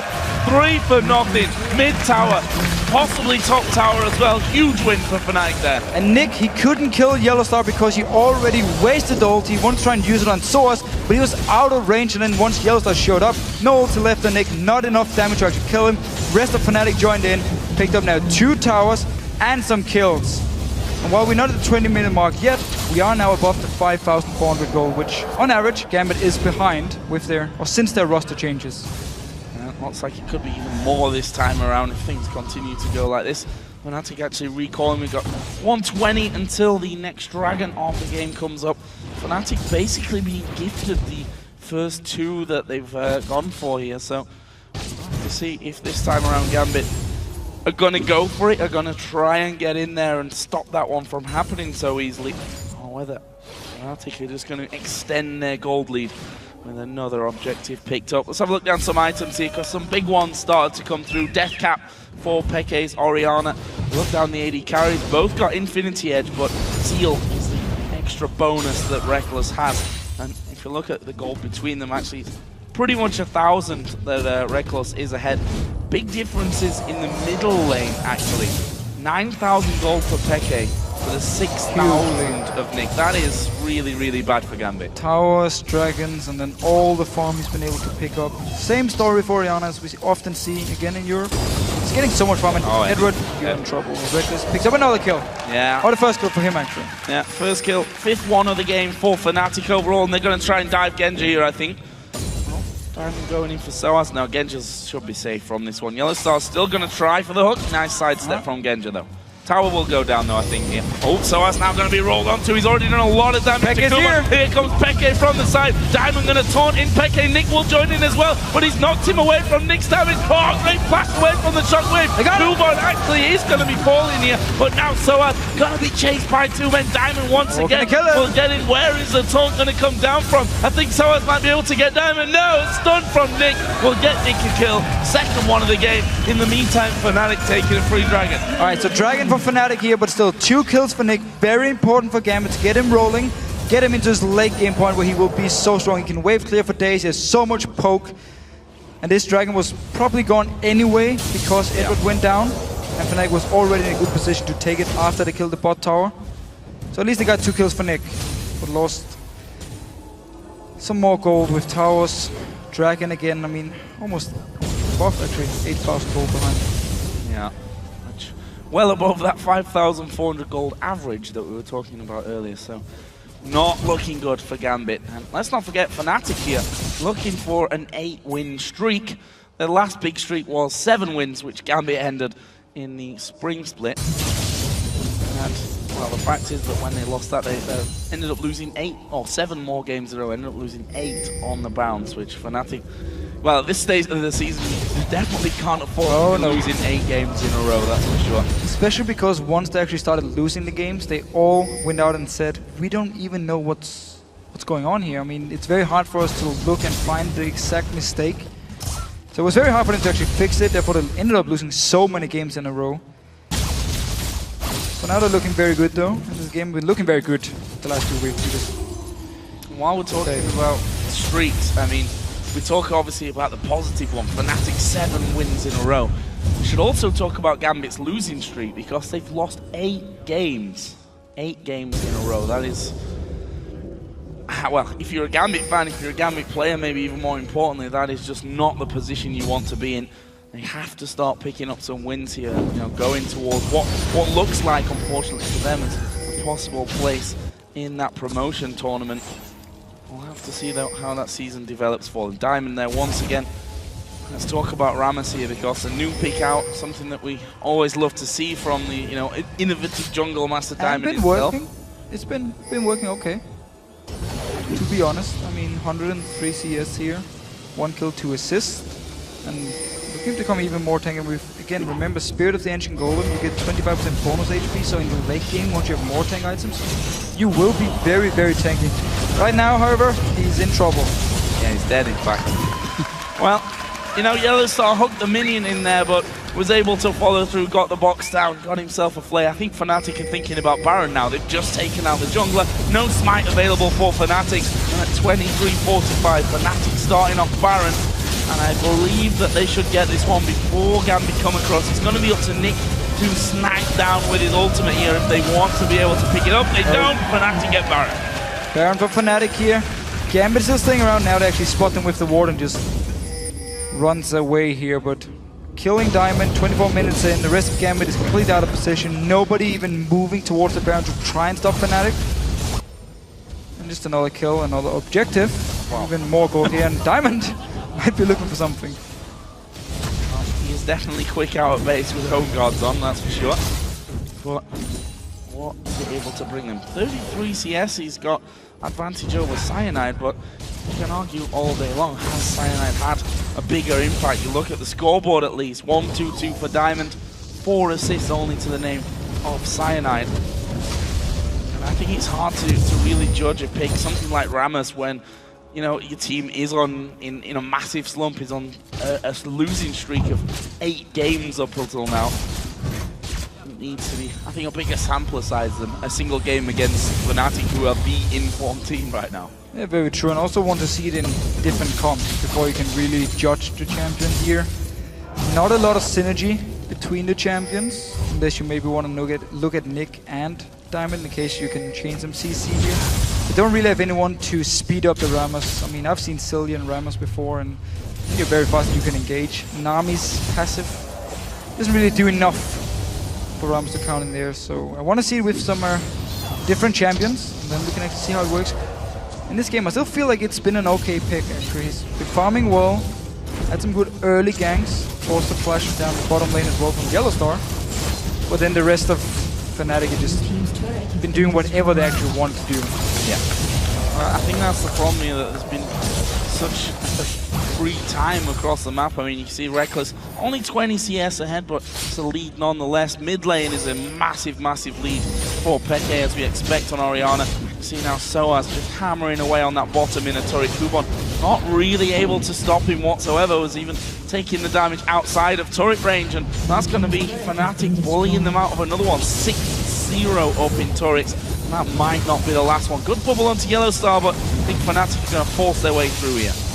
With the Orianna farm you just talked about, we of course have to remember, Xpeke took the Wraith Camp, therefore less farm for Cyanide, while Nick didn't take the Wraith Camp for Gambit, and therefore more farm for Diamond. So just a different style of who you want to get the gold from the Wraith Camp here. Is it your mid laner or your jungler? For Gambit it was the jungler, for Fnatic it was the mid laner. Also because Orianna is so good at taking the Wraith Camp. The thing Frog and I talked about in the game before, which is why it's very hard for Seraph to play against Orianna as well, because he can't do the same thing as effectively. So just to update you guys on how Diamond has skilled this Rammus. 5 points he put initially towards the Q, max that first, then max his E, and then he'll be working on his W finally. So I suppose that you want to have a bit of a try with Rammus in solo queue. So Diamond is building him, certainly today. So split push. And the other thing in this game for Rammus as well, it's all well and good having 5 million movement speed, but you've got the box that goes down. It's slow out of Orianna, out of, well, pretty much out of everyone really. That's a real issue for him, and that's Fnatic here just working their way straight through and surely going to be able to take this turret out. Picking up a couple of hits. Man Protect giving him a little bit of safety from that, but playing the split push game here to get in and take down those in turrets. The middle one will finally go down here. Final hit from Reckless will do that. Pushing in for inhibitor now, forcing Gambit to either engage onto them or just give up the inhibitor for free, and then they might just walk down to this bottom lane where another wave is coming in. For Fnatic, they don't actually have to teamfight at the moment. They can just take inhibitor, go down to bot lane, try and do the same thing, and wait for super minions. So early in the game, it's very hard for Gambit to actually clear 2 waves of super minions. Seems for now Fnatic have a lot of gold and will just back away and spend it. Let's see what they're gonna buy. So far hitting items. After another dragon as well now for. Yeah, there's gonna be some big items coming out. So as already going back there for Randu in zone. Spectre's cowl for Peke, so he's gonna get a little bit more defensive. We see the recall. I mean, Reckless got 2,000 gold to spend. Okay, gonna come out of their base there with another blasting wand as well. And they are so ridiculously far ahead here. 14,000 gold. 28 minutes into it, and looking like we're gonna see Fnatic move up to an 8-win spree, and Gambit drop down to a 9-loss spree, which is really not what they need right now. Moving towards, well, I want to say moving towards Worlds, but honestly the way that it's looking right now form-wise for Gambit, they're going to have to be worrying about securing their spot for next year. Yeah, it should be the only thing they focus on at the moment, because with the last spot in the league, they don't have a choice of which team they want to play in relegation, which means they might end up, I mean, if you look back to London, H2K was very strong, beat NIP 2-0, so could be their opponent. Or maybe they're going to face Alex and NIP in the relegation match. That would be a pretty strange thing to see Alex play against Gambit. Yeah. I'll definitely be interested. But there's still more games to go. I mean, they're not out of it just yet. We said at the start of today's show that statistically, Gambit and the Copenhagen Wolves actually can't catch Fnatic or Alliance anymore. So can't get into those top 2 spots, which would be very, not just incredible, but I think highly unlikely either way for them to win every single game now, considering how the last few games have gone. So Asi are going to dive onto Kubon once again. Good damage coming in. Banshees, Randuin's, Blade of the Ruin King, and Fnatic here just going to get back to their split pushing ways with 4 men on the top lane. And Soas all on his own, down bottom. I think they're going to be doing enough here to force them out. There's the tidal wave actually going wide. Diamond going to flash into the middle of them, gets his ultimate in as well, but I think he's just dead. No one else from Gambit was even remotely near him. No coordination once again. We so often see it. Oh, Kuban, you're hooked. He's hooked in and he's possibly going to go down there. The shockwave brings in a couple more for the taking. In the end, Cyanide almost died himself. There's Peke. Soas going in. Flasher's going to have to be used from Genja, but this inhibitor is surely on its way down, and Fnatic may look to have a go at winning the game right here. Yellow Star, though, going to be caught up by Sarah Sundin. Genja will get the final blow of that one. A good bubble from Eddie came out as well to hook a couple of them up, but nice 2 men down from Fnatic. Gambit going to be struggling to hold onto their base. Look at the Nexus towers, 1 down, 1 at less than half HP. And Nick actually managed to kill Cyanide after the fight had ended with his ulti. So at least 2 kills for Gambit here. Holding their own base for now. 1 tower left, 2 inhibitors are gone. And Fnatic can just go back now, wait for Cyanide and Yellowstar's respawn, go for Baron, pick it up and then walk down the base once again. And Gambit will need to try and do the same thing. Win a team fight, delay the game, and just really try and look for this late game point here, but they're gonna need a lot of items and a lot of time. And a small miracle, I think, as well on top of all that. Fnatic not been looking like the team who have any problems finishing off games.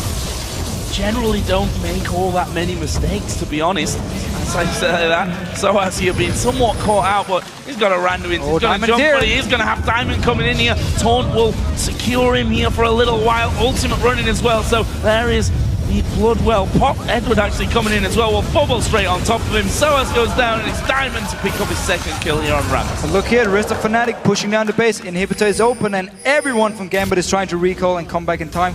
This inhibitor is gone. Yeah.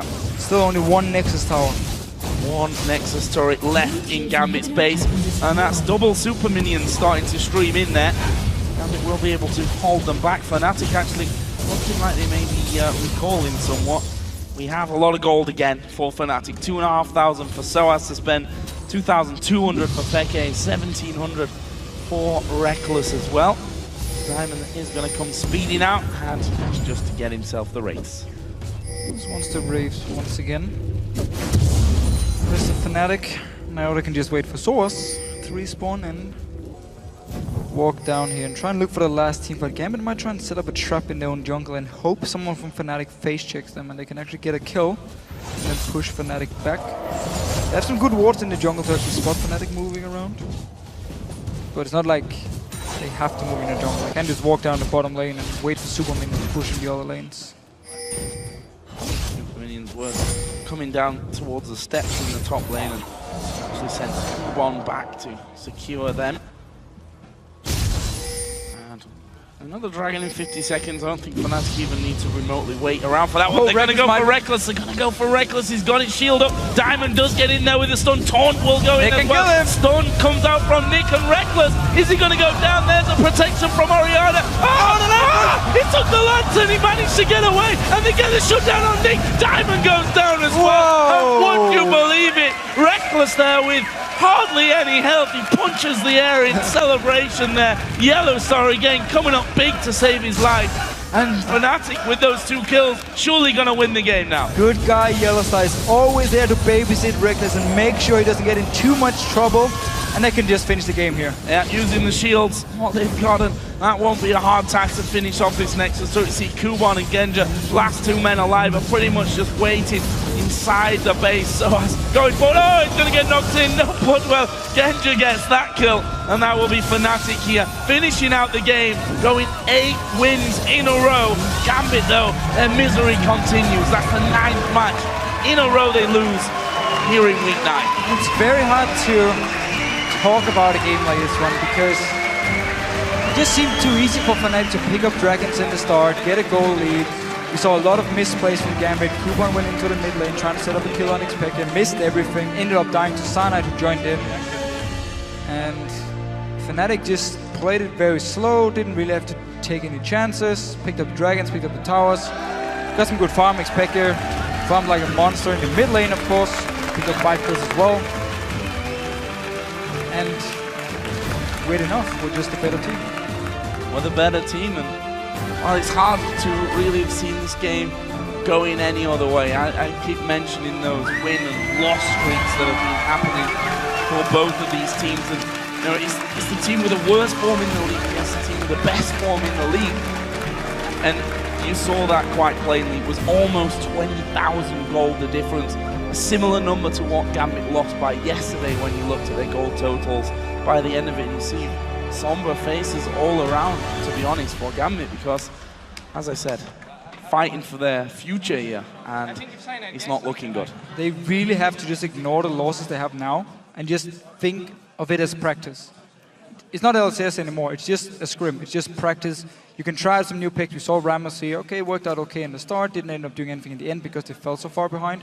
But just go in and try and improve as much as possible. Don't care about winning or losing, doesn't matter anymore, because you're not really fighting for anything except for maybe catching Copenhagen Wolves, who are now a few wins ahead of you, so you can choose an opponent. But if you can't even catch Copenhagen Wolves, ignore it, practice, try and find something that really works for you against the LCS teams, and try and use it against the challenger team you're going to face in the promotion tournament, and then try and re-qualify for the LCS. And then you can start looking forward and start building, or look at the team and say, okay, do we need to make any changes? What's going on here? What can we actually do to make sure next split Gambit comes back as a strong team? Well, that's the hard thing I think that Gambit have now. Do they practice against the challenger teams? Because a high likelihood is one of those challenger teams is going to be facing them by the end of it. I also want to talk about Diamond here for a little while, because obviously he's come back in for week 9 after being subbed out for week 8 for Lulex.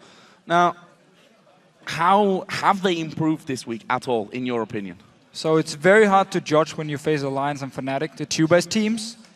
But looking at like team coordination, shot calling, no, it doesn't look like they've improved at all. They give away free dragons constantly, even though there are people around it to try and stop it. And as a team, it looks a lot like solo queue. You try and make your plays by yourself. You want to be the big star and just say, okay, can I do something here? Can I pick up a kill? Awesome, I got a kill for my team. Maybe we can try and snowball from it. Otherwise, it's too easy for the other teams to just take everything and outplay them teamwork-wise. Well, a lot of work to be done in the near future for Gambit, that's for sure.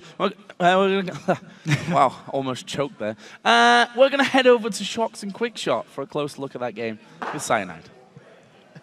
Thank you very much, Joe. We're not ready to lose you yet, buddy. Congratulations to Cyanide on that win.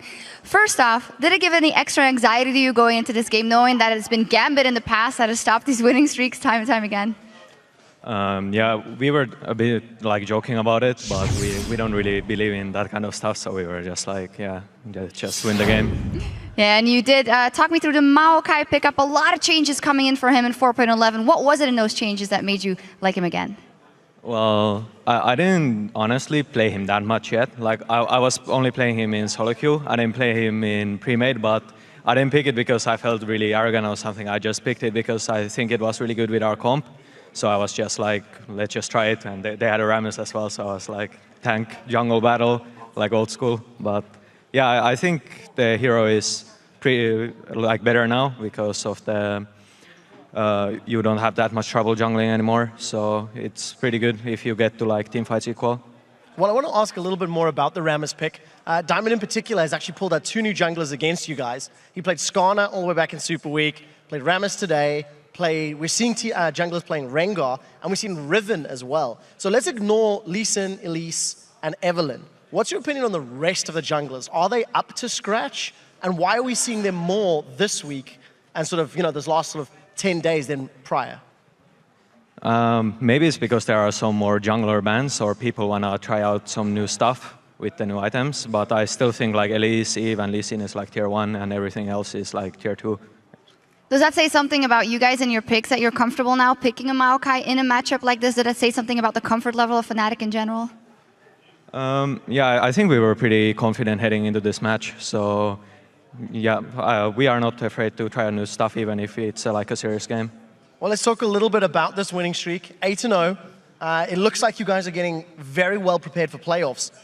Is there something different in the Fnatic house in terms of preparation or build-up in these last few weeks that has allowed you to pick up these wins that you were not doing at the beginning of the split? I think Alvarez Arena is really helping us to prepare for all the games. Like, we are really trying hard to prepare for the games and know our opponents better. So I think that partly contributes to the fact that we are not just like randomly losing sometimes. We are being pretty solid just because I think we are a bit better than most teams now. We will see how it goes to playoffs. Maybe things will change. Yeah, you say you look ahead to playoffs, and obviously it's Alliance that's in that top spot, and maybe will be the team that you'll have to beat. If you had to pick one thing that you think that Alliance is better at than you guys right now and that you might have to work on, what is that? It might be like their late game rotations. At least in the past, we got some trouble with them if we didn't win early too hard. But I think we can like beat them anyway. I think you can beat them anyway. Well, you did beat Gambit here. Congratulations. All right, now let's check in with the duo of Joe Fischio for a look at the standings and the developing playoff picture as we end Week 9. Thank you very much, Oxen. With only 2 weeks left in the split, here's where the teams currently stand. Alliance and Fnatic are the favorites to go to playoffs, possibly to Worlds. They sit comfortably in the 1 and 2 spots after both teams went 2-0 here in Week 9. Tied for third are the Super Hot Crew and Millennium, while SK Gaming have fallen all the way to 5th after losing both of their matches this week. Then we have Ro8 who sits in 6th place, but are only 2 games out of the 3rd and very much alive as well, heading into Week 10 here. And despite a win earlier today, the Copenhagen Wolves are just under Ro8, actually still chasing towards the playoff spots here. And down in the bottom, we have Gambit 8th place, and things are not looking too good. Yeah, indeed. 2 games behind, 2 wins behind the Copenhagen Wolves now. And here are the players who we've selected for our OP team from this week's action, starting in the top lane with Wicked. Really looking good on Gragas here, and we see Alliance put a lot of focus on early picking it, making sure he gets his Gragas, and very strong laner. Wicked. Winning the lane here really means for Alliance, it's something we haven't seen too often from Alliance, and it means the rest of the members now can just relax a little bit, and in the team fights with this Gragas, we just see how strong it is every time. And with that Alliance 2-0, we stick with them as well for the jungle role as we pick Shook, another great win. 2 Riven games this week. Yeah, another new champion for him, Riven Jungle, the first guy to pull it out here in Europe. 18 KDA in these 2 games. He has a very strong performance. I'm not even sure if he died in any of the games. And we just see the ganks he can do early game here with Riven, because he has so much early damage, is very powerful, and really used it against Gambit yesterday to snowball. And he did die today. He was the only person on Alliance to die. In the mid lane, we've got the new boy on the Super Hot Crew, Soren. On the Copenhagen Wolves, sorry.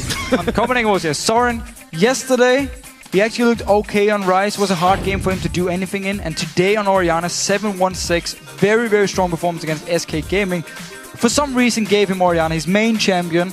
Not sure why. I think we're going to see it banned next week. And the AD carry role, not really a surprise to anyone, I think. Reckless, massive KDA, Vayne, Lucian, Pentakill, all about Reckless. We had some very good AD carries today, but of course Reckless overshines everyone. 24 KDA in his 2 games. Vayne, Lucian today was so fantastic against Copenhagen Wolves. It's hard to really say anything when you get 18 kills. Yeah, and with that 2-0 week, we have to take his support as well. Yellow Star, again here, playing Thresh twice.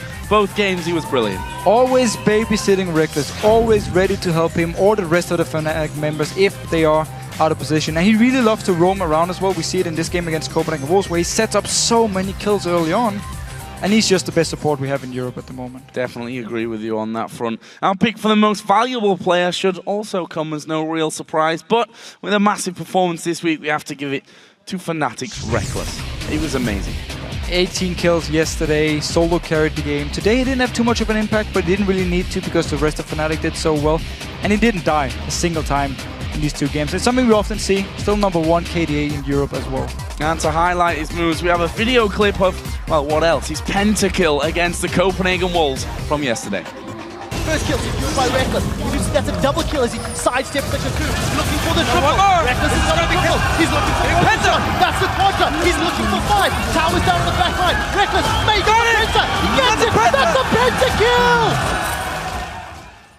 Absolutely incredible. We've seen it 3, 4, 5, 6 times already, I think, awesome. Today in the highlights, and such a brilliant, it's such a fantastic player. And good guy Cyanide stays under the tower, actually ends up dying for it, just to give the Penta over to Reckless, so he didn't have to bother about the tower. Well, fantastic performance from Reckless this week and from the entire Fnatic team, now looking very strong. Of course, the League Championship Series will continue on Saturday in North America, starting with Curse versus Team Dignitas and Evil Geniuses versus Counterlogic Gaming. And then Team Solo Mid will take on LMQ, and Cloud9 will go up against Complexity. And the North American Challenger Series takes over with a quarterfinal best-of-3 between Curse Academy and Wasabi Gaming. And those matches start on Saturday at 9 p.m. Central European Summer Time, 12 noon Pacific. And the European LCS will continue next Thursday, July the 24th, with Ro8 versus Gambit and Millennium versus Copenhagen Wolves. And then we'll have a top-of-the-table clash between Fnatic and Alliance, and then SK Gaming will take on the Super Hot Crew. And that all starts at 6 p.m. Central European Summer Time, which is 9 a.m. Pacific,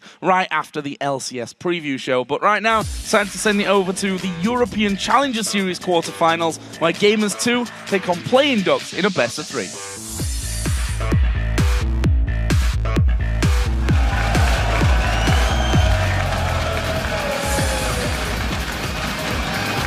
Just a small town girl. No! Living in a lonely world. We can fight. We can fight. We can fight. Just go disrupt them. All 30 seconds. I'm gonna ulti. Get there, get there. Trash. And raid it. Lucian. Kill Lucian. Okay, TP. Shut out. Okay, she's cancelled. Okay, nice. Push me.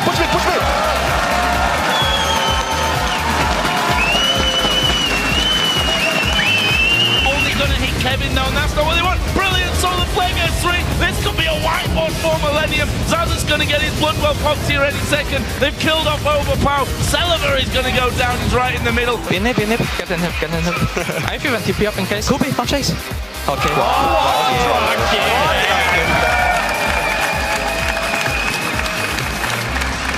You have the same chair at home. How can you not know? No, it's not the same. It's much closer than us. Agree. We have bit quality IKEA chairs from Sweden. Oh, Sophie needs to be careful. Oh, the hook's coming in. This is going to be first blood. Chunk is going to take it. 27-40 into this game. Mr. Rolls also going low at the back. They need to get away. It's a great ulti out of Wicked, and that will be the second kill. He posted it. The pentakill is for all the ladies out there. And then I check his comments, he had full ladies on the comment. Yes! This is spirit. Stone comes out from Nick and Reckless. Is he going to go down there? The protection from Oriana. Oh, no! He took the lantern, he managed to get away, and they get the shutdown on Nick. Diamond goes down as well.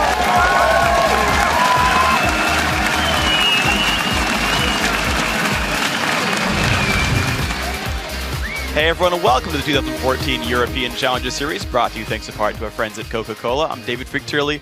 Alongside me is the Doombot Deathbringer, Aiden Zyrie Moon. What do you have to be in the game to win? I know. I had the highest kill participation in that game, too. That's good. And I'm still lower than GallioBot in MVP votes. Did you have the highest death participation, too? I think Riv did. Riv did. Okay, that's fine. You guys can do that stuff. I, meanwhile, had the most kills, so I'm the best. Today is our last quarterfinal matchup of the Summer 2 tournament, and it's between the 3rd seed Gamers 2 and 6th seed Playing Ducks. Yeah, Gamers 2 is, of course, former SK Gaming mid laner Ocelot's team.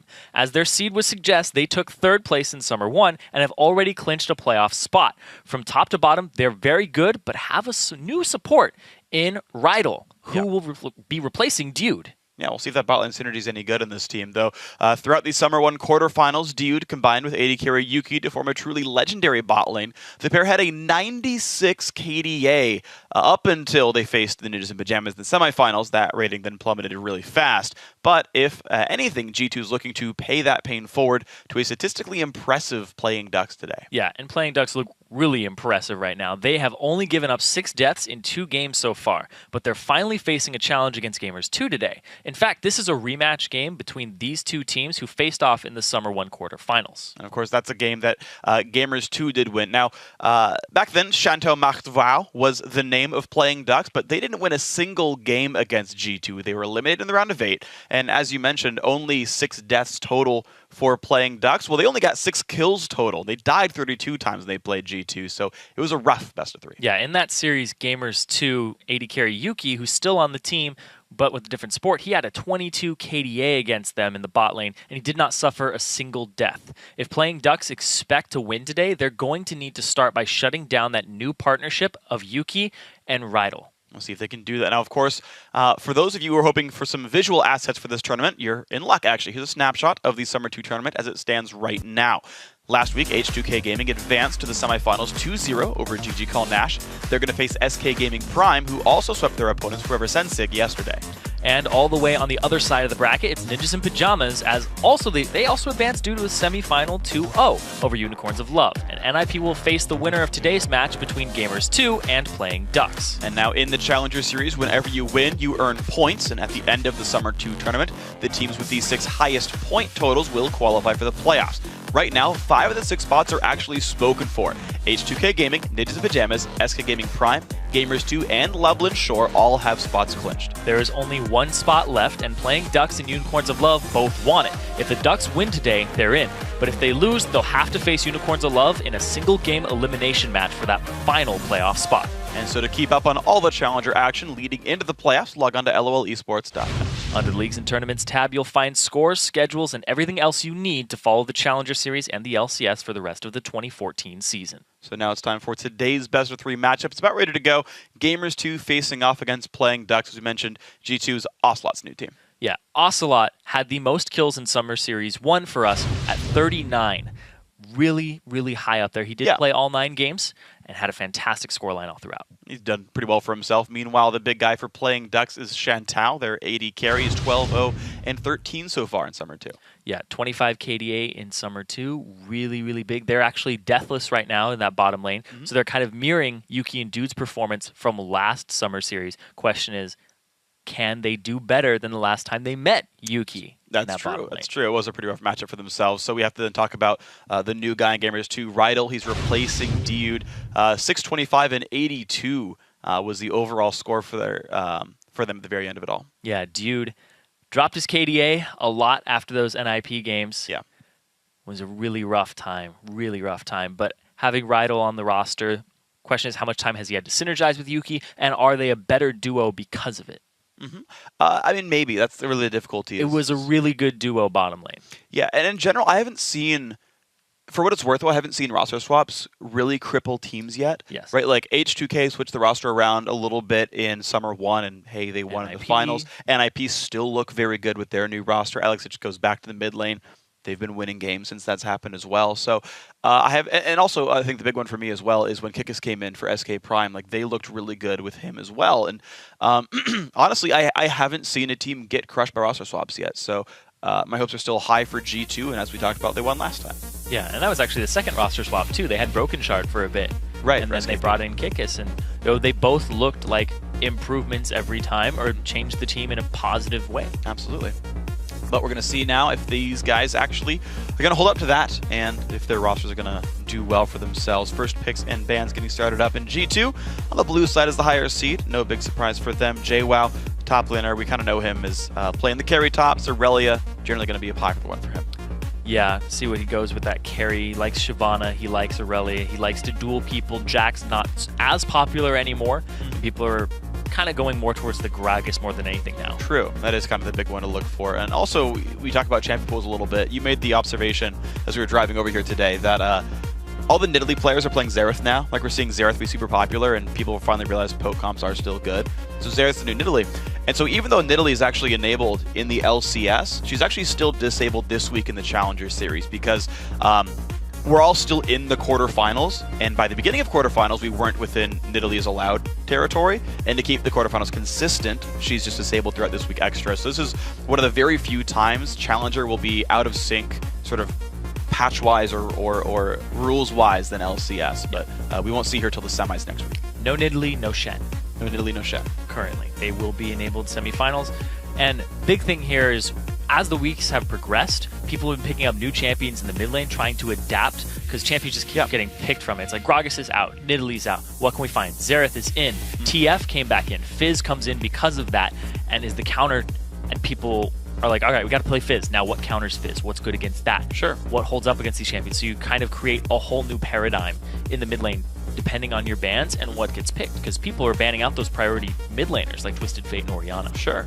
Yeah, and when you got the guys even like Lulu who were popular as well, even though they didn't go anywhere, well, they actually went top lane. Yeah, and then you're like, what's good there? Yeah, right, and that's a whole new set of champs as well, and I want to kind of keep seeing how they turn these all around. The casted ban against Offset, though, no big surprise. Morden's Lee Sin is a really not shocker as well. His Lee Sin is freaking scary. Rydal not going to get Braum here, but everything else left open. And Shantel will get Jinx, which is also no big surprise. I wouldn't be surprised. Yeah, the Gragas insta-locked in. Yeah. Makes complete sense there. One of the best top laners. Lulu will most likely be locked in for Prothana as somebody who can hold his own in that top lane. That's true, and honestly, you were mentioning this as well as we were getting ready for the games today. On paper, playing Ducks is a theoretically stronger team as far as solo queue results are concerned. Pretty much down the line, aside from in the jungle matchup, you've generally got a higher solo queue score. You've got 3 players in Challenger here on playing Ducks, mid laner, AD carry, and support. Whereas, like, I mean, to be fair, it's like D190 LP, but like as far as solo queue is concerned, like these are players that actually hold up very closely, and so we do see games sometimes won just on individual skill. If a bot lane matchup just wins outright, you're like, well, sorry, but you've given up 5 kills, this is over. And it's something to definitely keep in mind. Yeah, last time was a nightmare, though, for Shantou and Sazed versus Yuki and Duke. Yeah. Now, Yuki and Rydal, got to see how they hold up and if they can take down Shantou and Sazed. Because Shantou is usually the linchpin of this team, and he loves to either bully the lane or play Jinx and get into this hyper-scaling late game. They banned out the Jinx. That's going to force him onto the Lucian, which was one of Yuki's go-to picks all throughout the season. He might fall back onto Caitlyn, which was his second go-to, and he also has things like Twitch in his champion pool, but have since lost in popularity. So they might go with something like a hyper carry. Yeah. But I don't know if he's going to try to match the aggression in lane now of Shantou. Well, he's going to go for the hyper carry, though. And in fact, with Thresh plus Lucian grab that, of course, playing Ducks have such a strong bottom lane, they could just carry out of that lane by killing everyone. And Yuki's going to risk it. He's going to go for the Kog'Maw, and I mean, you've got to be a bit concerned, but if you get, some good Morgana play from Rydal or something, then maybe he stays safe. Yeah, it's really strange in the bottom lane right now. One team will pick something hyper-aggressive, and the other team's like, well, you picked Lucian, I can't really match your aggression, so I have to go complete polar opposite of that and just pick a different win condition. I will scale better than you now. Yeah. So I go Kog'Maw, I go Tristana, I do something else. I don't try to match you with Caitlyn or Twitch right now. Yeah. And personally, I actually really like Jinx as the matching AD carry in that case, because you can outrange for a while just with rockets and like withstand the harass because they can't get in on you. Of course, not the case here. Jinx banned away. Aurelia comes in for Prothana. We see a lot of Aurelia vs Gragas matchups in the EU Challenger Series. We're going to see another one here today, as well as the Evelynn jungle here for Satan.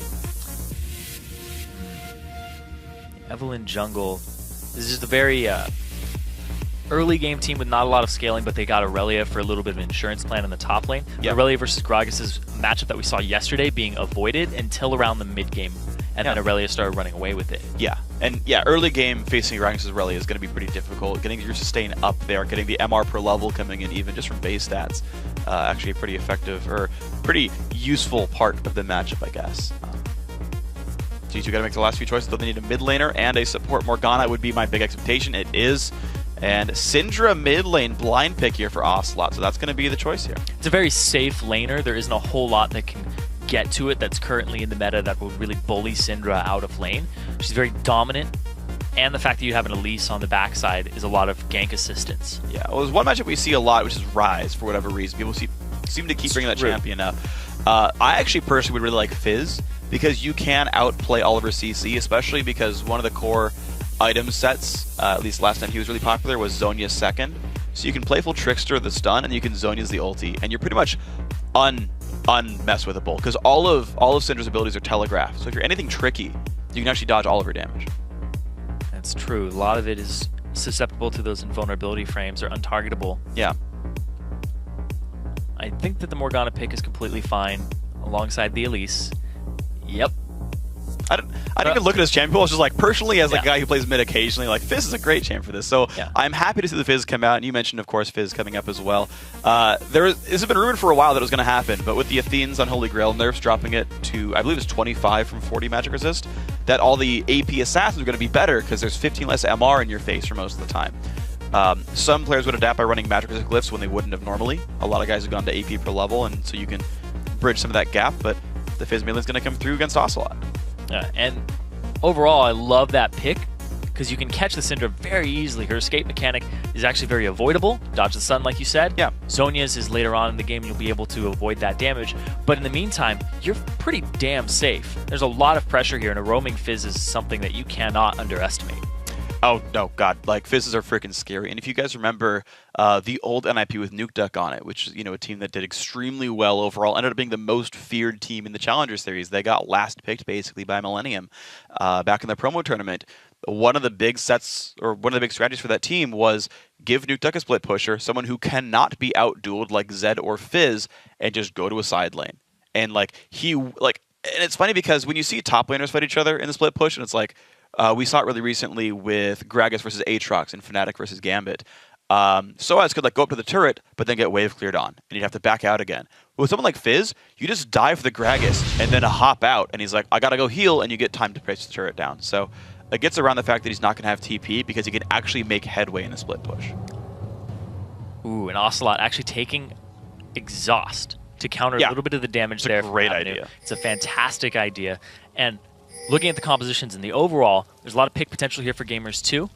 Syndra, Elise, Morgana, ton of stuns. You can actually chain combo them together. Oh, yeah. Yuki's going to have some peel form and protection with the Black Shield, and everybody else is going to be able to get stunned up, rooted, and JWoww can do some zoning. Can use his barrel to disperse. Then we swap over to playing Ducks, and they have kind of this composition that has early game aggression, but then scaling in some of the solo lanes. So this is a team that's like, we're going to be focused on either getting our solo laners ahead in the early game, or we're just going to snowball bottom and leave them to scale. This is not, neither of these teams really look like a dragon control oriented team. Oh, some pressure from Evelyn, but nope, vision denied. Okay, so we're going to have to see then how these early game stuff does pan out because, as you mentioned, a lot of interesting matchups here. Early wards actually have already gone down to the bottom side for both these teams here. The red buff ward, Gamers 2 already knows about it. Playing Ducks just simply have one of their own. Well, JWoww has a sweeper, so he might actually walk up and just sweep this. Yeah, that's what he's coming down for. I would assume. Yep.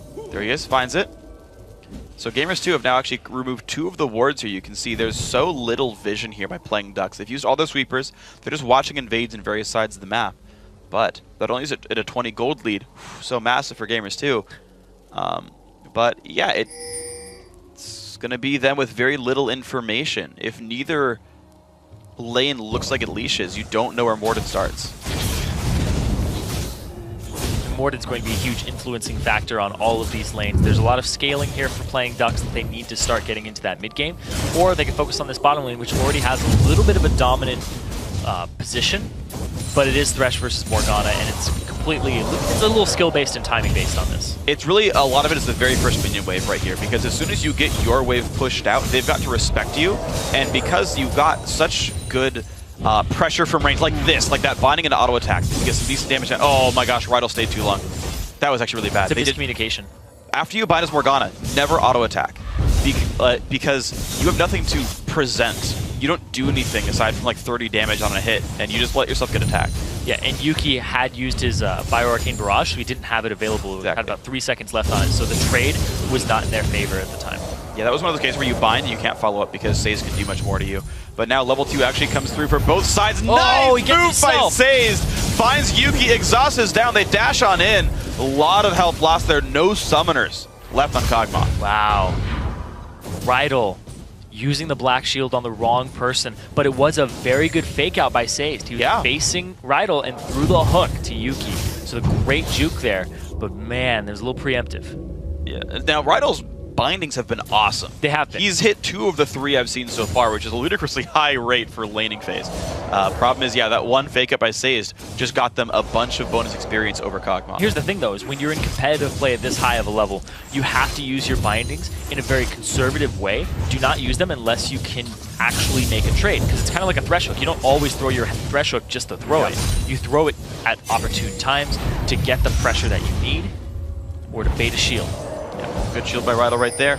And yeah, it's the weird thing where it's like you get like this tiny little bit of harass occasionally with it. But Rydell right now, as long as he keeps his mana pool safe, I think all he really needs to have is the Black Shield up, because You just don't have any offensive moves anyway, so just looking for like a little bit of poke is, I think, reasonable.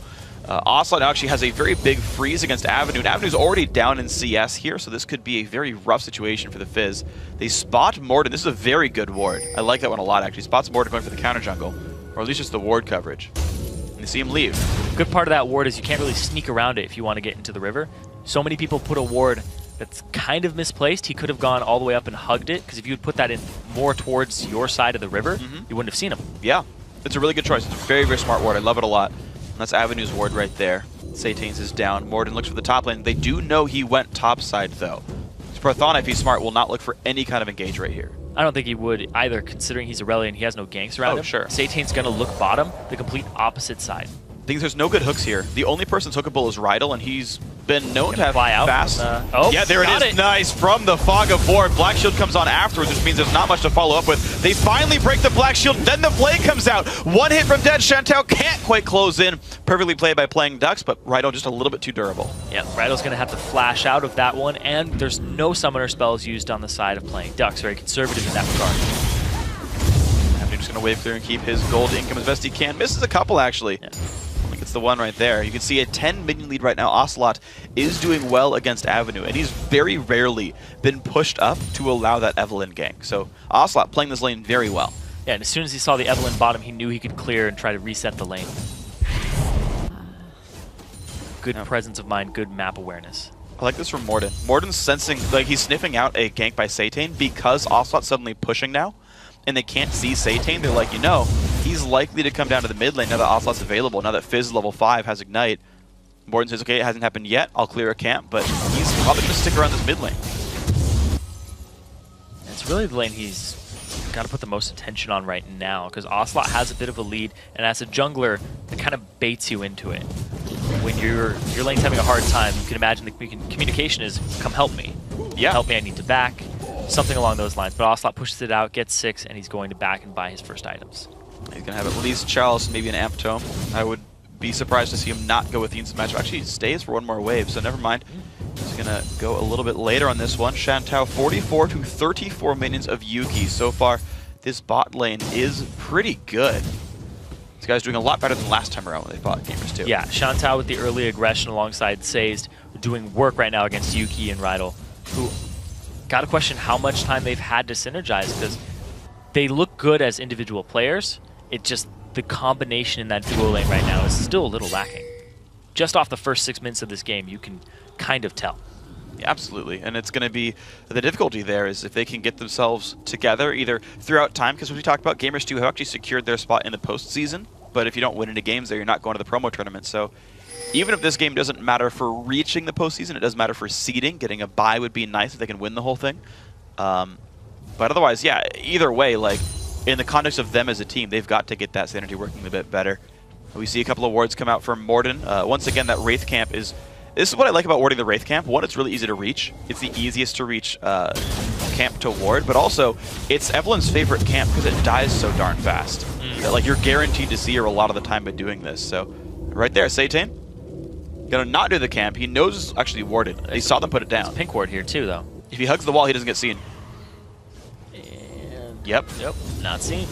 And the thing is, they don't know. I mean, the thing is, he can sneak in from the mid lane as well. Like, there's a lot of ways to sneak into that rush. And plus, like, there's no wards bottom side as well, so it's not like Ocelot can guarantee there's no Evelynn. But he does not overextend right here, and looks like no gank gonna happen yet for Satane. Yeah, Avenue would have to land a fish. Oh, Avenue's trying to force him to the left-hand side. Fish is going to land. Ocelot's going to get ulted there as well. Exhaust goes down to Fizz, but he's taking too much damage. Yes, he is. First blood goes through. Nicely played, playing Dux. JWoww and Morden show up, though. Satane's got to be careful. His flash is down, meaning he is going to die. And the trade kill comes back. Morden claims that one. And it looks like Avenue gets to safety. TP from JWoww right in time to help get the counter kill there. They end up getting 2 assists off the back of it. And the red buff, but look at that. Avenue. He actually is like, yeah, I'll fight you. Nothing to lose. He's going to hop over the wall. Except for his HP. Whatever, he's going to recall. He just got to kill. There's, like, at that point, you definitely buy and you go towards your... yeah. I think it's Sheen. I don't think DFG first is the build for Fizz, but yeah, okay, cool. It is going to be the Lich Bane start. I've seen a lot of different builds, but I think the old school of Lich Bane Zonas is still the build most people go for. Interesting back timings though on the bottom lane. Because you have Phage on one side versus Pickaxe Dorn on the other. Those are pretty similar cost-wise, to be fair. I'm just surprised that Shantou didn't get a bigger item lead off a 20 CS advantage bottom lane. Like, that's like where you BF Sword back, you know? Like, you wait until you have a 50 AD item to go and be like, I dare you to lane against me now. Speaking of laning against, Yuki took the blue buff. That was nice. While all of that was happening, Zaytane having to clean up the little scraps. That's actually going to be really a lot of pressure here because there's not a lot of sustain there. Relic Shield by itself with not a lot of HP 5 back to the team. And Double Doran's is some lifesteal. It's actually like, decent, but you can eventually get worn down by Morgana Cog. Yeah, this is a really big, because Cog has really good mana cost or high mana cost on his R. The Living Artillery, and you stack it up, and you want to use it to harass. So be able to constantly use it now. 1 every 15 seconds going to be pretty cheap. Saze gets binded up. Rydal lands one of those as well. Ulti comes out. Saze goes to his turret, but has nowhere to go. Hooks in Morden. That could be a trade kill. Forced to repel away. To take it for him. And Rydal's going to do so. Beautiful right there by Gamers too. Getting the kill and getting out. Looks like he's not done though. Teleport is up for Prothana, but he didn't even try to show up. No, he's too busy dueling in the top lane on JWoww. But at the same time, he's down 17 CS at this moment. Pink Ward's going to be able to spot him out. It's going to be clear. I like the defensive Pink Ward right there. You check a lot of the Evelynn flanks and it guarantees Elise can come through whenever she wants. So Gamers 2 do pull in a gold lead with that kill. Very, very nicely played. Rydal's bindings, again, have been on point. Dragon, though, playing decks think they can sneak this one in. Yeah. They saw Morden was about half HP, bottom lane, in a situation where they don't want to duel. They've used a lot of their ultimates. Now going to have to give this up. Yeah, they pull Avenue down as well. Look at that, playing Ducks. Beautiful stuff right here. Sneak in the Dragon. They get the gold lead back, and that's going to really help salvage the fact that top lane's losing by 20 and mid lane's losing by 30. Yeah, and at the same time, though, Shantou, he's doing well for himself, and Shantou is typically the linchpin of this team. It was Shantou McDowell for a reason when back in their old days in Summer Series 1, he was the carry. He was the person they looked to. Avenue is their rock, and he's very consistent in the late game. But it's usually off of Shantou that they get their victories, considering his 25 KDA. Yeah, it's a large number. It's no 96 like the Gamers 2 old bot lane right here. Their current KDA in the bot lane combined. It's 2. Well, on this. On it's this Summer one, 2. yes. Sorry, I know it's trolly, but swap it over to Shantou and Sazed though. They have a 29 on Sazed and a 25 on Shantou. Yeah. So they're sitting at 54. But it's divided by 1 now. Because they was deathless before. It's the first death of the bottom lane. It's on to Sazed. Still in the 50s. Yep. Pretty good number to be at right here. See if they can keep this one going up. Ocelot is staying in this mid lane. We've actually not seen many moves out of lane for either mid laner. Yeah, and these are both actually roam-oriented champions and assassins. Either they duel each other and get some gank assistance to try to just blow the other one up, or they go and roam. And the worst part about their roams is, we'll get to that in a second, but... Ooh, gets the cocoon, gets a bunch of damage. The knockback isn't going to pull Prothana in. He's already flashed away as Aurelia, but that is still a summoner lost and a lot of damage. Knocked away. He has his teleport, so he can TP back to the lane. And like I was saying with these mid laners here, the biggest thing about their roam is if you don't have ward coverage of the side that they ward to, they can half roam, end up in the bush, and then just try to blow you up from the Fog of War in a full combo from somebody like Syndra, or pretty much guaranteed Shark and a follow-up. So that's the scary part of being a mid laner in this matchup, is you're very squishy, and if you don't have that coverage, you will just die. Yeah, I'm actually very impressed that Ocelot's doing so well in a lane where, like, at any time you can just be killed. Like, just out of nowhere, Evelynn shows up and a shark comes at you from across the screen. You're just like, well, my life is pain, and so far... Dodge the shark. Dodge the fish. Well, he didn't dodge it the first time, but Ocelot is still holding a almost 40 minion lead here in the mid lane. Bind comes out, hits Avenue. They could do so much damage here. Oh! Yeah, no, you shouldn't ult that one, but the QE was good. A lot of damage there. They have the follow-up on the sides. Hook comes in, 3-on-3, in towards Ocelot they go. The exhaust is down, though, and Ocelot gets out. Nice stun on a Zaytane. Not good for the Evelynn, and she is going to flash away and stay alive. Prothana's coming in here, but JWoww's the TP. Okay, looks like it's a teleport burn just for the walking, though. No kills come through. A lot of summoners burn, nothing else gained. Very, very low HP on both Zaytane and Avenue. They're both going to have to back and recharge, but Avenue's not having any of that just yet. Well, this mid lane, though, does take a lot of damage. So Avenue, of course, has to be so afraid as a melee champion. And with Zaytane gone, they're going to stay safe. That turret goes down. Shantou, bit of a fight against Yuki there. They're trading ults back and forth. The artillery, though, really starting to make some headway. Q doesn't quite land. Oof. Okay. Out of mana, he's safe. They're fine. They're fine. But I do have to point out the items that changed around there because Shantou finally got his BF sword to Yuki's Zeal, which means this one-on-one, yeah. It's like that kind of stuff's going to keep happening. Yuki's got to be real Here come careful. the supports. Morgana's a little far, and Thresh is on the backside, but Evelynn's collapsing too. All right, Voidal and Sage kind of trading blows for now. There comes the Lantern. Doesn't really get much. Whatever. Golden for Roidal. Yep. No hook out to bait the Black Shield. It's pretty much guaranteed, so he didn't even throw it. Yeah, why waste the mana? Satan was seen in the area, but he's still making a repeat visit. Okay, well, he didn't get seen sneaking into this one, and look at that. Oh, this is dangerous. Okay, they pull Ocelot to hold the team up. But this is a potential dive. They're asking for assistance here. Satan's going to see Satan that. sees them and says, don't dive. Don't worry, just buy the time. So he actually gives away his position with that Lantern. I mean, it could have just been a fake Lantern at the same time, but he had his teammates' best interest in mind. And it's going to give a little bit of time for Avenue to shove the mid lane down. That's actually nice. That ward right there that Satan put down, the fact that he ran around behind the turret, saved them from a really crushing 3-death dive. I actually want to have a little conversation about Fizz right now. All right, let's do it. Because every time I talk to somebody who wants to pick up Fizz, they're always like, what do I max first? E. You max E. You're darn right you It do. is your utility, your movement, your wave clear tool, and it does an immense amount of damage. Look at that. If he didn't max E, he wouldn't be able to clear the wave, and now he can go do whatever he wants and roam. You don't max Q, you don't max W. They're very appealing options, but it's the E that you want. Yep. So then you can do that too. Yep. Perfect example. So anybody wanting to play Fizz, perfect key in right there. There you go. Even a small thing there, you know, he hit the big one once to get the dot from his W passive, then killed the melee guys, and then went back to it. Just saying, might have saved him an auto attack there at the very end of it all. But hashtag Fizz mechanics. Using the dot, all that fun stuff. Looks like it might just be Zazonia's second item. Like I said, you can go DFG, though I think the fact that he's facing an exhaust means the attempt to burst someone out with a Deathfire Grasp is much lower. Also, the fact that Ocelot's going to be able to one-shot him pretty soon. I feel like the Zonius is the way to go. You have to. You will avoid a ton of damage and squish, and Fizz is very squishy. Look at this lack of wards, though, top lane. Prothana is very alone in a 1v3. Stun comes out, dodges away from the Cocoon, but he's got nowhere to go. Kill comes through to JWoww. Nice gank right there. PD have been trying so hard to win the bottom lane with the Thresh Lucian pickup. They haven't spent any effort helping keep Prothana alive. Yeah, even with the increased tenacity from his passive, he can't stand that. They're going to trade turrets top and bottom.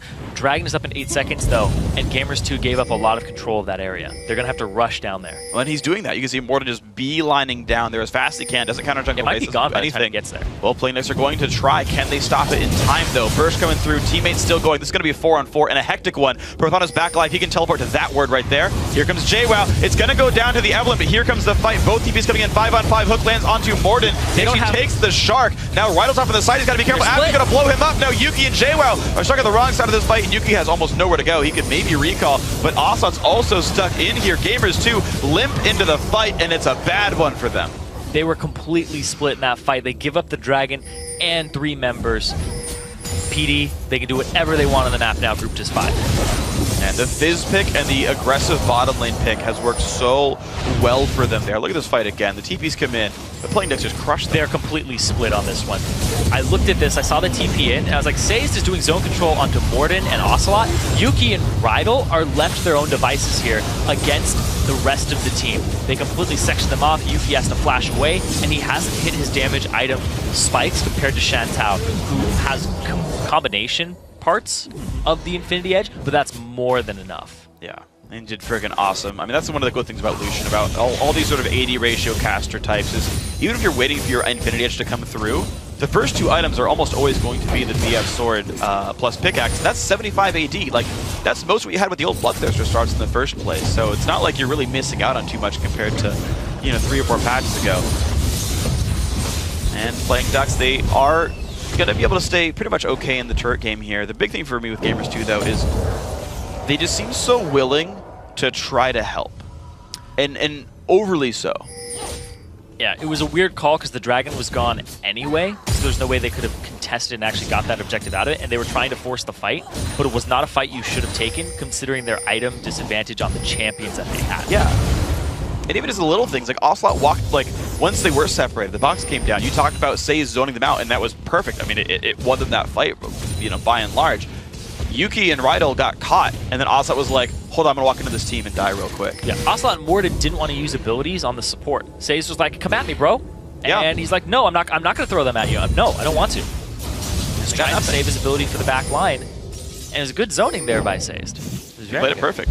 Saze played largely really well this game. Liked his hooks from the brush, from the Fog of War, everything like that. JWoww does not quite land anything here, but he does land a hook onto himself. Gets played back as well. In comes Avenue on his side on Ocelot. Yeah, Avenue on the back line as well. Ocelot's got to be real careful. Shark comes down. Exhaust doesn't do too much to stop him. Actually, Avenue got to be real careful. Stayed too long. Exhaust did do all that they needed. Well done. Too far into the back line. Too greedy for the Ocelot. Exhaust coming up big, and that's why you take that Summoner spell versus Assassin. Yep. The thing is, Avenue could have gone Zonies instead of Lichbane, but chose to finish the offensive item after the needlessly large rod, and he paid for it right there. He went for the Playful Trickster, then landed, and had no way to dodge the Syndra ulti, and just blew up from it. Going for the invade here, trying to get some ward coverage. Yeah, you can't help but think that the Zonias may have been a little better, but he got the needlessly large rod in synergy with Lichbane. In that situation, it may have helped him. I mean, he wouldn't have died right away. He might have gotten his E back up to get out. That's true. He didn't also have the backup of his team, though, and didn't realize how many people were there. He kind of just walked by Ocelot and was like, oh! Yep, and that's the problem with teams and players that play aggressively is you very rarely ever have perfect information. And a lot of teams will say, well, if we don't know this will work 100%, we won't do it. And that's why you see slow games a lot of the times. Aggressive teams will not know 100%, but they'll go for it anyway. And they'd be like, well, 90% chance you're going to die. Oh, 10% shoot. Yeah. Or they'll misestimate entirely, and it's just a bad call. But you almost never get to make decisions with perfect information. And that's why you see things like that happen sometimes. You make decisions with basic information. Like right there, there was actually a 5-on-4 because Yuki wasn't there. He was back in the base. But if they had information of that, they could have been like, okay, it's a 5-on-4, we should fight them. But Rydell stole that blue buff, by the way. There was no call there, and yeah, he takes that one away perfectly. Avenue's gonna be sad. You gotta leave your Q up for those. Fizz mechanics. Leave your Lichbane Q available. Barely been getting any blues this game. First, the bottom lane's just stealing them all. Yuki, Rydell. Yeah. It's actually been pretty rough for Avenue. He's actually only down 30 minions, though. He's had a decent game aside from one overcommit, but 3-1 is a good score. Gamers, too, though, they still feel confident, like they have the lead here. They're the team trying to push and make the plays. Avenue rooted up there by Rydell, not allowed to do anything. It's also pretty big because you don't build any mana regeneration items on Fizz. You have to start chugging your chalice, or I guess your flask. Yeah. You drink from both of those items. True. You got the Doran's rings. They just kind of rejuvenate go. his mana pool a little bit. That's about it. No Athenes, no Morellonomicon for him. Once again, clear starts. Alright, well, Shantou. Infinity Edge is done. Zerkgreaves not too far away. I'm actually surprised he went double Doran's plus Vamp Scepter. I feel like double Doran's and one life steal Quint's enough to sustain you, and you don't need to spend 800 gold, and you can keep your build going sooner, because you could have like Zerkgreaves and like a Brawler's Gloves right now. Might be going for the Blade of the Ruined King. I almost never see Ayat Ruined King. Yeah. Because then you don't get the crit compared to the other attack speed items. It's just kind of weird. A lot of guys like to sit on Vamp Scepter. It slows you down a little bit. It's not the worst thing in the world, I just think it's slightly inefficient. Ooh, two-man stun. Saze gets rooted. Ulti goes in on Prothana. Saze actually shielded himself, thinking it was himself as a target, but hey, at least they both live. But Yuki gets some real damage in the turret, and G2 finally find a way to push Playering Ducks back a little bit. Recall's going to come through. Looks like they can earn themselves a turret kill here. Vine only hits a minion there. Avenue's still waiting for his way in. Of course, the exhaust is back from Ocelot. The wave clear here from both Gragas and Syndra is just applying a ton of pressure to this top lane. But they're going to back off because they don't really have any turret pushing. With the Syndra ulti down, your team fight's no good. So as soon as they recall and heal, you don't have the... Oh, this is nice. G2 basically faked it back. They're going to get this turret. That was awesome. It was really good calling there. No vision. They went ahead, swept the area, made sure that it was 100% okay to do this. This is why you always push an extra wave once you finish defending. I mean, you don't have any ward coverage, but like you can't... Oh, nice try. All right, G2, well earned turret. Yeah, very tiny advantage there. But at the same time, Dragon's up right now, and all the wards are concentrated on the left side of the map. Nobody has vision of this objective, and Prothana is the first one there. He can kind of just lay his claim to that area. And he's finally catching up in items as well. Triforce done. He's got the Spectre's Cowl as well, so he can survive Gragas just a little bit better. Avenue going to have an easy wave clear mid on top of this one, so it looks like Playing Ducks can actually get a little bit of minion wave control, which could set up Dragon quite nicely. And they're going to go straight to it. Satan going to start it up. Yep. Yeah, this is probably theirs. Yep. But they know Chantal's far. This is actually, G2 could rush this as a defense and maybe win that fight. Morden over the wall. He does have a smite. They're going to go for it. They're going to try to engage it. He gets binded as well. He's got to be real careful. The damage comes through. Picked up there. Nicely done by Morden. Avenue has got no health. Rydal goes in. Can he find the kill with the exhaust? Looks like the case is yes. He goes down. Now Satan in the backside's got nowhere to go as well. 2 kills picked up. G2 get the Dragon and 2 kills here. Chantal was nowhere to be seen in that fight. Flash, stun, everything. Oh my god. Gamers 2. Nice play. Taking a huge advantage of that Dragon, and they get it for themselves too, and they get 3 kills for 0. They might be looking at Baron right now. Oh my gosh, they are. They're going to walk into this one. 10 seconds for any of the major respawns there. 2v5. Morden is low on health, but he should be able to heal up pretty nicely. Actually, no, he's got no good way of healing. If Ancient Golem, you don't get that much health back right away. Smite's back up, though. Prothana has no major stealing tools. JWoww tanks up this entire thing. The respawns come through, but no one's around. The hook. Now this is his. And nicely done. All right, G2 just pick up Dragon, 3 kills, Baron, and top lane tier 2 turret, all in the last 2 minutes. And suddenly these guys are in control. This was really big. The Cocoon binding combo onto Avenue. Can't use Playful Trickster while stunned or bound up. He eventually gets out of it, but then he comes down, he gets exhausted, and completely zoned out by Rydal, to the point where they don't even have to do anything about him, leave him at low HP for a very long time while everybody else is just taking care of the other members of the team. The big thing here is Ocelot actually saves his ultimate until that moment. Why not? The rest of them were all picked off on the random sides, and very unfortunate here. Playing Ducks had a pretty decent lead for most of this game, and suddenly G2 found their way back in. Their willingness to fight, it worked out that time. Again, they saw Lucian on the wrong side of the map, knew they had the inside track in a 4v5, and of course a great steal and a great initiation onto Avenue got them that whole fight. They got split that time. They completely turned around the situation. Gamers 2 was the one splitting Playing Ducks, and their AD carry was off to the left. Couldn't do anything the entire fight, while Avenue and their mid laner just kept getting destroyed. Yeah. So JWoww's actually doing a lot of work in these fights alongside Morden. Man, Morden, he's tanky, but he's got a lot of damage in his kit. A little more Hexdrinker popped. All right. 90 seconds on cooldown for that one. And out they go. Bottom lane out are going to be theirs pretty securely. Playing Ducks forced to play defense here.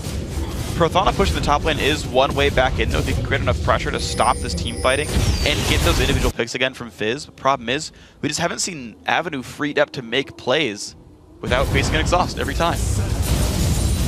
And he was 3-0, and now he's 3-2. His last 2 deaths, he's just been flopping. JWoww has inside track. He's going to be able to get some damage on this tier 2. Nobody here to respond just yet. I feel like Playing Ducks comms are breaking down. They're like no longer being at the right turrets at the right time, right? Like this turret takes damage even though you can see the minion wave coming in. And just like they're kind of dropping their awareness of what kind of things are getting pressured. They're trying to defend bottom lane right here. Hook only hits a minion, no big deal. Oh no, stays around too long. The combo! The binding, good damage comes through, but they don't overstay actually. But I mean, outer and tier 2 turrets are generally free against a Baron buff. That was a little strange because JWoww was actually looping around the side and had Explosive Cask available, so he could have continued that fight, but they don't get greedy on it. They even saw that Prothanus was mid, so he wasn't going to be able to reinforce that fight at the same time JWoww was there. Yeah, but they chose to play a little bit safer option. Now that they have the lead, they're saying, you know, take less risks with Baron buff. We should be always able to get all the tier 2 turrets. Pretty easy stuff there. JWoww with enough armor to tank this one out. And there we go, 6 turrets. Gamers 2 methodical after the Baron goes down. And they've got themselves a sizable 5,500 gold lead. The next move for them, they got to crack the base. They've gotten every outer turret that they can possibly take. Dragon is up in 2 minutes, but you don't want to lollygag around for that long. They're going to hit some item thresholds here. A lot of wards being purchased in the inventories. Yeah. And now they got to set up. Depends on where they find their opening, because they're going to want to put those deep wards in the jungle. A lot of their wards are currently concentrated on the red side blue buff. Boom. And they already tried to push there. Yeah, so right now you have to set up basically there's only a few wards you need to siege. You basically pink ward flanks because of Satan, and you get wards over the wall to watch for who puts hooks down. And so you can look for like bindings to fish for. So you only need a very, very few with that one. Otherwise, you can play the long game. And you basically just pink ward Dragon Baron. There's no reason to green ward at this point. Like, Baron wards would time out at this point. And Dragon wards, you don't need that heavily because it dies so fast. And so you only need a very few wards here for Gamers 2, and I want to see where they actually put them.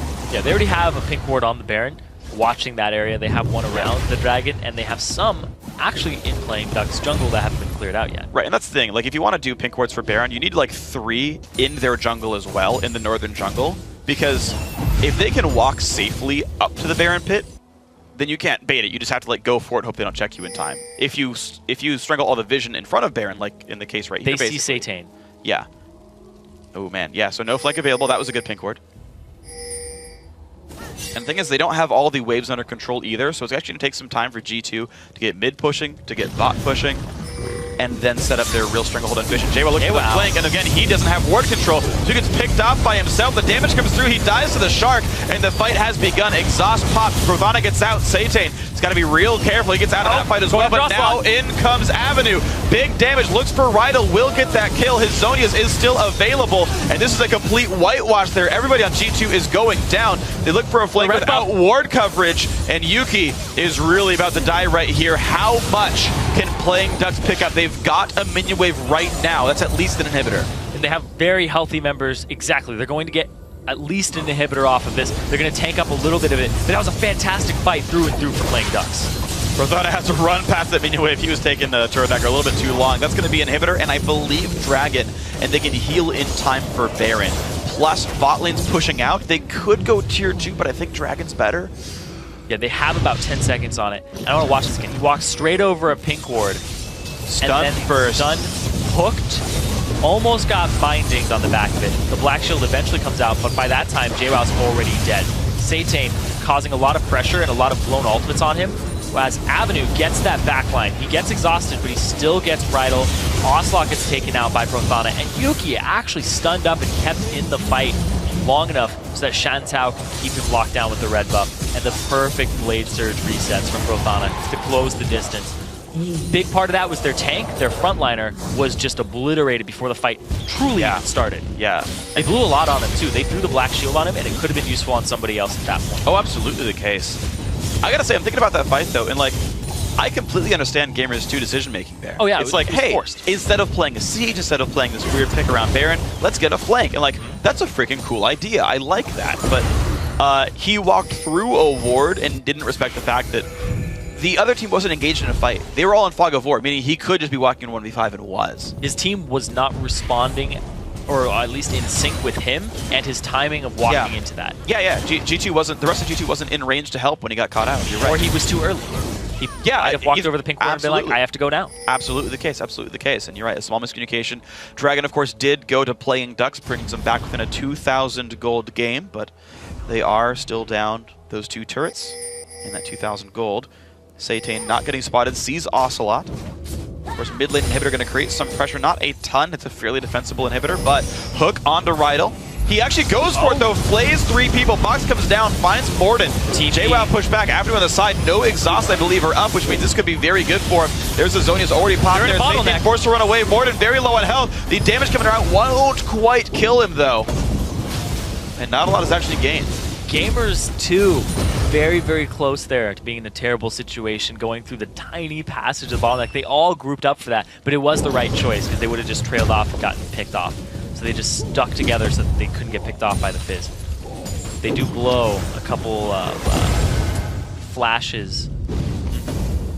No, actually they don't. Nobody flashes. They're all down. All playing Ducks used was ultimates and teleporter Prothana. It was the ultimates I was thinking of. Yeah, actually, almost nothing was used because that was a fight. Here's the thing, though. That was a fight where both exhaust on Gamers 2 was down. Avenue basically needs exhaust to be down to be able to one-shot someone, or by losing half his damage, it's just so hard for him to make an impact in that fight. He has to outplay them really severely. The last fight the Playing Ducks won, because of that bad flank, they won the even despite 2 exhausts. That fight, no exhaust, they still couldn't win, is a little bit scary. Yeah, I was thinking about flashes, kind of like the next fight that happens, everybody's going to have their flash up. Yeah. Every single person will have their flash available for the next Baron fight unless it gets engaged, like right now. But you have to set up and prep for it, because nobody can bait it. Everybody's on this side of the map, and nobody wants to force it without those spells. Here we go. Look at this one, though. Shantou still trying to make the plays top lane. I'm actually surprised his turret hasn't gone down, but Prothana just hasn't been given much time to split push later on in this game. You can see his minion score kind of suffering because of it. You have a 100 minion lead there, comparing JWoww to Prothana, which is a pretty massive thing, actually. It's a large reason for Gamers 2 actual gold lead here. Yeah. Is just they've been doing a better job killing minions. A big part of the last fight that happened, we said that JWoww got taken off the field. He was the meat shield, he was the wall. He's also one of the highest gold members on the team for Gamers 2. And when you lose that much income and that much gold in stats before the fight even starts, it's really big in a prolonged fight. Absolutely is, and you've got to be very aware of how that's going to affect you guys. But right now, Satan is trying to control Western Jungle. They do know that the blue buff is being started. I believe that Trinket Ward might have just seen it. Looks like Satan does not want to show himself, though. Morden and Ocelot know they're safe right here, but this is now a ward they're standing on top of. They know blue buff's been taken. They want control over Baron. Playing Ducks wants that themselves. It's almost time. Everybody's flash is about to be available. If they can blow some of them before the fight or before the Baron, sets them up for an even cleaner fight from whichever side. Evelyn flank attempting. They see him, though. Pink. Do they have pink wards? No, they just had somebody far enough up. Okay. There's a sweeper. There's the pink ward over right there on the top of your screen. That's actually a very important one that right now PD can't clear easily. I don't think Satan can kill that ward faithfully. Too easy to get picked off. It has to be Shantou, and he can just dash back across the wall if someone tries to stop him. Gamers 2 take this time on the inside track to take Baron control. This is actually very good for them. It is hard to get all the wards swept away properly when you only have 3 sweepers in your team. Shantou is on the complete other side of this fight, though. He shouldn't be here. This is so risky for him. A flash cocoon crosslight and he dies. Flash cocoon, flash, just stun, anything would be able to take him out at that point, but he dodged the stun, actually. One was thrown out of him. All right, so he stays safe for himself. Pink ward. Once again, playing Ducks there, but they have no left in their inventory, meaning once this gets swept out by JWoww, PD have to recall multiple members to get pink ward control back. Prothana has no teleport. He's going for this bottom wave. The Gamers 2 are going to respond by pushing the mid lane because they don't have any turrets there. There's actually more cards in playing Duck's hand right now because if they give up the Baron, they can still rush an inhibitor if they don't want to face check. They can force a fight somewhere in the mid lane. Yeah, mid lane minions actually are one of the most valuable resources of G2 right here. They've got to really make sure the wave stays on the other side of the map. Top lane's actually not doing that for them. Again, that is one of the few outer turrets that still remain on the map, or tier 2 turrets that remain on the map. Shantou did eventually take the outer, but tier 2s are a resource, and mid lane gets shoved out once more by playing Ducks. Now we're actually within 1,000 gold. Prothana going to the bot lane helped bridge some of that gold gap.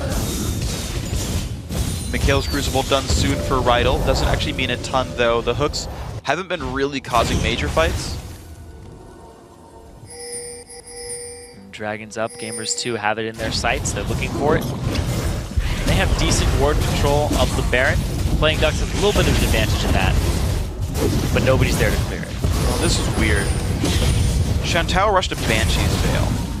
He's on 2 items with a Banshee's, which means he cannot kill JWoww. He actually doesn't even do good damage to Morden either. I don't know. I mean, he bought a Vamp Scepter early on, so like he was behind in damage. And I bought a Banshee's even farther behind in damage. Like, this is really about Avenue and Prothana now. Shantou is not a very powerful champion at this point in time, which means you really, really have to play well if you're Avenue here. He does have the Death Cap. Void Staff is next. Yeah, there's a lot of targets he can't really shred through without a Last Whisper. He's not going to be able to get through JWoww very effectively. Morden is stacking some armor now with the Glacial Shroud. And it's just going to get worse for him. And he's pretty much locked into that build. He'll end up getting the Last Whisper, and then he'll be like, do I get Blaze Roar King? He's got one more on top of it. 2 Banshees Belt gone. Satan stays safe, binding on a Saze. JWoww doesn't want to ult that. He could have. I feel like he could have really gone for that right there. Didn't want to. E-Flank gets 4! They're gonna go for the fight. Satan Exhaust takes the first one there. Shark comes out as well. Satan is gonna go down 1 for 0 so far. 2-man stun out from Ocelot. Gonna keep moving forward. Zonia's popped by Avenue, keeps himself safe. Ocelot pops Zonia's as well. Prothana in the middle of the fight, taking so much damage from Kog'Maw. Yuki positioned so well, but here comes Fizz. He can't claim the kill. Yuki picks him down. Prothana forced to run. No slow comes out quite from Rydell, but the ultis in from Yuki will claim this one. Lantern is gonna be enough. Beautiful play there. Now they're going to go straight for this Baron here, or the mid lane from Gamers 2. A lot of options, the Smite off the field, but it looks like it might be. I think they're injured enough they can't Baron. JWoww is pretty healthy though, and they have a Kog'Maw. Okay, there's a bit of a risk there just because there is a 3-man team. Prothana can teleport, and there's the ward right there. So this is a very real possibility of contest here if Playing Ducks plays it right. There's the TP. Gamers 2 aren't collapsing onto it just yet. A lot of pink wards in the pit. Yuki is the one facing Aurelia. JWoww pushes back Shantou. They're trying to discourage it. They can't do it now. Yep. Oh, they can kill Shantou. Oh, nice. Ooh. Nice. That was a really good Lantern. Dodge the belly. Right out of the way. Prothana's looking for a pick, though. They might keep going. Yuki's forced to recall. This is a 4v4. Here comes Satan. This could be really bad. Oh my god, JWoww! That was so good! That was such a great backwards barrel into the belly. The body slam. Well, you deserve that little serenade there for your... is that an accordion that plays? Yes, it sounded like an accordion. Okay. It was his happy hour dance. Yeah, I mean, I'd be happy the entire game when I did that. That was big. This actually gives them a lot of control right now. Playing Ducks, though, because the recalls do get time to sweep wards, this is good. This is the only chance they get to get Baron control back because their AD carry's dead for half a minute. He doesn't really get any meaningful items off of it either. He just dies and kind of sits there. You can see he was having trouble even shredding through JWoww. Yeah. At this point, who has the Zonias, has the Iceborne Gauntlet, and all of that armor stacked on. It's very difficult to get through that large Gragas. He's going to be happy to tank culling shots the entire time. Like, there we go. He gets himself... I like seeing upsets, but... a pickaxe. Okay, he's going. I enjoy upsets, like they're very fun. And so I'm like, oh, Playing Ducks, you guys could have had this. And maybe they still do. It's a 4,000 gold game. It's not too bad. It's a best of 3, too. It is a best of 3 as well. But and they're looking a lot better now than they did in their previous matches versus Gamers 2. Remember, they only had 6 kills over 2 games. Yeah, that's true. Versus Gamers 2 previously. They've already beaten that. That's true. So they're doing better. The game's not even over. Yeah, Evelyn looking for 80 another minutes. Evelyn's looking for another flank right now. His flanks have been good. Yes. It's just the follow-up and the target prioritization that has been a little lacking. Avenue, their main source of damage. Can he get on the right people? Against G2, they don't realize that Baron's revealed. Prothana, he has no reason to be there. He knows they're all waiting for him right there. Nice knockback, they catch him out. And down goes Prothana. Why were you in front of that brush, though? He stood there for a second. The binding just locked onto him. His feet locked, too. He didn't know what to do with himself. It's fight or flight, or just sit there like a deer in the headlights, and that's the one he chose. He's a vertical takeoff and landing champion, so his flight was to go straight up in the air and die. Exactly. I don't know. Hook, could have been unamorted, doesn't quite land though. This is going to be at least the inhibitor turret. I don't see Gamers 2 getting pushed back. Satan gets stunned up. They don't go for the commit on this one though. Gordon gets a couple attacks down. They're very close to killing this turret off. They have to go for it now. They're going to go ahead and get the damage down. Yuki claims that. Shark hits JWoww on the side of the head. Avenue's got to be careful though. Gets the artillery, has to jump away. Satan is not in a good spot anymore. Shields come down, stun's not going to land, but Yuki has the damage. Fireworks come down, picking up the jungler now with the inhibitor going down. G2 could turn back for Baron. G2 have a lot of options. They have a bottom wave pushing up too. They might just go for 2 inhibitor turrets. Okay, yeah, the play is to push to try to end the game or really just have so much map pressure they can't possibly lose without doing something really dumb.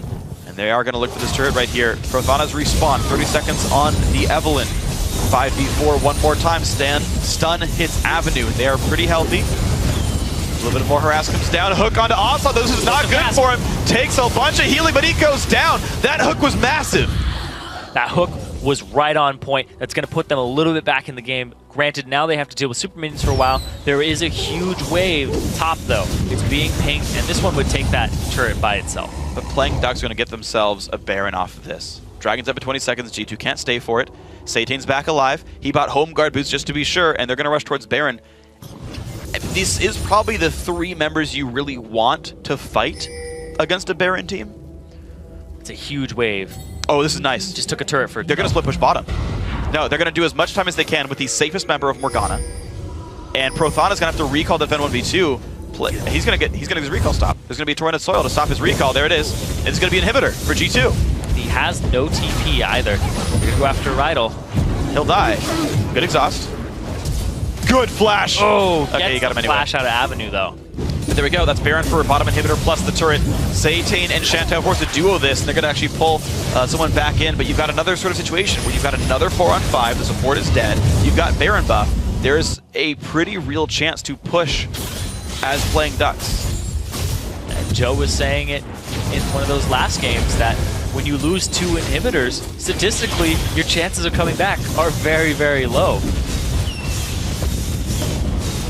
It's a tough situation to be in. Granted, they got the Baron, but you can just stall until it's back up. Yeah. And G2, look at that. Yeah, so JWoww and Yuki, they push bottom against Baron. Perfect play right there. They took the Dragon on the way back, also a great choice. This actually keeps Gamers2 up 5,000 gold. To me, I think the playing Ducks play here is you defend. You're down 2 inhibs. You make 1 misplay, the game ends for you. You know G2 won't really try to fight you against Baron buff. They know the game is fairly close, and they've had some bad engages before. You're likely able to just defend these 2 waves, get a level lead, and get a gold lead. Like Sazed and Satane specifically should be sharing XP on these waves and getting to level 18. Prothana has no more levels to gain. Avenue has no more levels to gain. They have very few items to buy as well, at least in the case of Avenue. Get those guys to 16. Get them the tank stats from leveling up. And it's going to be a much better situation than for the playing Ducks front line. Wait out the inhibitor respawns. Be closer in gold when that's all said and done. And then get ready to push. It is going to be very difficult for them, though, because the top lane is what's going to be pressured now from Gamers2. And like the playing Ducks aren't actually overextending out of their base.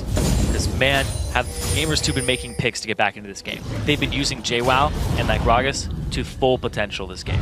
Well, look at this. They are really trying to make these flank plays happen. G2 actually want to press the issue. If they can get a pick, they end the game. Oh, flank from Satane. He's looking for a play.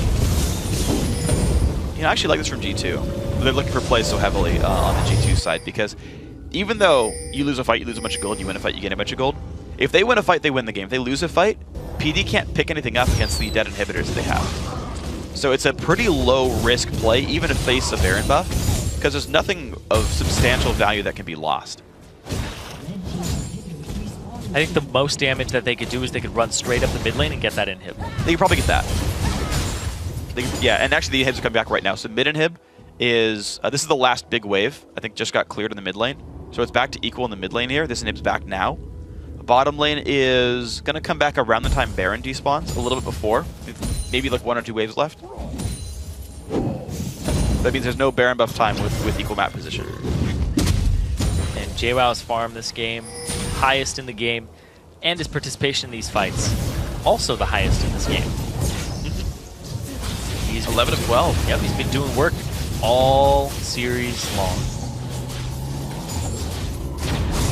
Here we go. 47 minutes in, Gamers2 look for the top lane, which actually has a turret, so it's an interesting choice for them.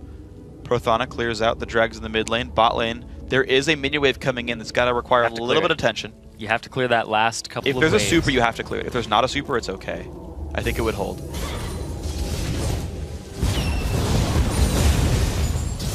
They are sieging top lane. Now Kog'Maw can play the slow and steady race. They've got the Mikhail's Crucible up and a black shield from Morgana, so he's pretty much unhookable.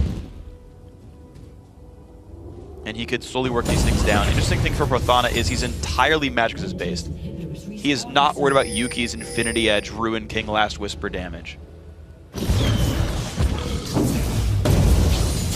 Just worried about getting blown up.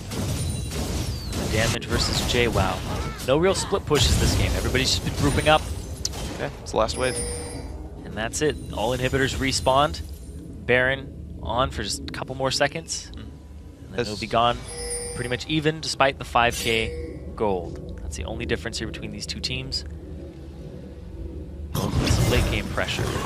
JWoww get another awesome explosive cast, or is there going to be one of those miracle hooks from Sazed?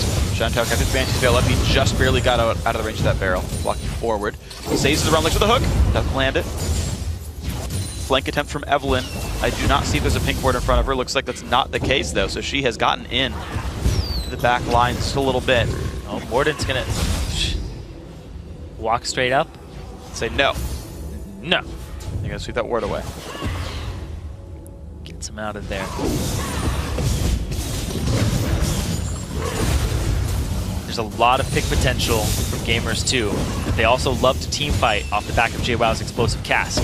Now playing Ducks, they have to wait for a hook. They have to wait for Gamers 2 to misposition or the flank. Evelyn has now swapped sides. Satane, as soon as they push up, he's going to flank around. He's looking for actually. Oh, he got seen. Spotted out. He's got to run away. Morden is there. Oh, this is not good. Cocoon. It's going to not quite hit him, but he gets the lantern out. PD stays safe for now, but the hook is going to land. The stun, rather. Satane loses about a third of his health. Actually went sword shoes on Evelyn. Interesting. So a bit of a more aggressive build. He's taking actually more damage than he would normally. Hook's going to come out. Not quite land there. I think the big part of the Sork shoes is he doesn't have tenacity versus all of these stuns. Yes. Going to make his life difficult. Will they look for this fight? Playing Ducks. The wave is pushing out on the bottom side towards G2. Top lane holding equal. Mid lane, of course, they're all just fighting, so who cares about those minions? Hook, not quite again. Black shields, though, have been pretty good from Rydell. Stun comes up from Ocelot, nothing of value gained here. Saves once, puts the shield down and flashes in. There comes the fight, and Satane in the back lines gets out after baiting Ocelot's ultimate. Now Yuki has almost nowhere to go, taking more and more damage. Zonya's popped by Avenue. He's going to run away in this one. Does not get bound or stunned, but JWoww does get caught out. He was the only guy left in the front line. Playing Ducks finally find the kill. Prothana's not done. Okay, now he is. Or is he? He's got a lot of movement speed. He's not done. He's got a lot of movement speed. He wants Rydell. Up. He's done. No, he's done. He's a little tired.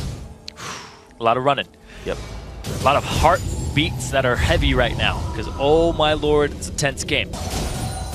Next fight, you could pretty much just win off the back of it 50 minutes in. Oh my gosh, and they're now in. Of course, this inhibitor is dead, and a mini wave's coming as well. A big fight win. And again, 5v4 for 40 seconds. This has got to be an inhibitor. Ooh, you got to be careful if you're the AD carry. Dashes back, stays safe. Mikhail's Crucible is down. If someone gets caught, they're gonna die. Inhibitor down to 1/3 health. Satane's still around. Ulti's coming up soon. The Shark, 20 seconds. The Eve ulti, 15. Chantal gets Cocoon. He does flash back, but the bind hits as well. Yuki gonna get some damage into this one. He doesn't commit though. I think his W was down. He could have killed the AD carry. Doesn't completely go after it. JWoww, if they keep chasing this, he actually has TP. They're flanking with Satane. This is a 10 seconds. They could go for this. They could go for this right now. 5v4 flank and you kill them all. Too low on health though. They don't want to go with Avenue this hurt. Ooh. And Say's at no HP. Baron up right now though, and Gamers 2 have that advantage. They're going to lose the bottom turret. But look at that, JWoww, he has going back down mid. Oh, he's going to actually just defend this. He can't. Like, they could just go really hard right now. They don't know. Thing is, they don't know that G2's on Baron or maybe flanking them. If PD loses this fight, game's over. 100% is gone. They can't wait out a Baron bomb. They'll take Dragon knowing that no one's around this side of the map. That's a safe play by PD. But they were too afraid of G2 trapping them to play for mid. And it was a smart play because they couldn't make that play. Because Baron would have been down, and the health bars for Gamers 2 were much higher than playing Ducks. Say's you have to get out of the fight. You can box and run, and maybe you get lucky. I mean, it is, I would say, probably 60% that play goes fine. But that 60% is like your upside is you got an inhibitor, your downside is you lose the game. Yeah. It's not a play you make. Little cost-benefit analysis there. Yeah. Your contingencies. Your chance of success is higher, but the value of success is much lower than the value of... Yep, you know what I'm going for. We're done. Moving on. Game theory, decision trees, let's go. Medium risk. Low reward. Low reward. Yeah, high risk, low reward. There you go. Don't like those plays. Unless you're LMQ. I mean, so you said the percentage of success was actually like a little high. It was like medium. Yeah. So is that medium risk, low reward, terrible repercussions? I think it is still like, I think. Or does that factor into risk? I feel like the chance of success is factored into the value of defeat. Okay. As the like risk status, right? Like, okay. Really pretty high chance of something horrible happens to you.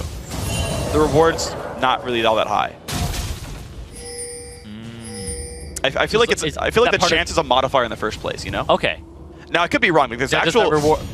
I'm actually a little curious. Okay, so I'm gonna first say with the number of people watching this stream, a certain percentage of you guys know game theory really well and will tell me the correct answer on this one. But in my opinion, blindly without realizing this, without just otherwise taking econ courses in college, just multiply the chance of success by the actual value of what happens, and that's the risk-reward spectrum.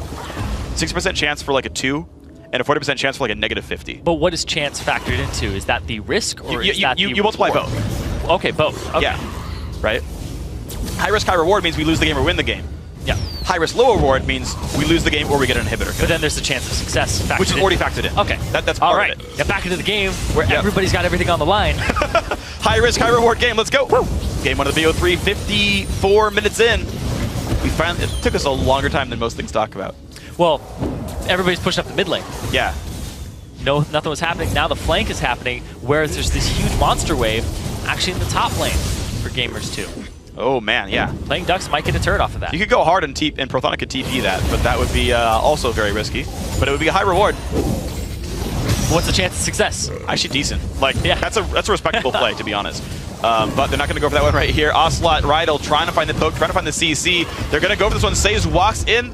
Evelyn's there to flank. He can reach Yuki. He can smell him. As soon as the black shield is down, they might go for it. It's down. Ooh. A lot of Banshees, though, is the if thing. that hook had landed on Ocelot. They need to use Aurelion to break Banshees, and then they can go into Evelyn. Hit Here they go. Here they go. Fox comes down. They hit 3 with the ulti. Yuki gets exhausted. There comes the Shark as well. Finds JWoww, but he is a tanky man. In they go, and it's Kog'Maw who does get caught out. Mikhails comes through. Prothana still alive. Zonia's popped by JWoww. Avenue staying alive as well. Hook's not going to land, but they're going to find 2 kills with this one. Right now, Prothana could recall TP top, and they could probably close the game. And now they're going to at least get this middle inhibitor off of this fight. They just beat a Baroned up Gamers 2 2-for-0. Huge part of that fight, Avenue got exhausted before he blew his damage. Wow. Able to blow up Yuki on the backside of it. This is big. Gamers 2 trying to hold on to the base now, but you've got 45 seconds of no AD carry. This is the makings of a game-winning push for playing Ducks. If they don't go for this, they're too shell-shocked by how close this game is to think clearly, because this is the absolute makings of a game-winning push. Here's a TP in for Aurelia. Here they go. Ooh, dodges the binding. Skills. I think they should have gone top though and just taken the 2 inhibs 100% and right then now siege the game. They'll get this inhib and they can face tank that turret. It's so low that they would just be able to walk up. A Lich Bane can kill it. 15 seconds on Kog'Maw. Or are they even going to go for inhib it? Goes down. Just try to end the game. They can't get Nexus in No, time. They have to go inhib. Yeah. Face tank. Just breathe on it a little heavily and boom, it's gone. 5 seconds on Kog'Maw. He has flash. Satane's still buying a lot of time. Look how many skill shots he's tanking. He's saying, hey, hit me. I'm Evelyn. And he leaves the rest of the team safe. So there you go. 2 inhibs now playing Duck's way. 56 minutes in. Both teams have lost 2 inhibs. One of them's going to lose the game. Losing 2 inhibs makes you lose the game. Boom. Yep. Statistical anomaly. Spoiler alert, it's actually a draw. Yeah. Neither team wins. We'll go to a 4-game series. Is that like reverse jinxing it? I don't know.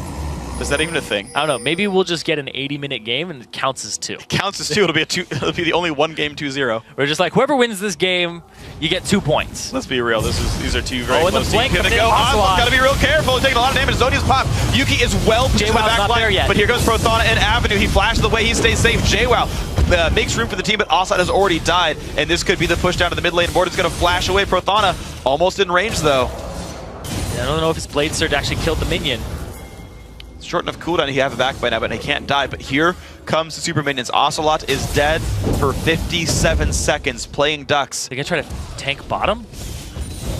The wave is not even close. By the time that they actually get the turret there, Ocelot will have a couple seconds back on his respawn. Now you send Prothana top and push the wave down. You ride double super minions into the base. They're going to recall back, and they're going to play for Dragon and Baron ward control.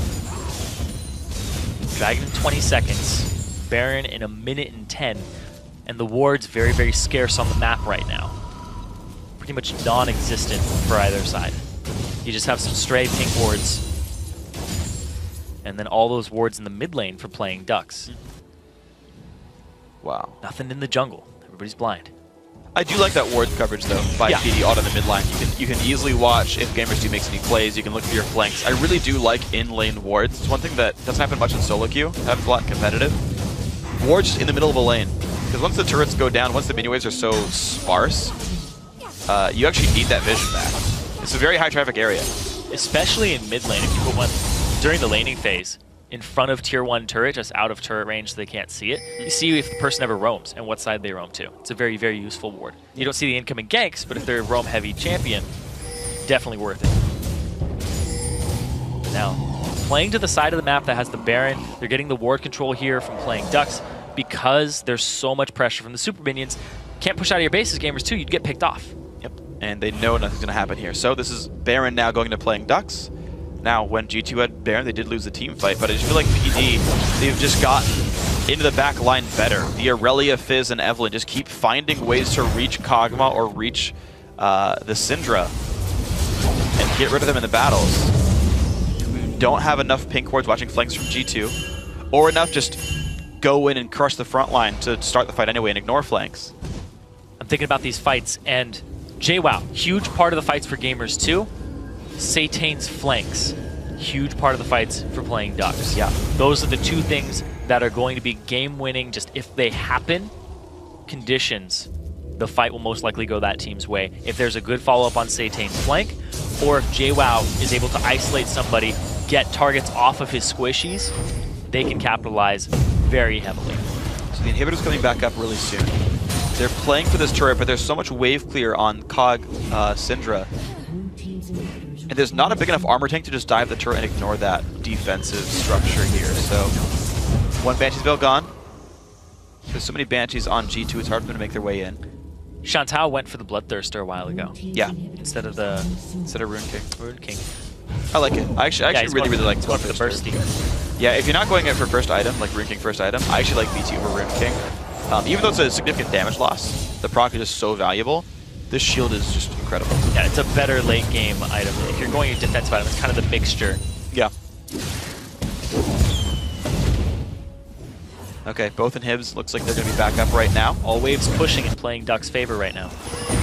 Thing is, I feel like they can use Avenue as a split push. He's pretty safe. Satane. He goes to the flank. He's looking for the flank. There's no turret here. Not enough pink wards. Stuck to Chantal. Yuki, they want to Hook hits Morden. This could be the fight. They're going to go in for the Elise. Here comes Satane. He finds Yuki, gets the 2-man ulti on Ocelot as well. And they're going to chase on down. Shark comes in, finds JWoww every single time. He pops Zonia. Satane loses a lot of health. The hook on but Yuki. they hook Yuki. Black Shield comes in, but he stays safe. He backs on out. Ignite his arm. That's not going to be too bad for them. Morgana ulti going to catch Avenue. Oh, he gets stuck. Flashes Avenue out. Tries to run. Can't get away from that one. Kill picked up. But can they chase down anyway? The repel comes in from Elise. Sazed is around. Morden. He's going to stay safe. Inhibitors, though, can they die? It's a 5-on-4. PD has to be careful. Stun comes out, and here comes Yuki again. Satane will die for this one. Ulti comes down. 2 more kills picked up. Now Prothana's got nowhere to go, and maybe Gamers 2 can make their way in. The Aurelia is trying to leave. She's so tanky, there's no point to chase her out. But 3 kills. And now all the room in the world to make up. The call is to push the lane. There's a minute respawn on Satane and Chantal. Prothana, he's going to have to try and deal with JWoww. JWoww's going to stop his back, and I don't know if he can actually win he wants to try to push and try to create pressure. He wants G2 to have to back up. They can't 2v5 this. He needs to make this push happen. I don't know if it's going to be enough. Recall in from Thresh right now. Sazed, that mini push won't mean much. Here's G2 looking to close the game. And they have a lot of damage with Yuki. The attack speed, Infinity Edge. Seconds. The Can they kill it in time? Hook misses. They have to back up till they have the minion waves. 14 seconds on Fizz. He could be enough to keep them safe. They go in for the turret one more time. Morden actually quite low on health. Prothana does not have ulti to break Banshee's Veil just yet. And there they go for turret number 2. He's going in for Yuki, but Black Shield is on. They go now for the Nexus. Here comes Fizz. Can they kill them in time? Looks like it will be Gamers 2. 62 minutes in. They finally find the fight to close the game out. And that is just game 1 of maybe 3. An over-hour game there. Huge performance from both teams. Playing Ducks looked a lot better than they did in the previous matchup versus Gamers 2. And Gamers 2 eventually just won a team fight that was very, very long. Yeah. Those team fights are very mentally taxing because you're constantly swapping targets. You're constantly panicking about, did I finish that guy? Can he get back into the fight? Was it worth my ultimate? Was it worth my ability on that player because he was close enough? And it was just this huge back and forth. And both teams played it really well. And then it was just the re-engage from Gamers 2 because the fight was so long that they came out on top. And that's when you fight in your base, right? You heal back up. They got Yuki really, really low, but he just walked back into the fight afterwards. And it was a really well-played game. And you know, that's the thing is they tried over and over and over again to play a 5-on-5 team fight, playing Ducks. They won a lot of them on defense when they had the ability to chase people down afterwards, when there was nowhere to run, when Evelynn and Aurelia got onto you. But trying to get flanked inside the base, you run back to the Nexus turrets, you run back to the fountain, you heal back up and show up again. And suddenly that's a much more difficult situation. playing Ducks, I really feel like they needed to play the old NIP style. You've got a late game Fizz. No one in that game could handle him, could handle Avenue in a one-on-one. Nobody. There is a 100% chance he wins that fight. If he goes just himself bottom lane, the rest of the team plays safe and looks for the engage, because there's no good hard engage for Gamers 2, by the way. Morgana binds, Elise Cocoon's like, there's stuns, but like, it's not a Malphite, it's not a Nautilus. It's all combination stuns, too, on a single person. Sure. I mean, you can hit multiple people with the Syndra, but Morgana Elise combo was just, we have to single out one person. Right. That's the thing. You've got Mikhail's Crucible, and you've got Thresh. Yeah. Just have him sit far back. Have Sage sit back at 800 range and be like, if you get stun, I'll lantern you. And I'll Mikhail's you and you'll get out. And you just play the split push Fizz. Like, that could have closed the game out. I think they focused a little bit too hard on going for 5v5s, and they could have won the game with the elements they had. I mean, either way, though, hour and 2 minutes, both teams obviously played their hearts out very, very well. The double exhaust, I thought, was great to try to hamper Fizz in team fights. That went well. And to be fair, G2 earned it. Everybody pretty much got the same structures. They both had 2 inhibs down. They kept trading Barons. And it wasn't even just the team fighting. Like, I'm looking at these score lines right now. 15, 16, and then 41 assists for Gamers 2. Playing Ducks, 16, 15, and 41 assists for them. Yeah. Both teams were team fighting out of their mind. Now, the question is, should you have been team fighting 5v5 in the first place, and should you have been split pushing instead? We saw there that JWoww was actually able to take on Prothana in the end. Sure. A split push. So maybe you're right about the Fizz, but man, that was a fantastic game from both sides. And playing Ducks, despite losing that one game, it's a best of 3, but they can hold their heads high because they did a much better job than they did previously. Yeah, but if they want to make sure that they actually make it to the postseason, they've got to win this series, so we'll see if they can do it. Guys, we're going to take a quick break, but when we come back, we're going to see if playing Ducks can even the series against Gamers 2 and keep their playoff hopes alive. Don't go anywhere. No health. Rydal goes in. Can he find the kill with the exhaust? Looks like the case is yes. He goes down. Now Satan in the backside's got nowhere to go as well. 2 kills picked up. He's got to be real careful. He gets out of that fight as well, but now in comes Avenue. Big damage. Looks for Rydal. Will get that kill. His Zonius is still available, and this is a complete whitewash there. Everybody on G2 is going down. Yuki's forced to recall. This is a 4v4. Here comes Satan. This could be really bad. Oh my god, JWoww! That was so good.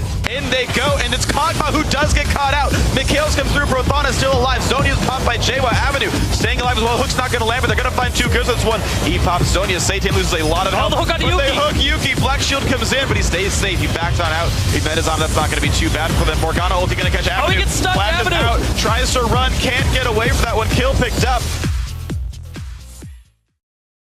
Give me a fat beat!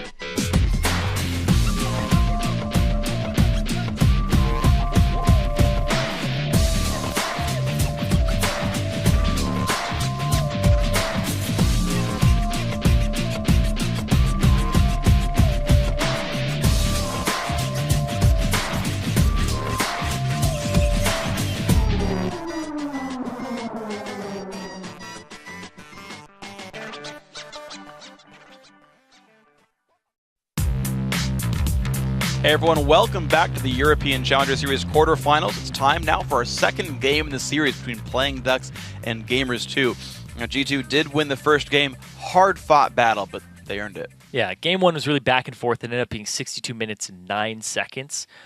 Right over an hour. Yep. Huge back and forth team fights. Said both teams had 41 assists. Everybody was just fighting for their lives in that one. Gamers2, you know they've already clinched a playoff spot. Yeah. So they're playing to just get higher in the seeds. Seeding, yeah. But also, Playing Ducks, they're playing to completely just lock in their playoff spot. Because if they lose, they still have a chance. Because they have to play a tiebreaker versus Unicorns of Love in a best of one. Right. But you don't want to do that. Because No. that's more risks of you not making it. I mean, it also just kind of speaks to the strength of your team. Yeah. Right? Like if they lost to Gamers2, who are only the third place team. Like Gamers2, their route was lost to NIP. Okay, they won third place. They're maybe the third best team in Challenge. You lose to them, you're kind of falling. And again, 3 teams make the promo tournament, right? So it's like if you're losing to the third place team and you get 2 up by them, it just doesn't speak to you being a strong enough team to maybe contend. So this is like a big test for these guys. Say, look, no, we are this good. We can pull it out in a tough series, right? The promo tournament itself is the best of 5. You have to come back from defeats like this, play these tough games. So both mentally and standing-wise, I think this is an incredibly important game for Playing Ducks. Yeah, and if that first game was indicative of anything, it's that it's pretty much a coin flip, and Playing Ducks is showing that they aren't actually the 6th-seeded team if they went into playoffs. They should be a little bit higher based on that, because Gamers2, if they're the 3rd, they'd be right up there with them. I mean, we'll see, right? There's so many good teams in there. I mean, you've got guys like Lublin Shore as well, who had a very close fight against Gamers2, and we saw them in the 3rd place match in Summer 1. They didn't go high enough in Ranked 5s to qualify for Summer 2, but they got enough points. We'll see them in the playoffs regardless. Like, there's so many really good teams. Unicorns of Love, we were impressed by them when we saw them play a little while ago as well. So, I mean, there's so many good teams here that, like, I mean, being 6th best is great, but, like, all these guys are such tough competitors. Like, good luck. Yeah, really good luck to everybody, because damn. Yeah, because damn, it's like that is the tagline for the EU Challenger Series, by the way. I mean, and the thing is, it's interesting because I know there's been like discussions around like how strong is the Challenger season, like how strong is the Challenger Series really? Like all the EU Challenger teams failed to qualify for the summer split of the EU LCS, and yet I was like, okay, well then, NIP and H2K kind of like steal some of each other's players, but like the teams past that tier 2, like right behind those 2 guys that were in the finals last time, like. These guys are all incredibly, incredibly good, and they're getting better. They're getting better and better and better. And there's talks about extending the season to 10 teams as well. And it's like a lot of these guys like would fit in. You are looking when you're watching the Challenger Series. You're looking at least 2 teams that will be in the LCS next season. Probably, yeah. Most likely. I don't know what the format's going to be necessarily. It's still a discussion, right? But like, yeah, I mean, these guys are really freaking good, and even without being in the LCS and getting to play like the same sort of scheduled matches, like these guys scrim, they play their solo queue, and they know what the heck's going on. So I'm impressed with these teams. I want to see more of them. We're going to right here. Game 2 underfoot. No surprise for anyone. They banned Yuki's Kog'Maw. Yep, didn't want to have to deal with that again. And I was actually thinking about this a second ago. That's why I chuckled to myself. It's like, I just imagine the EU logo coming in. It's like, welcome to the EU Challenger Series. Good luck to everyone, because damn. that's just it. That is like the tag phrase of the EU Challenger Series. Damn. Well, it's going to be scary, man. There's a lot of good teams here. Even though you got like unthreatening team names like Playing Ducks. Oh. No, Ducks are kind of vicious, though. Really? Ducks are very vicious. I've never been attacked by one. There's a YouTube video, the truth about ducks. True facts about ducks. Don't watch it, because I'm not recommending you watch it. But go watch it, but don't. All right. Well, Playing Ducks, they get to at least make a few more adaptations here. So here's the interesting thing. They didn't have to ban Kassadin, so they got to add the Kog'Maw ban. The rest are the same. First pick Lucian comes in. That was, yeah, I mean, it's best he can get. His Jinx is still gone. The Zig's still gone away from Avenue. They had to add the Kassadin ban, but it does free up that one extra champion now. Yep. Looks like Lucian, first pick for Shantou, getting the lane bully again. And it's interesting the priorities, because Gamers2 first picked Gragas and said, this is what we want. Playing Ducks said, Lucian Thresh then. Now here, with the role swap, Playing Ducks is still going for Lucian. They don't care enough about the Gragas, so does G2 realize that they don't have to rush that either? Do they steal the Thresh? Were they happy with the Morgana? Do they need a different, I mean, they do need a different bottom lane pick. Kog'Maw's banned, but what do you go to now? Caitlyn. You could also go to the Tristana, but I don't think they're going to pick it for a while. They're going to have to wait off on that. Twitch was also his go-to before, but Okay. They could go for it, damn. I like the Thresh steal. Good luck guessing picks, cause damn. Because damn. These guys going wild. So still there are junglers available. Elise, Evelyn were played last time, and playing Dux could go for a similar composition. Thing to keep in mind is Thresh Tristana is a pretty good laning phase overall. Getting around that can be quite difficult, so I want to know what they pair him with. Also, I want to see how the teams actually come together, because right now Gamers 2 have nothing different from last time. It's like, hey, this support's pretty defensive, can make plays, and by the way, be careful of Yuki in the late game. Now that was enough for Gamers 2 last time, and they played around the rest of the map pretty well, but the big thing is how they play around what else shows up here. G2 has the chance to counterpick a solo lane finally on the red side.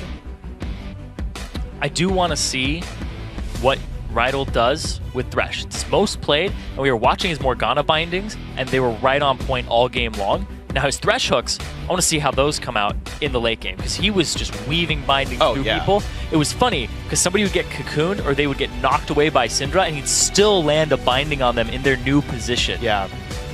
Well, with Cocoon, it's pretty easy. They stay in the same spot. Yeah, well, they were just getting knocked away just a tiny bit. Or displaced by a barrel a couple times. Right. No, absolutely. And I'm absolutely incredibly impressed by Ro8. We asked how good he was going to be when he joined the roster, replacing Dude, and so far, I like him.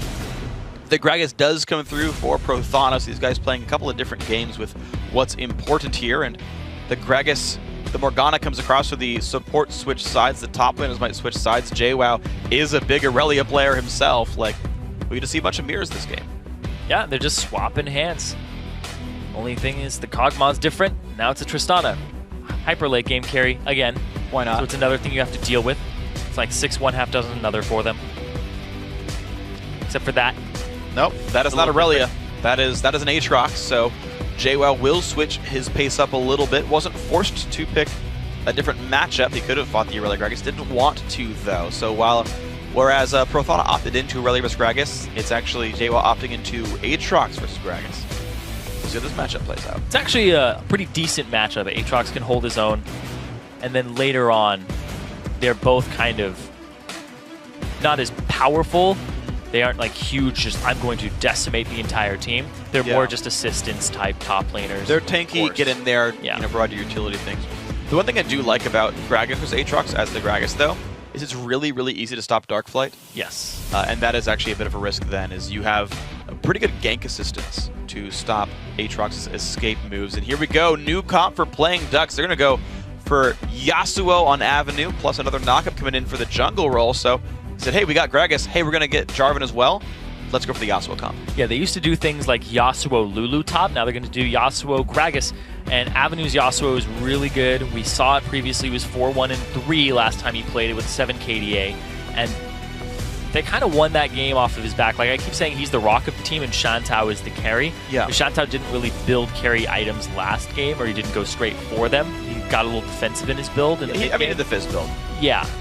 Avenue, though, he just went full damage, trying to decimate people. Yeah, sorry. He is the constant rock of the team. He's the most consistent player on that team, I would say.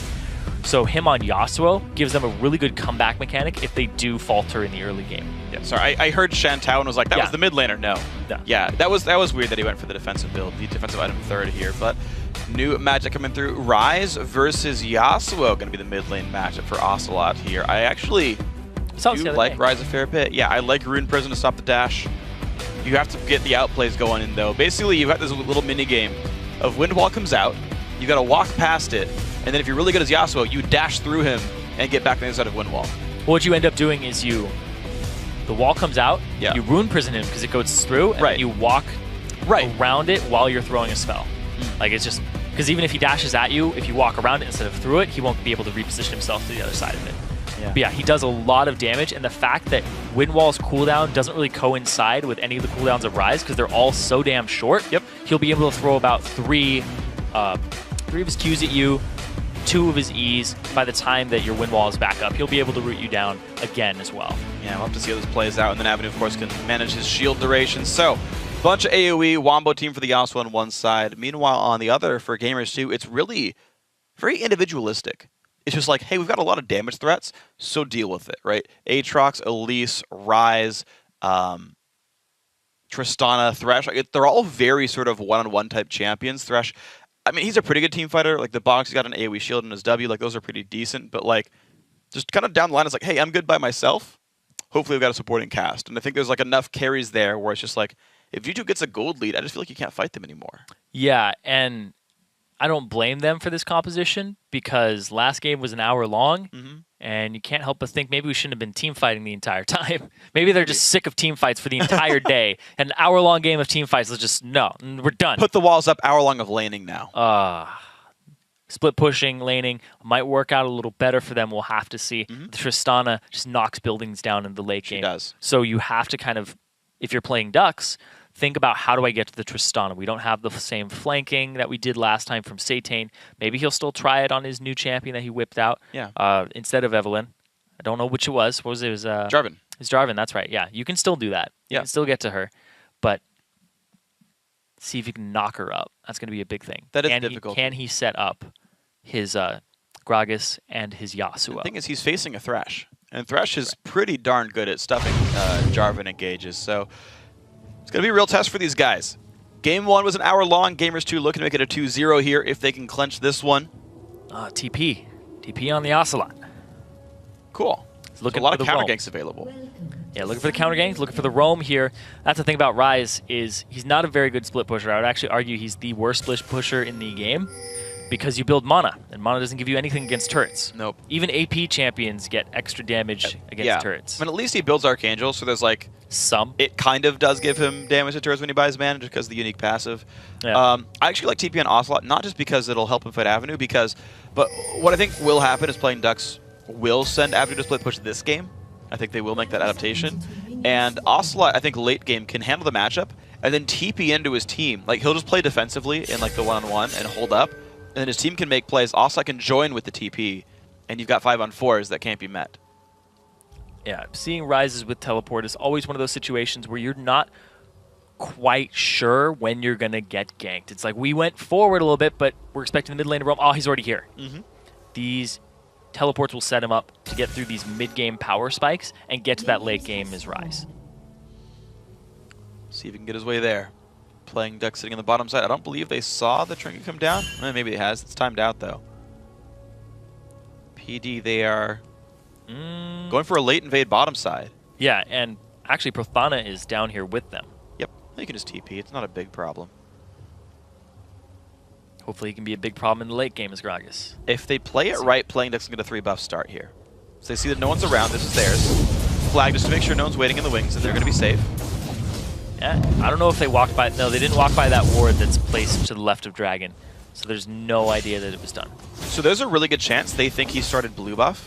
No, because Lucian and Morgana are coming to lane too late. But basically, Prothana's missing 1 spell worth of mana. He didn't recall and buy more items. So he looks like he leached top lane, except for the fact that Sazed and Shantou came to lane so late. Invade coming in here from Morden. Looking for the blue. Maybe he'll get it. That's actually the problem is JWoww, of course, got the early push, so you can't realistically support. I don't know if they're going to stop him, though. It's the thing. Yeah, like Jarvan's jungle route shows he's not trying to stop them. Yeah, they're not going to stop him.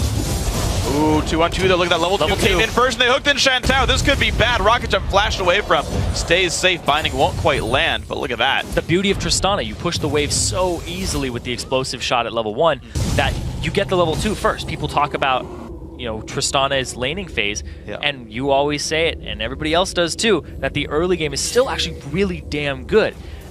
It's just her mid game. She has a little bit of trouble. Well, here's the risky play, though. He wants this one. They are playing so aggressively. There's the trinket in the wall. Hook's going to come through, but now how well... Oh my god, that binding just whiffed horribly, and Rydell flashes out and he stays safe. Say's not lining up the binding at all and not forcing the flash. Shantou, low HP, though. He's going to have to be... He already blew his potion, so he's going to have to try to stay safe. It's going to require some attention. And we'll see how safe they can be on this one. Shantou really low on health, and he's got no good way of bringing his health back. He does have a good minion score right here, but it doesn't always mean a ton for him right now. If he can't stay in lane, he's got to recall early without buying any items. That score is going to diminish rather quickly, but right now, they are okay. Morden going to look for the bottom lane here, and there's very little ward coverage. There's the trinket. They see it, though. He's going to go for Lantern gank. He's going to come through the lane if he can. As soon as Rydell runs forward. Hook the minion. Comes down, finds Shantou. In comes the team exhaust use on top of Black Shield, though, meaning he is not slowed. Great binding. Shantou hides behind Saze, who eats the cocoon for his teammate, keeps him safe. Good escape. Satan is here, but he's already half HP, and he can't participate in this fight at all. So that was 2 summoners for 1, actually. Of course, damage came through against the Playing Ducks bottom lane, but Rydal is now without summoners here. That gank force did not work. Avenue versus Ocelot. Looking at the matchup now, actually holding fairly close to equal. Missed the cannon. And that melee, or that ranged minion. Tisk, tisk, tisk. Now he's going to try to freeze it just a little bit. Nope, he's actually just walking it off to the side. But Sazed in the 1v2. Nice dodge on the hook. Just kidding, he took it. Just kidding. Didn't actually dodge the hook. Q. Yeah! Making sure that he got it. Blasting cannons as a support is really hard. Yeah. You have like 40 damage against them. Use an ability. You have to predict turret damage perfectly to do it, basically. Alright, wave through attempts from Prothana. Pretty easily able to push. Holding close in minutes, so JY actually does have a lead right now. Just doing a little bit better at last hitting everything, so good for him. TP is coming back up right now for Prothana. There's actually a difference in items and power spike in the bottom lane. Shantou ended up getting a Doran's Blade, whereas Yuki gets himself a pickaxe at the same time. He's got that bully potential now with that extra item. You can recall later, just a really big boon for him here. This is going to be a bit scary then for the Playing Ducks bot lane. They still don't have that much sustain or even that much damage, so I think you got to be pretty afraid of this one. Avenue really making some headway though onto Ocelot. Gonna have to use his TP soon. Looks like he'll do it right now. So Avenue just gonna do the wave clearing. Yeah, Avenue's almost 6, and there it goes. So Ocelot could not stay in lane any longer. He's not gonna deny much that the TP can put him right back in lane. Looks like he'll do that. Tier, and he's got the makings of Catalyst, and then Ocelot can get back to lane. Actually undoes the mana crystal, buys boots. All right, Ocelot redid his items for a little while. He's back in action. Gets himself a sweeper too at the very last second, swapping his trinket out. All right, Ocelot. Up 3 minions, has gone back to base first.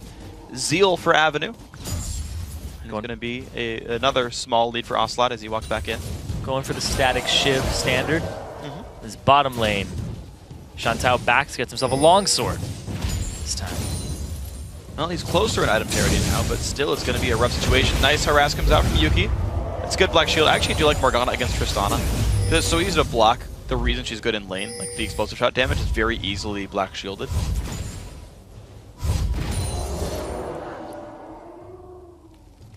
And Satan, looking for a gank up top, has not been seen out by a ward just yet. Damage comes through. Avenue does not want to windwall this. He's actually on the right side of the jungle for the red buff. Yeah. Just respawned. And Morden is on his way over there right now. He's gonna see it pretty much right as it's smited away. My camp's gone. Puts the ward down. Smite fight goes to Satan. Yeah. You put the ward down, you have no idea what HP it's at. You have to be ready for it. But clicking on it and then figuring it out, you don't want to miss smite. Nope. Just embarrassing when you do. So now he ends up getting the blue or the red buff away. He's gonna continue to invade it, but they know where Satan is.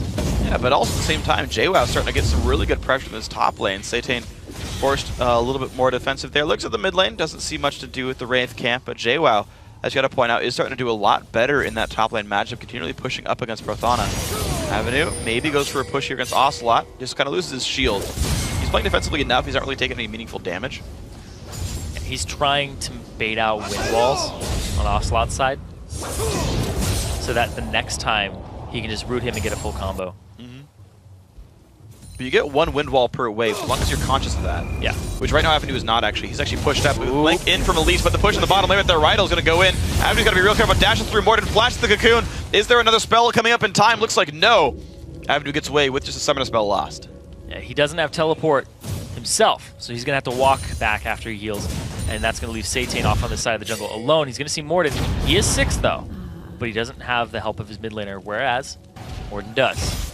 Yeah, so it's the Jarvan being a little bit careful in this one. The bot lane treading water, but that's good for the Tristana right here. So you got to be a bit afraid right now if you're Shantou. Looks like he's going to go for the Ruined King opening build. Different one this time for him. Although he did rush a Vamp Scepter last time, so maybe he I have no idea. I have no idea. I don't know. I'm still not a fan, but you know, whatever. He's a better player than I am. Wards come down looking for release lane ganks. None there. Level 6 comes in first for the Gamers 2 bot lane. Nice hook onto Shantao. Says asleep at the wheel though. Doesn't even black shield until after it lands there. Right, here comes really big damage though. Knockback from Yuki. The flash EQ, and now the Cataclysm. Rydell's got nowhere to go. Surely to be a kill. He breaks the Cataclysm. He breaks it early, and they don't get the kill. Satan's got to be careful because here comes the teleports though. JWoww is going to complete, and he gets the knockup on it too. Shantao gets saved by the explosive cask of Prothana. The Binding keeping him safe as well. Cocoon's going to miss. Meanwhile, Ocelot and Avenue are actually fighting back and forth. Last Breath not activated just yet, but man, huge fight down bottom. Yeah, huge fights everywhere. All 5 champs were in combat in the last 20 seconds right here. Playing Dutch is going to walk back towards their mid lanes and their normal spots here, but nothing happened. Everybody just go back to your business. A lot of excitement. No kills just yet. A lot of that bottom lane was just because the Cataclysm was ended early and Satan didn't want to die. He blew his flash EQ combo to blow the flash before he blew his Cataclysm, but it just put him too far up and he's taking too much damage from Yuki in comparison to the damage that Shantao was dealing to Rydell. So he breaks it, walks away, but there's a whole bunch of threats coming in. There are plenty of them, and you got to be real careful. So I want to see who makes like the first sort of next big move, really. Like I want to see who gets first blood. Yeah, it's like wow. It's true. I'm like, it's weird. It's hard to cast this game after casting the last game because they're making all these moves all the time, and it was like, oh, these rotations and all these item builds things going on. I'm like, wait, they're just trading damage in lane. I'm not used to this. It's been so long since my last laning phase. Yeah, it's been. There's the walk through. Ocelot getting plenty of damage, and Avenue, of course, can't dash through because there's too many minions. He couldn't play that one and get across. So nice to know by Ocelot pushes him back, and this mid lane matchup starting to get really scary as Ocelot powers up. That's the thing. Ocelot gets another binding, another rune prison. Be able to contest this. Sazed. Looking for a steal. Ooh. Nice try. No. Gets 5 gold from Rydell. Can't walk past that one to beat turret range. Yeah. But you can see just how rough life is for Avenue right now. He's getting closer to Static Shiv. I'm not sure if he quite has the money for it on this recall. Oh, he doesn't have wind wall. Oh no, Avenue, one hit from dead. Ocelot flashes for the auto attack. First blood comes through. And there you go, man. The mid lane matchup. Ocelot picks Rise as a counter to Yasuo and crushes it. It's a solo kill there too. The rune prison going through the wind wall. And he's actually maxing it second so that he gets the increased duration on it. So it gives him more time to walk around. Oh, wow. Well, he's just plenty afraid then of all this. And of course, we did have the changes to the E a while back where it stacks up to less total damage. But the thing is, the cooldown change is so good on that. Yeah, and a lot of people max it for the magic resist shred and also clearing waves because he has no other wave clear mechanic besides his ultimate. You don't always want to be blowing that. Yeah. So for some reason, I keep getting backwards on you. I thought you were talking about Yasuo for a second there, and I'm just like completely behind the times. Oh, you were sorry. I was talking about like I was like, wow, he maxed Windwall second. That's interesting. No, I was talking about Rise. Yeah, I'm being silly. Windwall doesn't increase in duration. I didn't think it did either, but I was like, I trust you. No, Rise Root. What's wrong with me? There we go. I'll be more specific. Rise Root, the rune prison. There we go. The rune prison from Rise. Yep. Increases in duration. Okay, yeah, no, we're good. We're good. But Avenue is maxing Windwall second. Alrighty. Ha! Yes! I'm not wrong. I'm not crazy.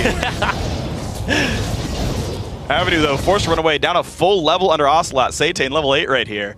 Blue buff. Of course, he doesn't need to give this to Avenue.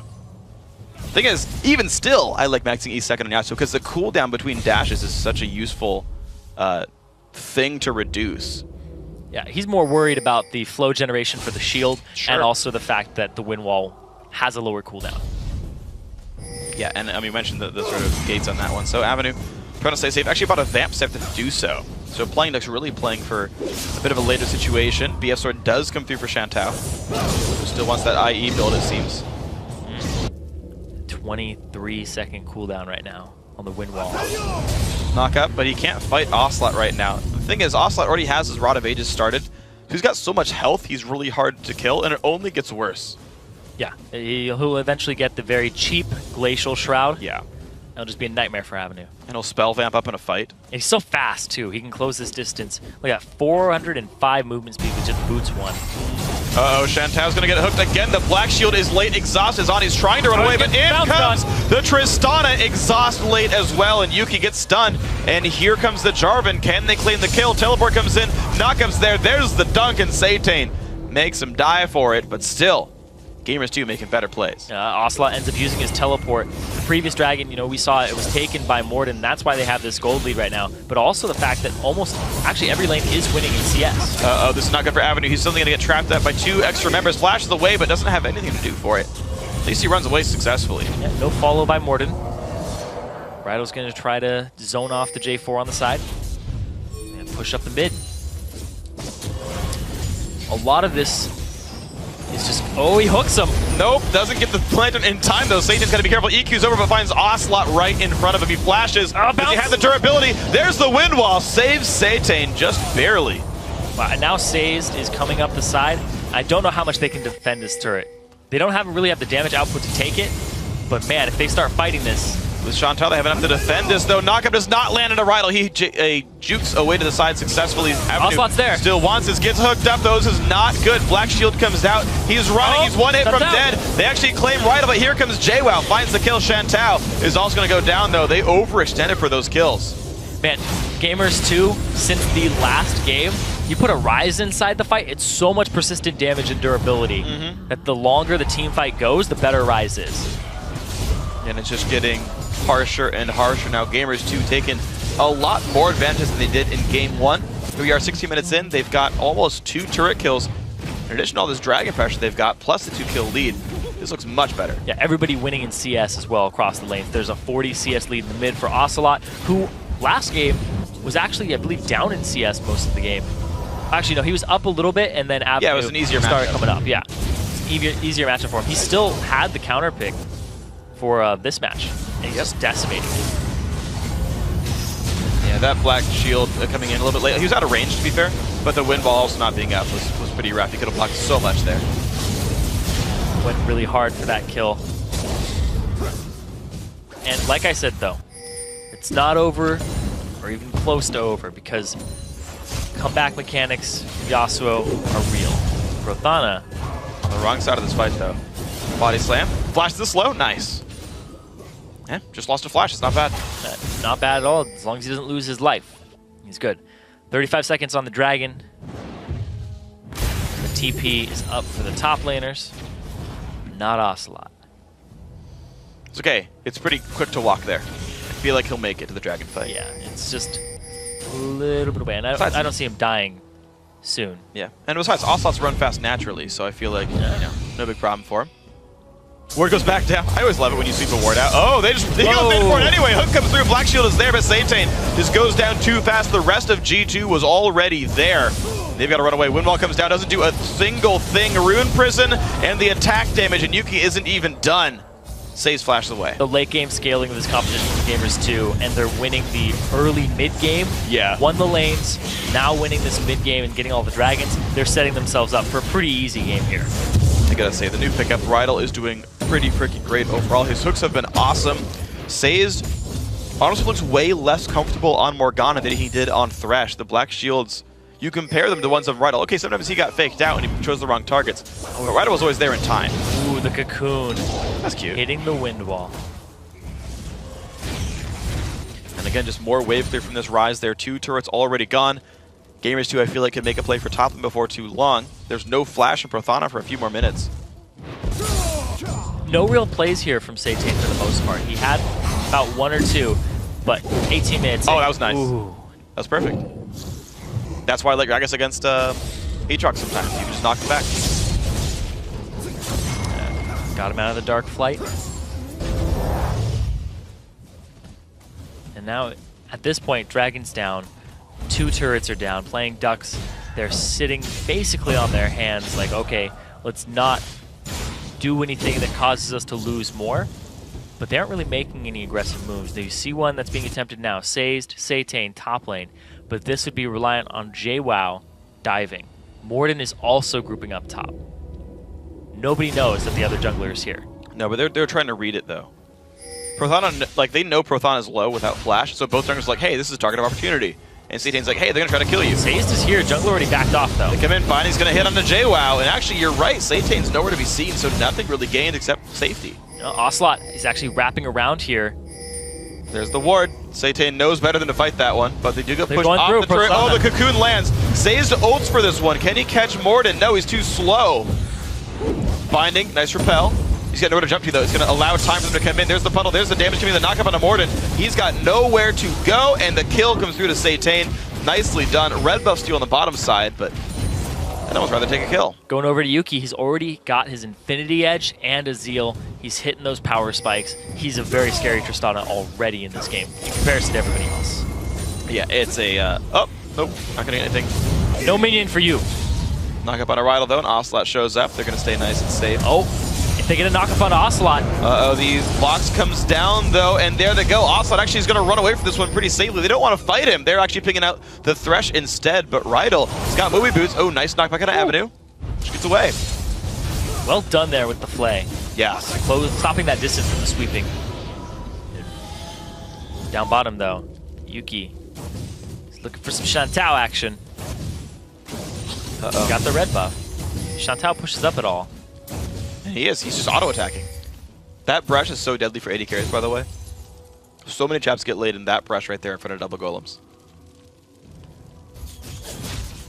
But G2, really, they're just strangling the map right now. They seem to not be able to make the play top lane.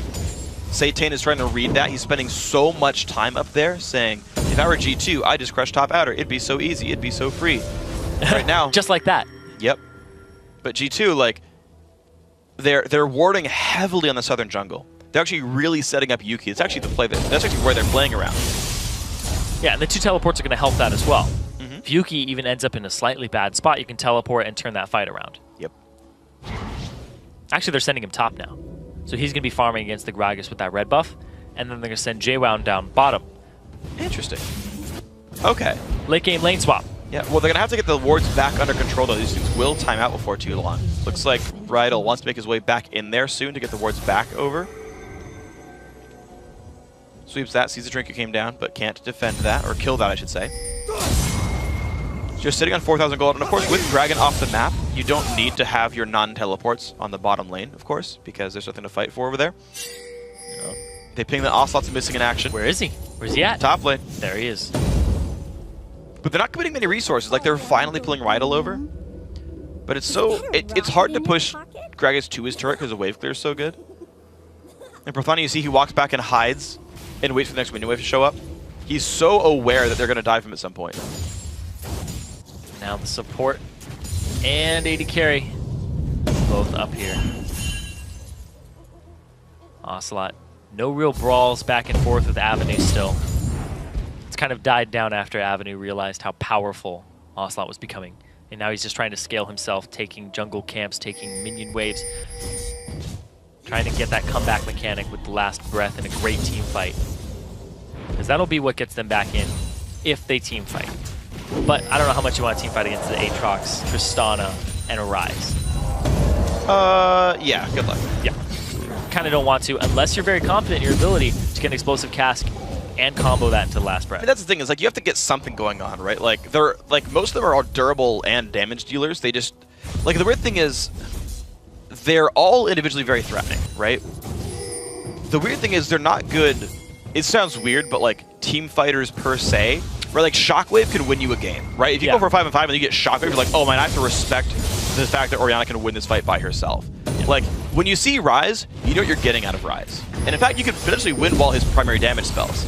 Like, theoretically, playing Dux, I feel like should look for 5-on-5s, because what else could they look for? Yeah, because they're not going to be able to 1v1 a lot of people. These are very 1v1 oriented champions. Exactly. On gamers, too. They're all very safe, but also have high damage output, durable, like you said.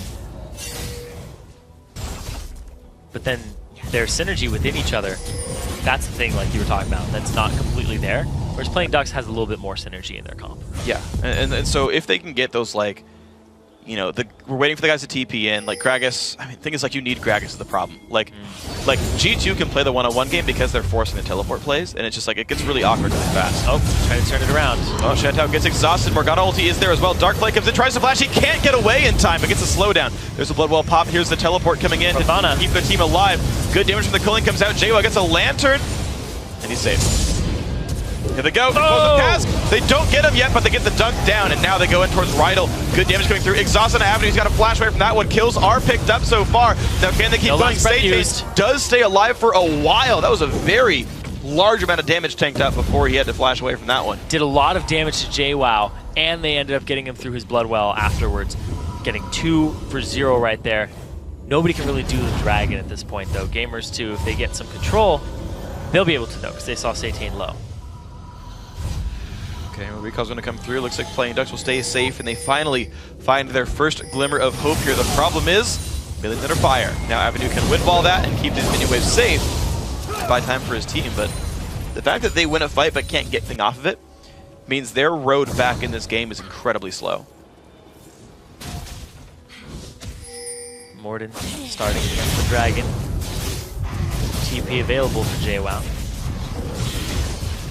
Can they get into the fight? Explosive cast not up yet, but if they get a flag and drag. Attempted go. Nah, picked up there by Gamers 2, and the fight has begun, and Saze goes down first. TP comes in. Satan's got to be real careful. There comes JWoww. Satan explodes. Does not have the shields available, and they're still going to chase down. Shantou forced to run away. 2 kills plus Dragon for Gamers 2, and this is the Gamers 2 that's winning early game. So you went 2-0 for Playing Ducks in the previous fight. Now Gamers 2 goes 2 for nothing. And they get a Dragon off of it. They profit a lot more, and they're going for this middle turret. Yeah. Waveler comes out, knocked back there, doesn't matter though, and another turret falls. G2 doing a much better job of winning fights with high health bars, and then just going back to the objectives. And that's kind of the thing is, you get these picks, and if you're smart about it, you know exactly how many kills you can pick up, and you don't overextend and take extra damage. For example, Playing Ducks that last fight, the one that they won, Satan, as part of the fight to be fair, but was in the very front lines, took a whole bunch of damage, and they couldn't fight for Dragon anymore. The 5v3, but they took so much damage cleaning up the battle, they couldn't grab anything. Whereas G2 had health bars. That's actually a very important trait, is what your health bars look like afterwards. Yeah, and what you can capitalize with. Like, they got that turret for themselves because of it. And now, we'll basically take a look at those fights again. Think about it. Tristana, Yuki ended up being the one who killed the Dragon.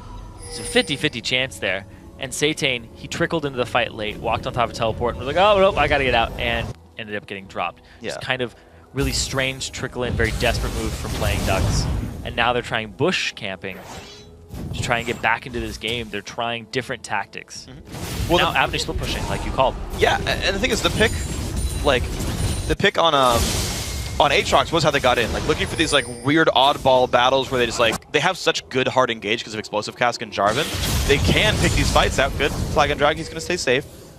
And by split pushing this heavily, as long as they can play around the teleports well, they actually create a lot of landscape for these picks, right? Satan can just show up and be like, knock up, and then Avenue kills the person. And that's like a really good situation for Playing Ducks.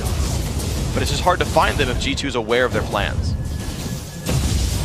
Mid lane siege coming in here from Playing Ducks. All 5 members here, only 3 for Gamers 2. The other 2 are on the left side. Oh, this flank could be deadly though. Windwall is down. Satan's got to get away from this one. Rune Person's there. There's Cocoon. Nice flag shield for the flash. The slow from Gragas. I don't know how much more G2 can get. Ocelot is actually pushed into range, and here comes everyone else. Satan goes down. That was not the explosive cast they wanted. More chasing coming through. No slow quite on a Prothana. But the 1 for 0, still good. He's still so durable, though, despite the fact that Ocelot got launched into the fight. Nobody was really committed to turning it. Yeah, if you Yasuo ult that, he doesn't die, and you just get sad again. So this is going to be another turret picked up there, Sazed. I actually haven't seen a single Yasuo ult this entire game. There hasn't been a single one. Just hadn't been able to set it up, and Gragas, Prothana, has been using his ultimate in a very defensive manner. That's not setting up the team fight. And Satan is actually getting dropped before he's able to get another EQ combo off after the one he uses to close the distance. And that's really the problem, is he's trying to take out as best he can, but the problem is he just doesn't have the items out just yet. He's got decent farm, he's got 3 kills, he's about as well set up as you could expect to be, I feel. The problem is there's no global gold to feed him that extra little bit of item, to finish that locket, to finish that Merc Treads. And he's just falling farther and farther behind because of it. Going for the play here. Avenue does not hit the knockup, but doesn't quite find them. Rydell going to be on one side of this one. Binding going to get dodged away from it. Here comes the box. Here's the exhaust as well. There it is. And he goes for the knockup there. Can he pick up Rydell? One hit from the kill. Yes, he does. The black shield holds. And now Morden does not have flash. He has nowhere to go, but he has a teammate. Is that going to be enough? No, it is not. And that's going to be the kill with the Dark Binding. Now, will they go for Baron here? Yes, maybe. Well, here's the thing. You have a Tristana and a Ryze. Prothana. Oh! Yeah, that's not good. He almost gets taken out there after dancing a little bit for missing his ultimate. Keeps missing. The EQ comes out. Satan trying to stay alive. Prothana low on health. It's 3 members of Gamers too. Yeah, it's a 3v5, and they were forced to run away from this one. Yuki may be overextended, though. Flashes back over. Here comes JY. Here comes Ocelot. 2 kills picked up so far. Now for Avenue. Has the shield. Has the knockup. Stays safe. Ooh, he stops the rocket jump, actually. But G2 just won a 3v5. Oh, the... Nah, he's got a shield. He's fine. Blades of Torment doesn't even connect. Man, stopping the Baron, stopping the attempt. Prothana missing the barrel, and now Gamers 2 going to try and get Dominion for this pit. Wow. You can just see how more well-controlled Gamers 2 is. It's not like PD had no health last time. Like, at the Dragon fight, it's like, okay, well, you know, one guy overextended, he had low health, they had to back up. This one was like a clean 5-on-3, and they just misplayed it horribly. Yeah, it was the 3 damage dealers of the team, though. You had the very durable Ryze, you had the Blade of the Ruin King, JWoww, Aatrox, and then you also had the high damage Yuki on Tristana. Look at the difference in items. He is up on an entire Lath Whisper right now over Shantou. That's difficult to hear, is that Gamers 2 just seem to, when they get in the same kind of fights, have more stats and it makes them win the battles. But playing Ducks, you just got to feel like there were a couple things they could have done to not let that happen here. And it's really cost them here in this game too. First one looked so close and it could have gone either way. But G2 seemed to not be relinquishing control, even if they give up a couple of kills. Even if there's that one misstep and someone's in the wrong place. There's just not much punished for it. Good luck shield. They go for the engage on the Ocelot. They go hard as they possibly can. The knockback out of the back line, but Yuki is safe to deal all the damage he wants. Everyone's going to be dying right here. Says gets a nice couple of stuns out, but it's still a 2-for-0. And we said it earlier, if you get the last breath onto Ryze and he still doesn't die, you're in a terrible spot. 3-0-8 on Ocelot. Oh, goodbye. He's just going hard. Yep, this is going to be game right here, or at least the makings of it. Top inhibitor going to be falling. 3 members dead for another 15 to 30 seconds here. G2 don't have many minions left. They will back out on this one, but they are in such control right now with Baron buff and a dead inhibitor. This is their game to lose. Yeah, it really is. And you have to get picked off if you're playing somebody like Ryze, who's so durable. You're not going to blow him up in a team fight with this composition that you have from playing Ducks and the items that you've built. The way back in for playing Ducks, though, is do we get the Infinity Edge completed and the 100% crit on Avenue? Then can we blow up a Squishy? Then can we continue the fight, block some priority damage with Wind Wall? It would have to be played perfectly. And that's going to be the hard thing. There's actually one thing to point out as well with the Yasuo build. So normally, players buy Ruin King because it's a source of 40% attack speed. And there's basically the way Yasuo works is there's a cap on so that the cast time and cooldown of the Q go down with attack speed, down to a cap. Yeah. And I forget the exact number. It's 1.33 on Steel. Well, yeah, so I know the number of what it goes down to, but the amount of attack speed required to do so.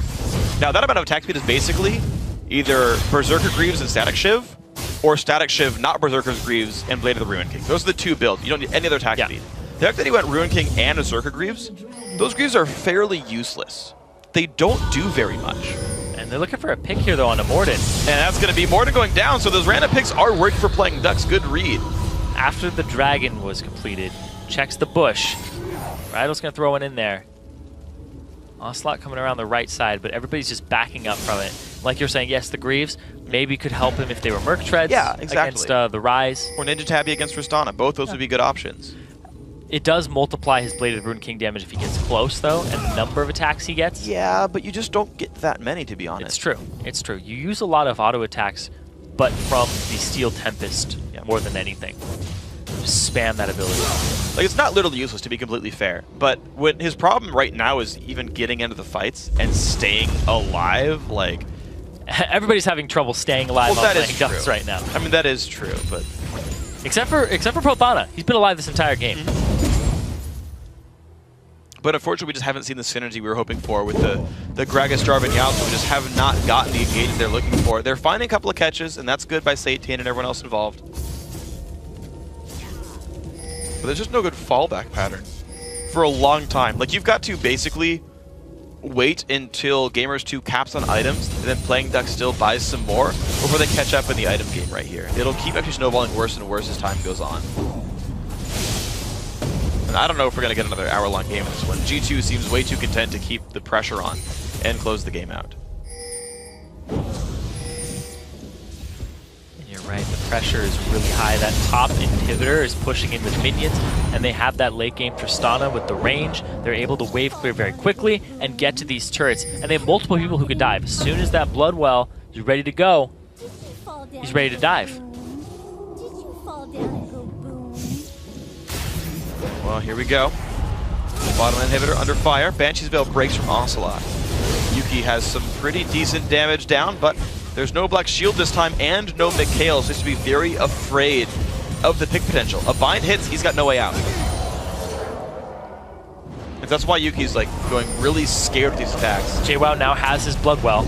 There's the knockback. Oh! 3-man, they get Ocelot. He could go down first. He's in turret range. Back, has the shield up. JWoww gotta get his Bloodwell popped in a second. Actually, the wind wall stops Yuki for the start of this one. Morden will fall 1 for 0. No one's dead just yet. There goes Gragas. And now Satan is the focus. In comes Yuki. Knockup goes back in through to JWoww. Another kill picked up though. Shantao now has to be careful. Rydal gets the hook, and there comes Yuki as well. Such damage coming out.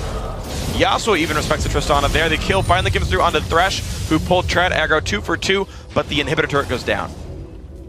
Great fight there from Gamers 2, through and through. Prothana used his ultimate, but of course they only isolated Ocelot, used the last breath on him instead of multiple people, and bam, very low, they still don't kill him. They end up just getting Morden off the back of that with Rydal attacks. And you can see like how different this game would have been if the early game didn't go so horribly. Ocelot just has so much mana and so many items that he's just hard to kill. Yeah. Barrel interrupts it, but they get Ocelot. Ocelot uses his ultimate, and he gets a lot of health back just from throwing some spells out. Meanwhile, JWoww has his Bloodwell popped because he took some turret aggro, but Yuki just starts wrecking havoc on everybody. Watch his damage. He just goes on to Shantao for like a second, and he starts chunking him down.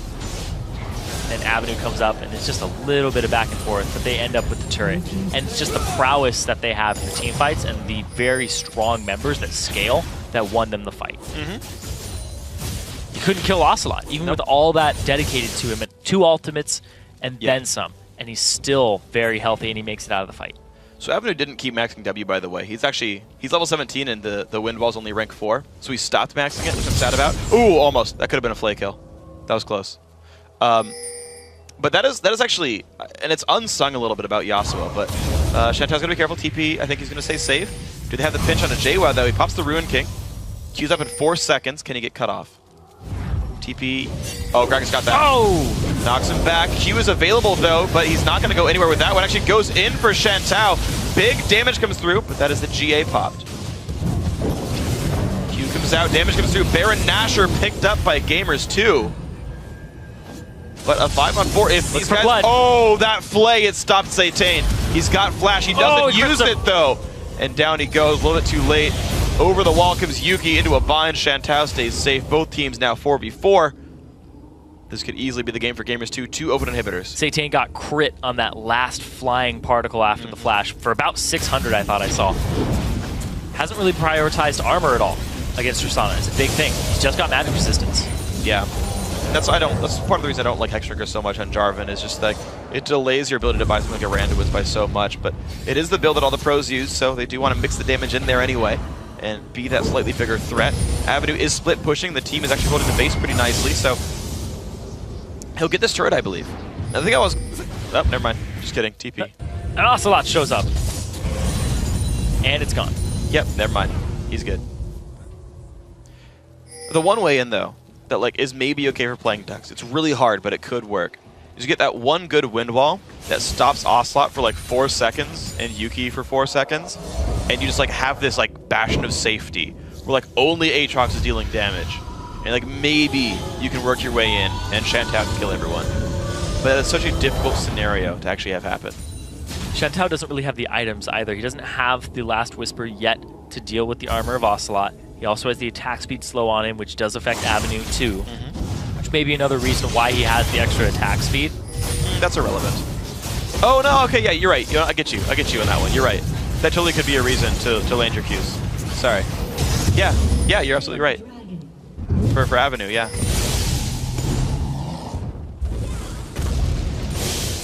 They just don't have the damage output, is the big thing here for playing Dux. They don't have the damage output or the durability to match Gamers 2 right now. And even if you keep scaling up, it's really just, can Avenue destroy a squishy like Yuki? Yeah. Be hard, but then Ocelot, it's so difficult to deal with the late game Rise. And right now you can see playing Dux, desperate, are going to try to make a move for a pick in the bottom lane. The wave is pretty far out, and they have super minions. In too soon. They have super minions pushing in the top, Yeah. I agree with you that I think Yuki's the guy. Because as we've seen time and time again, Ocelot, 0 deaths, obviously is not dying in these fights. Because of the lock and pickup for Satan, because there's enough MR around on this team, I think they can withstand Ocelot for a short time. I mean, it'll hurt, but they'll survive. With Yuki gone, there isn't that much damage output left, and they can maybe turn the fight. Problem is that it's really hard to get rid of this guy. They've got to break the Banshee's Veil. He actually almost walked into that barrel. It's hard to get rid of anybody on this team. Look at how tanky everybody has gotten. Yeah. Warmogs, Sunfire Cape, Spirit of the Ancient Golem, Merc Treads on Morden. He's not going spell penalties, he's going full tank, full durability here. And they're just trying to be a big wall for Ocelot and Yuki. And like I said, the longer the fight goes on, the better it is for Rise. And that's what they're trying to do, make long fights. And they're doing a good job of making it a long game as well, 41 minutes in. Jumps over the wall, good safety here by G2, and there's now 2 dead inhibitors. Mid lane wave can come down, they can make that a 3rd. And G2 are very cautious to take the exact right kinds of fights, to not overcommit, to not get caught out, and make sure they're in the right place. It looks really grim for playing Dux right now. Yeah. They have very little chances to get back into this game. And Gamers 2 really have to just reveal the chances to them, reveal the opportunities with somebody out of position.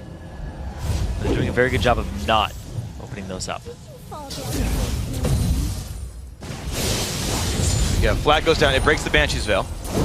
Prothana, can you get the explosive cast? It is just all about how good Gragas and Yasuo get in on this fight. This is the way in for playing Dux. Still no Mikhails from Rydell. He actually is going to just tank for himself so he can dive in. He will not be able to save Yuki. Yuki's maxed out on items. 1 slot to go until Shantou reaches him. But that is a Banshee's Veil, so as far as offensive capabilities, they're equal.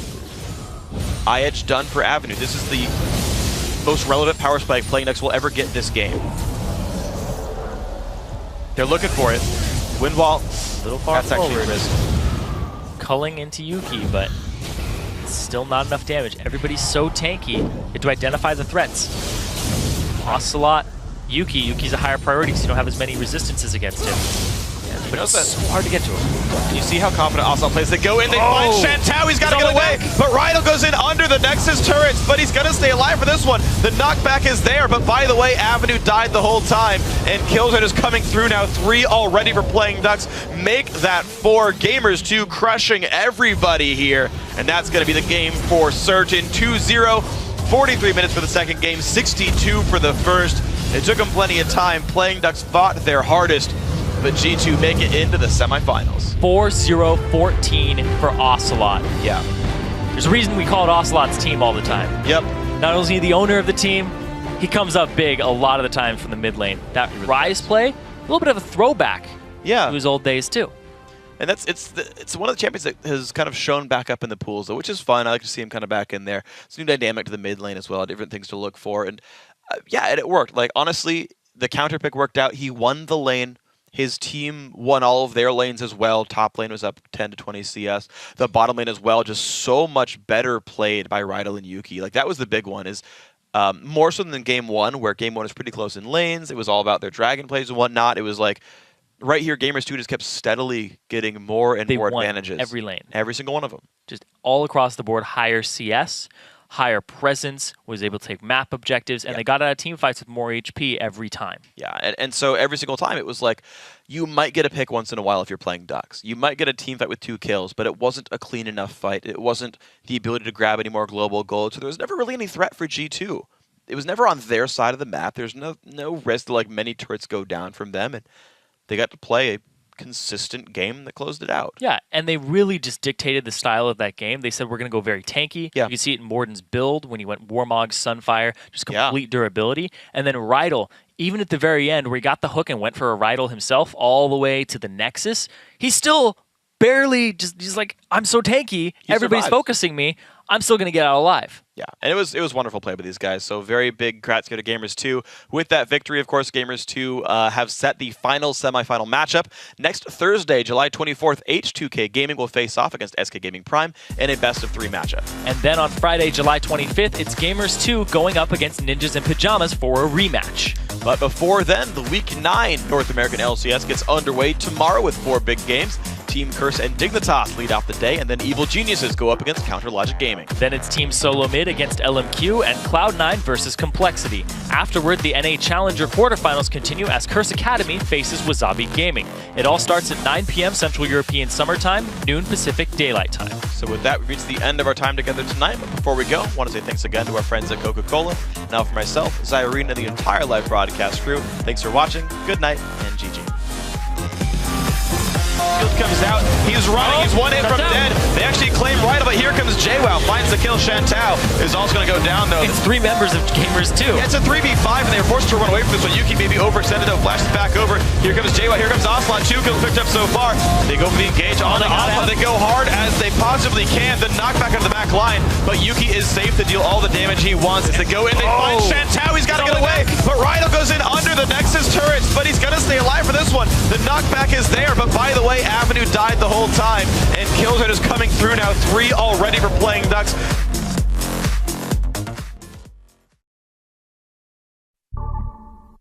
Yo, man, look at me, man.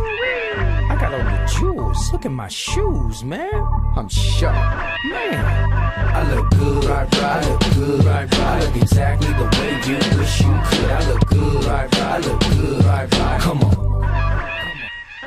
I'm in love with a girl that I call old school. Sipping on my brandy, I'm feeling brand new. Got the feather in my hat because I'm just that cool. You peeping at my alligators bent kinda slow. They peeping at me pimping cause I got all the game. And even if the day change, it's all the same. You rolling up the block, but you in the wrong lane. You hating on a brother, man, you must be insane. I look good, I look good, I look exactly the way you wish you could. I look good, I look good, come on. I look good, I look good, I look exactly the way you wish you could. I look good, I look good, come on. Joe said that I'm the best in the West. I got the girls singing, damn, look at how he dressed. No need to guess, just bless my finesse. I keep him in a mess, all up in this caress. Jeans, fitted, shirt, knitted. Man, she need to quit it, she already did it. She gotta be Latina cause she look mixed with it. She all up on me, so I guess she gonna get it. I look good, I look good, I look exactly the way you wish you could. I look good, I look good, come on. I look good, I look good, I look exactly the way you wish you could. I look good, I look good, come on. Right, come on. Right, come on. Right,